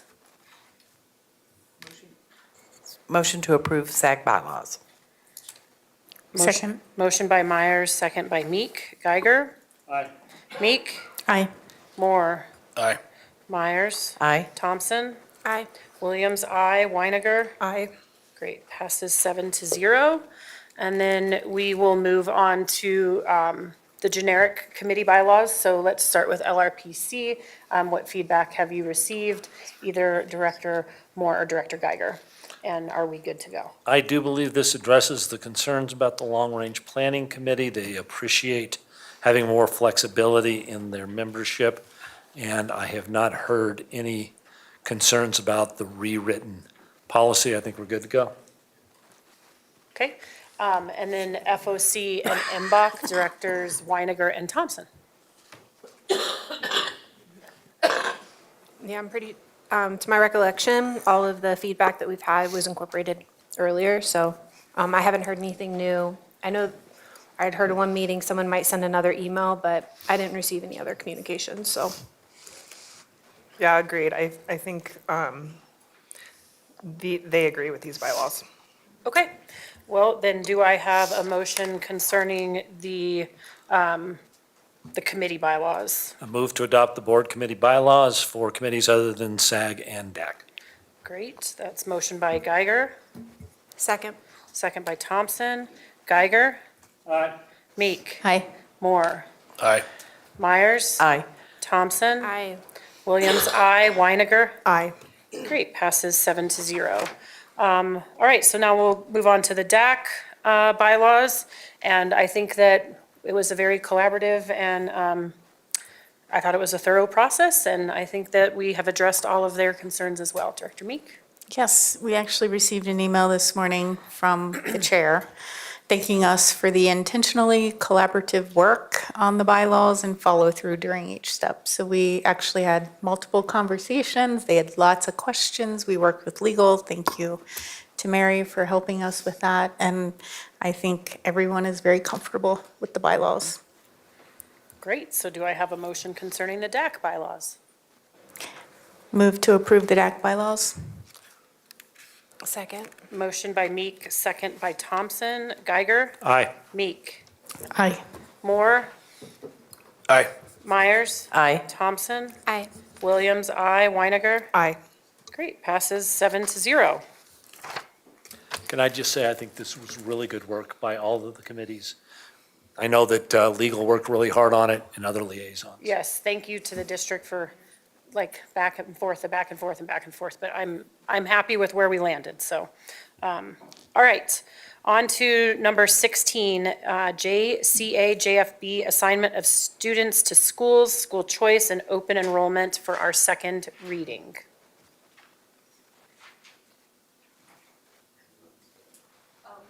So sorry. We don't really have anything to present, so it's virtually the same as when you saw it last, or is the same as when you saw it last. Great, are there any questions? Director Meek? Yeah, well, first off, I want to thank you for sending over, or Stacy, the spreadsheet with the feedback. It was a little hard to follow the way it was. And I think I realized our feedback form, when we have multiple policies that are out, it's a little confusing when we get the feedback because people don't always mention what policy they're talking about. So I just wonder if we might want to update that form just to make it really clear. So anyway, that was just a broad suggestion and thought. But with policy JCA, JFB, I'm wondering how we track admission and enrollment phase decisions. So we speak about that pretty extensively, right, in the choice, assignment of students to schools, school choice policy. It goes into a lot of detail around admission and enrollment and how those are two different phases. So how do we track? Sorry, hold please. So are you talking about open enrollment like 1 and 2 and how we're monitoring and how we're tracking that piece? Is that what you're alluding to, Dr. Meek? Yeah, so if you look at page 1 of the policy under students receiving special education services, the second paragraph, during a school's admission phase of the process. And so it goes into a lot of detail on this. And I was just wondering how we, as a board, have any idea what those decisions look like for both phases. Yeah. That's a great question. The open enrollment tool on the back end allows us actually to be able to identify all student requests in that process, which then gives them that date between when November 1 hits to December 1 hits, and then that window where they have the ability to then identify and notify families. There is a process on the back end that we do track and make sure that folks are not being skipped in that process, that we actually truly take them in the appropriate order that they're received in that particular process as well. We also then, as we get into the second window, there are weights that are attached to open enrollment as well. That's a part of that. And so we identify and actually look at the weighting process. But there is a evaluation process that we make sure that Kristen Schmidt, who's in the Choice Enrollment Office, monitoring that, as well as a couple of other employees that do monitor to make sure, again, we are identifying that they are being following in that particular process as well. Do you want to add something? Yeah, actually, I think Council Klemesh would like to add something. Yes, I just want to clarify that that particular section of the policy relates to students receiving special education services. And it relates to the fact that when there is a review and there's an identification of the fact that the student is identified as a student with special education, there's 2 different stages, so that at the initial stage, the students aren't identified as being eligible for special education services. And so that language or those terms are kind of terms of art to align with the state rules and the state law, as I understand it.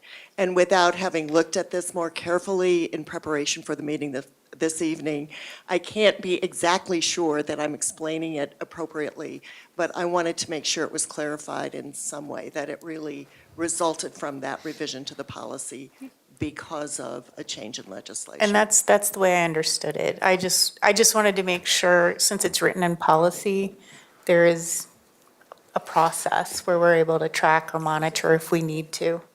Yeah. And it's in alignment to the statute that was changed most recently. That was something that we are in alignment with, so yes.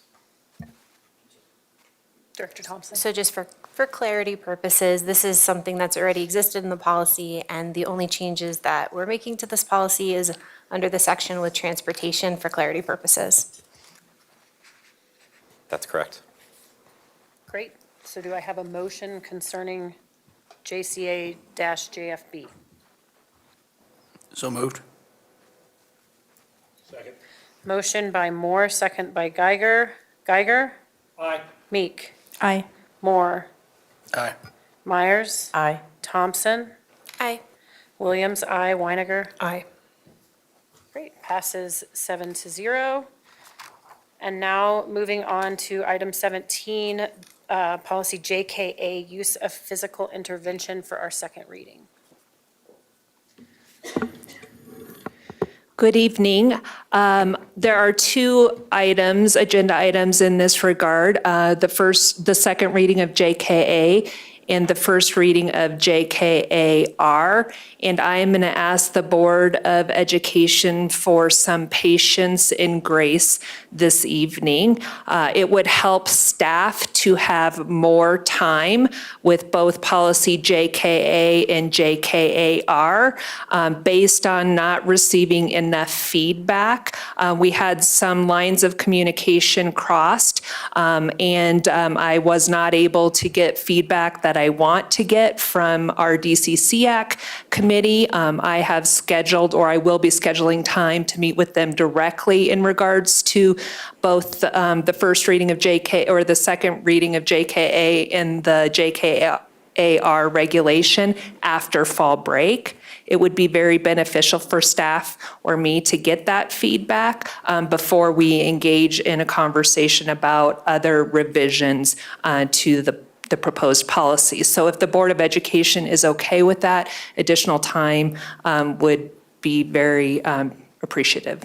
I actually personally appreciate that, that you're wanting more feedback and you're looking at all of that. So I am not opposed to that unless anybody else is. I would move to table JKA and JKAR Until until November, are we thinking? November, December.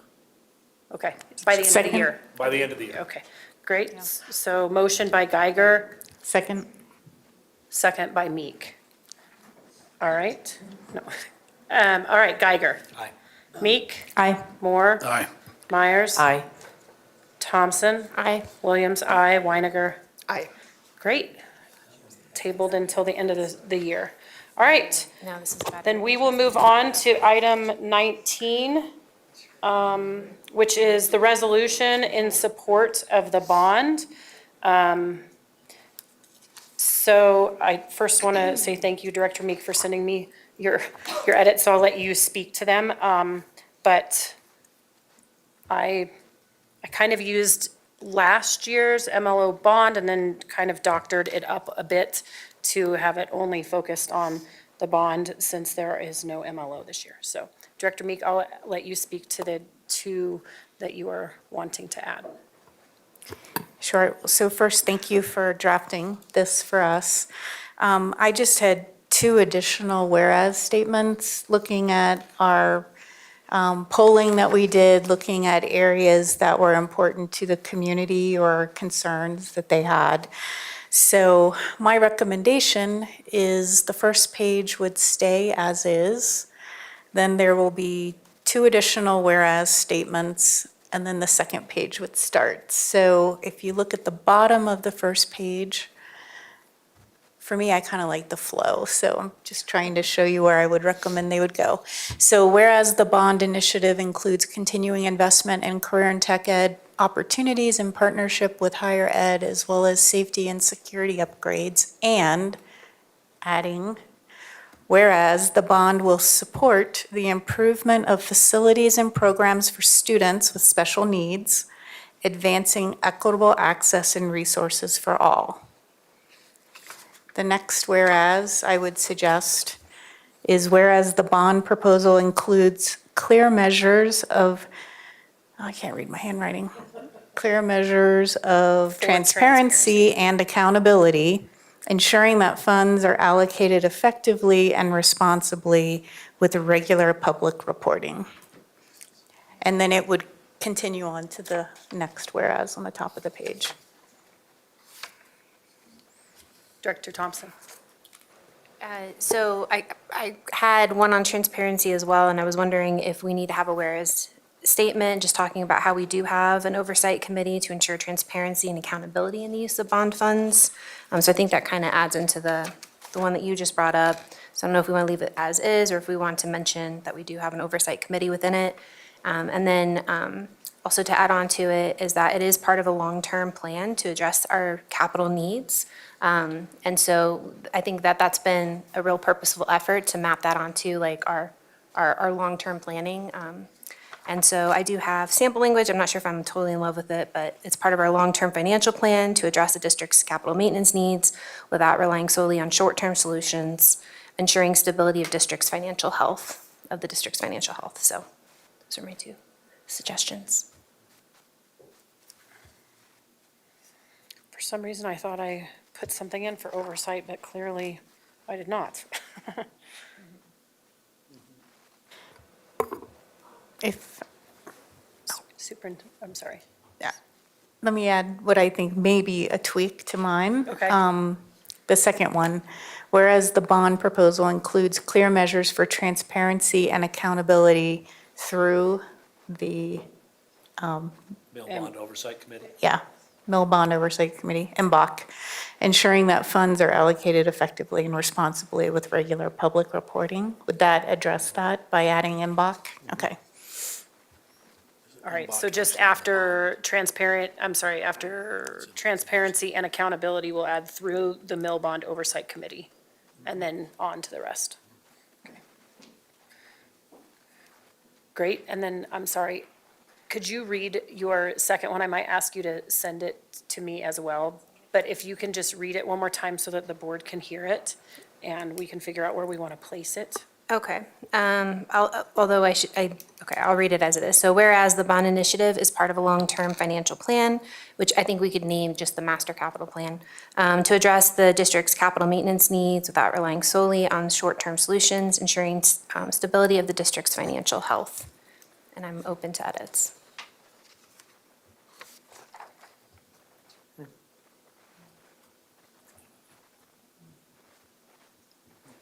Great, yeah, if you'll send it to me, that would be very helpful.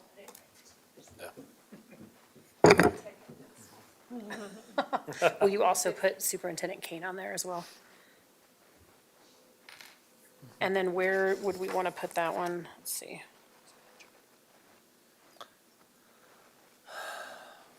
Probably after the collective responsibility one on the second page, whereas it is our collective responsibility. Doesn't it flow into there?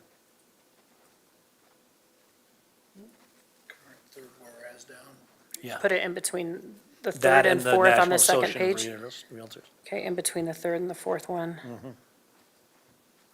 So Director Meeks at the end of what is Yep. now page 1. Yep. And then Director Thompson's on page 2 there.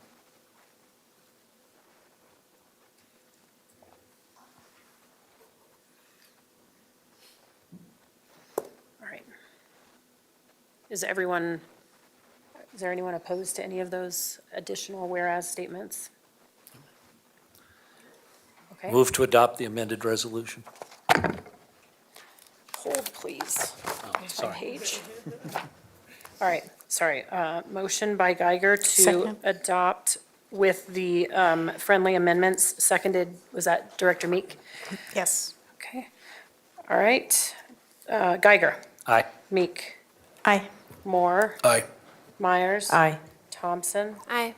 Williams. Aye. Weiniger. Aye. Great, passes 7-0. And then we will move on to the board self-evaluation, our board superintendent linkage, and I will pass it on to Director Weiniger. All right, so this is our first one of the school year, and I got to do it on the board superintendent linkage policies. So this first page is just kind of summarizing what the self-evaluation is. And if you want to scroll down to the second page, it's about just the global statement and the 1.1 of the BSL, which I attached to the very bottom, but I'll just summarize what that one's about. Providing direction and delegation to the superintendent. My evidence I used was that we do employ superintendent, because the first sentence was like, the board's sole official connection to the operational organization of the district, its achievement and conduct is through the district's chief executive officer, CEO, titled superintendent. So we are compliant there. And then I asked Superintendent Kane to pretty much see if the memo that we used from the last self-eval applied this time. And she agreed that it did, so I attached it with the dates relevant to this self-evaluation. And it just helped support that we are in compliance with this part of the BSL. We have policies, we have ends policies, and we have executive limitation policies. So I said there's no indication that the board is out of compliance with any section of this policy. Is there anyone who disagrees or have any comments or thinks I should have used different evidence or anything? Okay. If you scroll to the next page, it's on the next BSL 1.2, unity of control. The only evidence I used for this was the superintendent's memo. This one's a very simple BSL. It talks about that we don't tell her staff that, or we don't tell the superintendent, sorry, what to do as an individual board member, essentially. And she agreed that didn't happen. So I said we were compliant and there's no indication that the board is out of compliance. Any questions on that? Okay, cool. And then next page, 1.3, accountability of superintendent. So this one was very similar to last time we did the evaluation, due to this policy saying that we evaluate the superintendent on monitoring reports, because it's titled accountability of the superintendent. So how her performance is given by the monitoring reports of the district. However, in her contract, we have to perform a separate evaluation that isn't even mentioned in the BSLs. So that part, I basically just copy and pasted from the prior evaluation. But I did note that we have consensually discussed, if you scroll down a little bit, consensually discussed that come time for superintendent contract renewal, it would be best to remove that part of her contract in order to be in compliance with these policies. If anyone disagrees with that, let me know, but I feel like when we've talked about this, we've kind of been like, yeah, we only want to use monitoring reports to monitor her performance. But I did put in the evidence that she did provide monitoring reports during this period. And this is the BSL that was talked about giving instruction to her staff and evaluating staff, which she confirmed no one on the board did. And that's why I got partially compliant, because while we aren't compliant on the part of monitoring her performance, according to this policy, we are with only monitoring her and not her staff. Any questions, concerns, comments? Okay. Great job, thank you. Oh, I'm sorry, there's one more. I'm sorry. Yes. BSLs were a lot. This is the last one, though.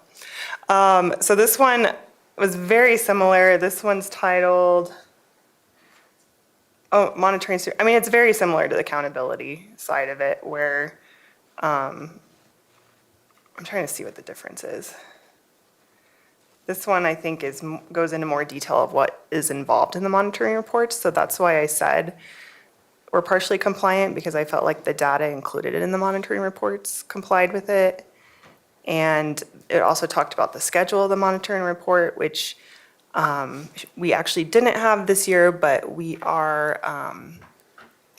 excused that because we knew we were going to update our board ends and our ELs, which has a lot to do with the monitoring reports. And now that those have been updated as of September 24th, we should get a new schedule by January, is what Superintendent Kane let me know.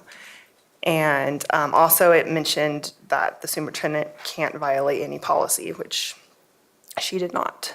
So that's where I got partially compliant. I think before we said we weren't in compliance, but I felt like this was like 50-50 on this one. So, yeah, all good? Cool. Well, Questions? Yeah. For Director Weiner? Thank you very much. Yep. Thank you very much. That's a lot. Okay, so just an FYI, that will be on consent agenda, just to kind of set everyone up for expectations at the November meeting. But also, we will add a discussion for GP 1.1. So I am looking for a volunteer to do GP 1.1, which is the board's governing style. Director Moore says he will do GP 1.1. Awesome. All right. And just like that, we're back on schedule. Just like that, bang. All right, so moving on to item number 21, under the Board of Education reports is our bond reflection. Generally, we talk about any outreach that we want to discuss, so throwing that out there for anybody who wants to talk about anything they've been doing or upcoming dates. I know that this Saturday, there's a car painting and canvassing event that I have not signed up for. I put it on my calendar, I just didn't actually sign up for it yet, but it's on the calendar, so anyway. Anybody else? Director Meek?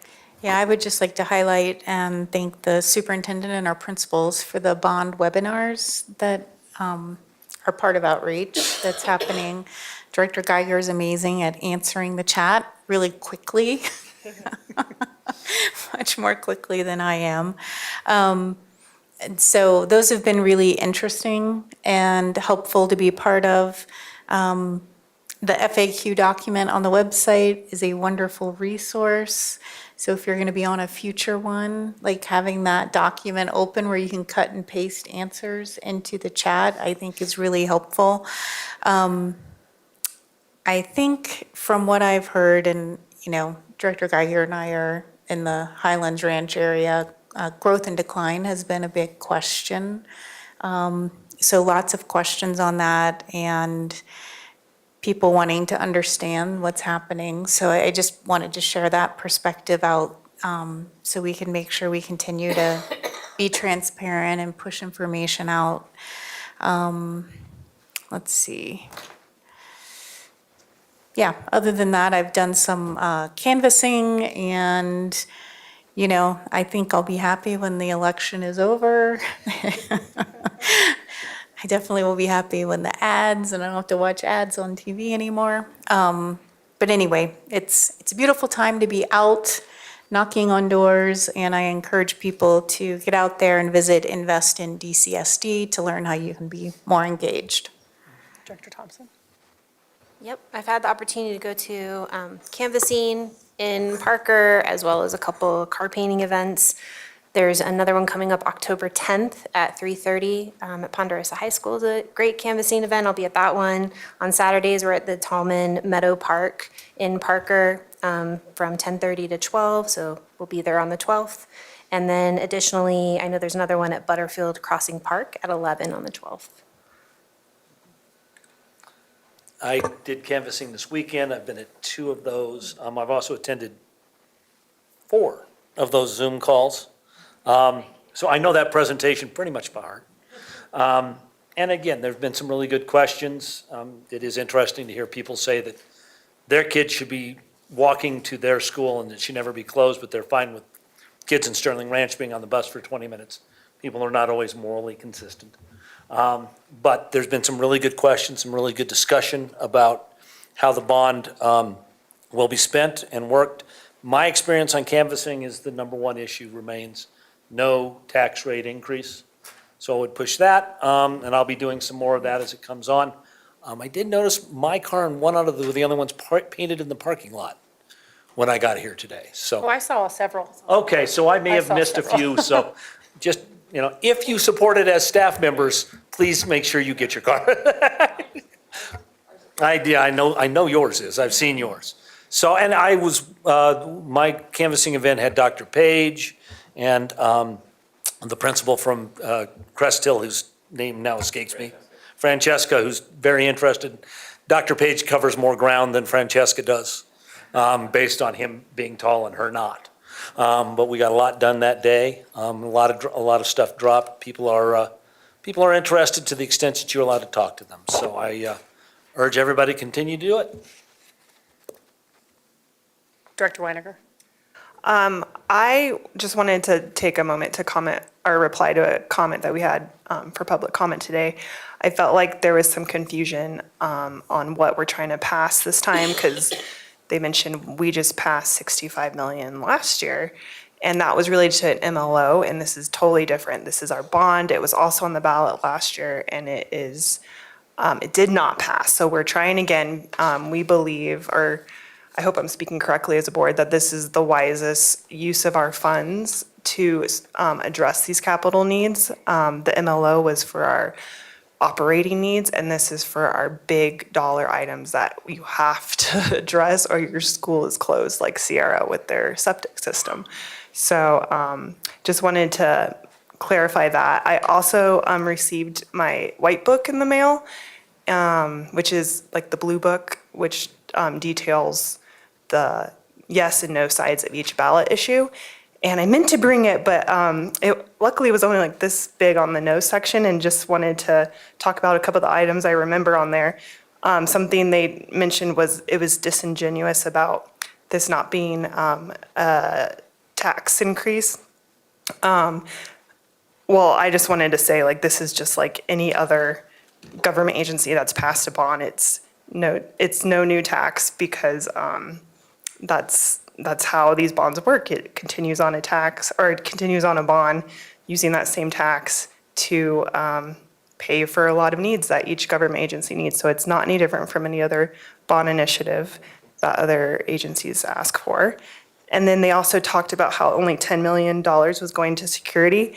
And I believe they got that from our funding page. That is amazing, by the way. Staff did an amazing job on that. Funding.dcsdk12.org has all the info you need on the bond, and it was summarized in bullet points, and one mentioned security for $10 million. But I just want to say that there are all other ways that security is embedded in the spin that this bond will have. New schools and the middle school expansion will mean we need less mobiles at our schools, which are not that safe. And so less mobiles mean more security for our students. We'll have shorter bus routes with these new schools, so that's less time on the road on these buses. So just wanted to address those and give more of my yes push against those no's in the white book. And I also wanted to say whoever submitted for the yes side did a fabulous job. It looked great. So yeah, looking forward to doing some more promotion this weekend, and good job, everyone. Great. All right. Then we will move on to president reports. So our next meeting of the Board of Education will be November the 19th, so after the election. And agenda planning for that meeting is this Thursday, October 10th at 11:30 at the Inverness office. And then I know Superintendent Kane talked about the Pathways Expo at Legacy, but just wanted to reiterate that the DAC is really instrumental in putting and helping put that on for our community. And I know last year I brought at the time she was my third grader because she wants to be a pilot, and so she was able to come really look at that program. And so even as young as elementary school, bring your kids. It gets them very excited about all the opportunities that there are in Douglas County. I mean, she's been telling everybody she's going to the Legacy campus in like 10 years. So there you go. And I attended a couple of feeder meetings as well. I thought the presentation was great. Superintendent Kane and communications did a great job fielding a lot of the stuff on the back end. So thank you for that. And just to say that I think as a board, really appreciate all the feedback that we get in there. And then I also attended the Rock Canyon versus Sunderidge football game on Thursday. And while I was there, I was able to talk to a couple students, and these young ladies were there taking pictures. And I can't remember if it was for newspaper or if it was for, oh gosh, I wrote it down. Or yearbook, but they were telling me that they got best in show and all Colorado, which is like a statewide recognition for both newspaper and yearbook this year. So Rock Canyon brought both of those back home. So congratulations to those students at Rock Canyon. So that's all I had. Director Weiniger? I don't have any updates that wasn't provided in our written updates that happen before the last meeting that I missed, but I do have some things I'm looking forward to that's upcoming. The board is attending a lunch and learn on school finance tomorrow. I think that's tomorrow, right? Yeah, it's tomorrow. Thursday? Yeah. Thursday. Oh, no, it's tomorrow. It's tomorrow. It's Wednesday, tomorrow. Tomorrow's Wednesday, and that's when it is, yes, tomorrow. So looking forward to that. And then we actually also have a FOC meeting tomorrow evening. It got pushed up, and just something that's on their agenda is they're going to consider a resolution to support the bond. And then we have an MBOC meeting on October 30th. And then just, yep, happy fall break to everyone in the school district, well, most of our schools in the school district. Hope everyone has some fun plans and enjoys the fall weather. All right, and then we will start Director Moore. So no new updates. I had some scheduling conflicts and was unable to attend the safety and security meeting or LRPC. And Director Thompson and Director Geiger could fill us in on those two when they get to them. All right, Director Geiger. I did attend LRPC, and I actually did a written update, my first. And they, there's always an interesting conversation. They broke into their subcommittees to talk about priorities. I spelled those out. We had a presentation on continuing growth and decline. So that was an interesting meeting, but you can read the details on it. As I said, I've attended 4 Zoom feeder meetings. A lot of interesting discussions. A lot of people who are less informed, who were less informed coming in that are more informed coming out. I do want to point out to 2 people.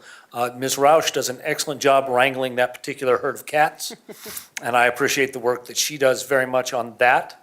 And Chief of Staff Corello, particularly the Mountain Vista feeder, which got a little heated. He stayed for an hour. He and I stayed there for an hour and 15 minutes. Dealing with a lot of the questions. There were some really good questions asked, and I appreciated very much his demeanor may be better than mine in that particular circumstance, but he did an excellent job. I finished my last elementary school principal visit, so I've now visited all of the principals in my district to talk about growth and decline at Redstone. Principal Moyle there has cost me tens of thousands of dollars by identifying my oldest kid as gifted and talented, very young. And so now I'm paying for grad school in London, but I either appreciate or regret that one of the way or the other. I'm still processing all 9 of those visits to try to come up with some overall themes. One I will say that is universal is every school that has a campus security specialist finds that to be an incredibly valuable role.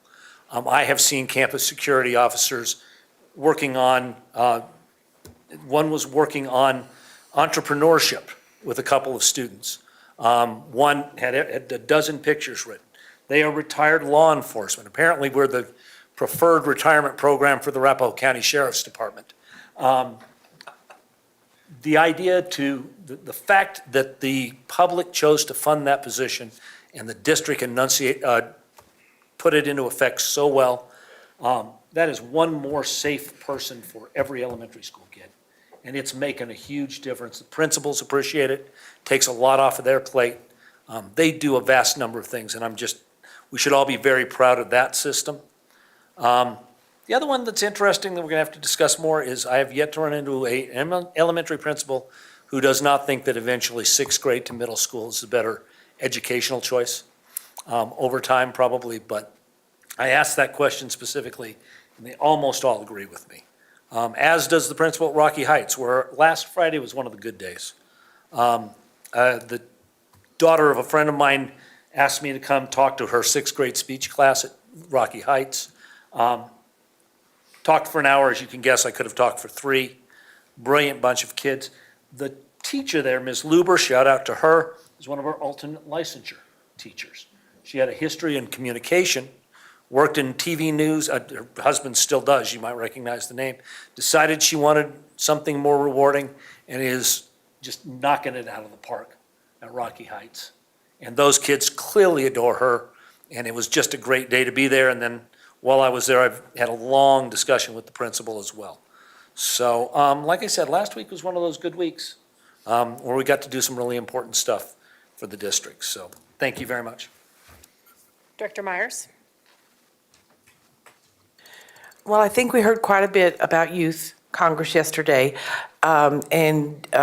Marcia, I think it was good for her to come and present tonight and let everybody know what DCYI was. We did have it at the Legacy. There were some kids that liked that location, but they didn't have the experience of going to the Capitol. But we have another event with Casby that we can send out to the kids, especially those that are seniors, that can participate. I will write up a more detailed in our board director updates, because for a full day, that was quite a bit of information.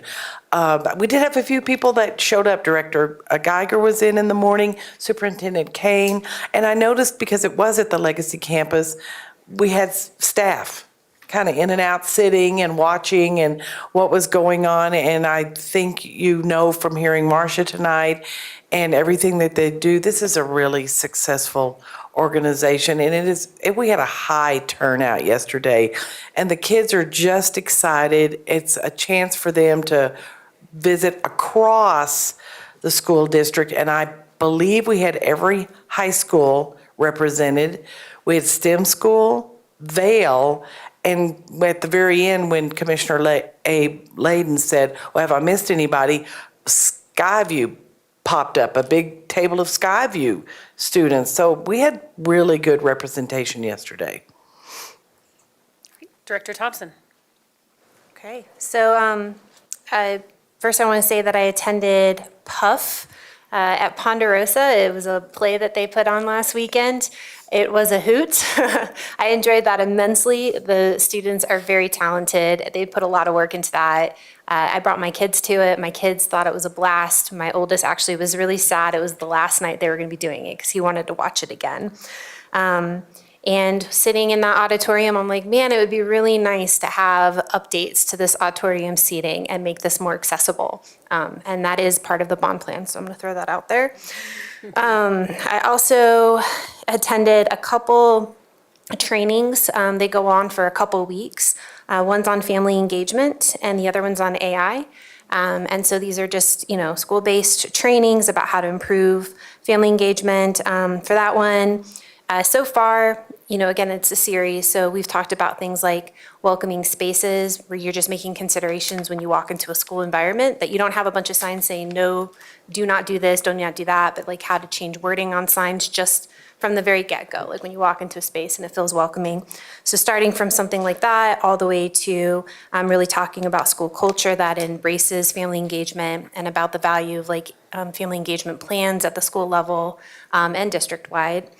So it's great. There's people from all over the country attending these. It's really interesting to hear perspectives, from teachers to counselors to principals to superintendents. So it's been a really enriching experience.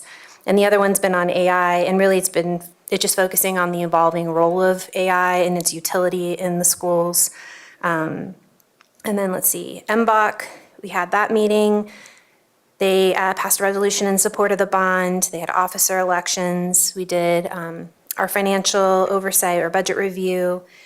We had a presentation from Safety and Security, which was great because that's really related to the MLO. And so there was some feedback in regards to breaking out the cost for that, which I think was really fantastic. And then one of the conversations that we had towards the end was just they really want to increase communication and community engagement by the Mill Bond Oversight Committee to make it more known to the community, their role in oversight. And so one of the ideas that they were kind of pitching was maybe having a newsletter that goes out on occasion just to show all the work that they're doing. And that would be obviously in addition to their presentation that they give us. It's always fantastic at the end of the year. And I think that was it. Oh, strategic planning meetings. I got to attend one of those as well at Cimarron. I think that's it. Director Meek? I wonder if MBOC might work with the local paper, to do regular updates in the paper or something. Hint, hint. All right, so I don't have too much to add beyond what we already talked about, other than I do want to piggyback on the AI. AI was a really big topic in the strategic planning sessions that were held recently. Just talking about the advancements, not just for the workforce and preparing students for the workforce. And so that was a really big topic. So I look forward to learning more about what you're learning in your series, your session. And I do keep mentioning the strategic planning session because I thought it was extremely informative in many ways. I think something that we've heard, even in our teacher engagement sessions over the past couple of years, teachers have brought up what is the right balance between academics and CTE, and I think our society is kind of trying to figure out that balance, and I think that's something for us to think about a little bit, as we move forward. I think the other thing I might mention, again, the brain development piece, I know I'm harping on it, but I just don't think parents are aware, and I don't think the community is aware of some of the changes that are happening just in brain development. And this is our area of expertise with being the school district, right? With knowing how to help students who are trying to learn in an age that is unlike what we learned in. And so, anyway, I will get off that topic. Otherwise, I'm looking forward to attending the Casby conference and delegate assembly on October 18th and 19th. I just kind of laugh. When I first decided to run for the board like 6 years ago, I was thinking the legislative piece was what I was so excited to do, and I'm finally going to a delegate assembly like 6 years later. Unfortunately, COVID hit, the Capitol shut down, and our whole world kind of shook up a little bit. And I appreciate that our district is feeling a little more stable right now. And I don't think innovation can happen when there's instability. And I think our community is looking for us to think of innovative ways to educate students and to serve our community. And so I'm hopeful that we are entering an era of stability to help us move forward. And with that, I'm sure we all want to go home. So that's all I have. All right, great. So we will move to item number 25, which is convening an executive session. It's a closed session for the purposes of discussing a personnel matter, specifically the superintendent's October performance check-in per section 6.1 of the superintendent contract pursuant to CRS 24-6-4024F. So we will move into executive session and then come back out to adjourn. Do I have a motion to go into executive session? Moved. Second. Motion by Moore, second by Geiger. Geiger? Aye. Meek? Aye. Moore? Aye. Myers? Aye. Thompson? Aye. Williams? Aye. Weiniger? Aye. All right, we will move into executive session at 9 PM.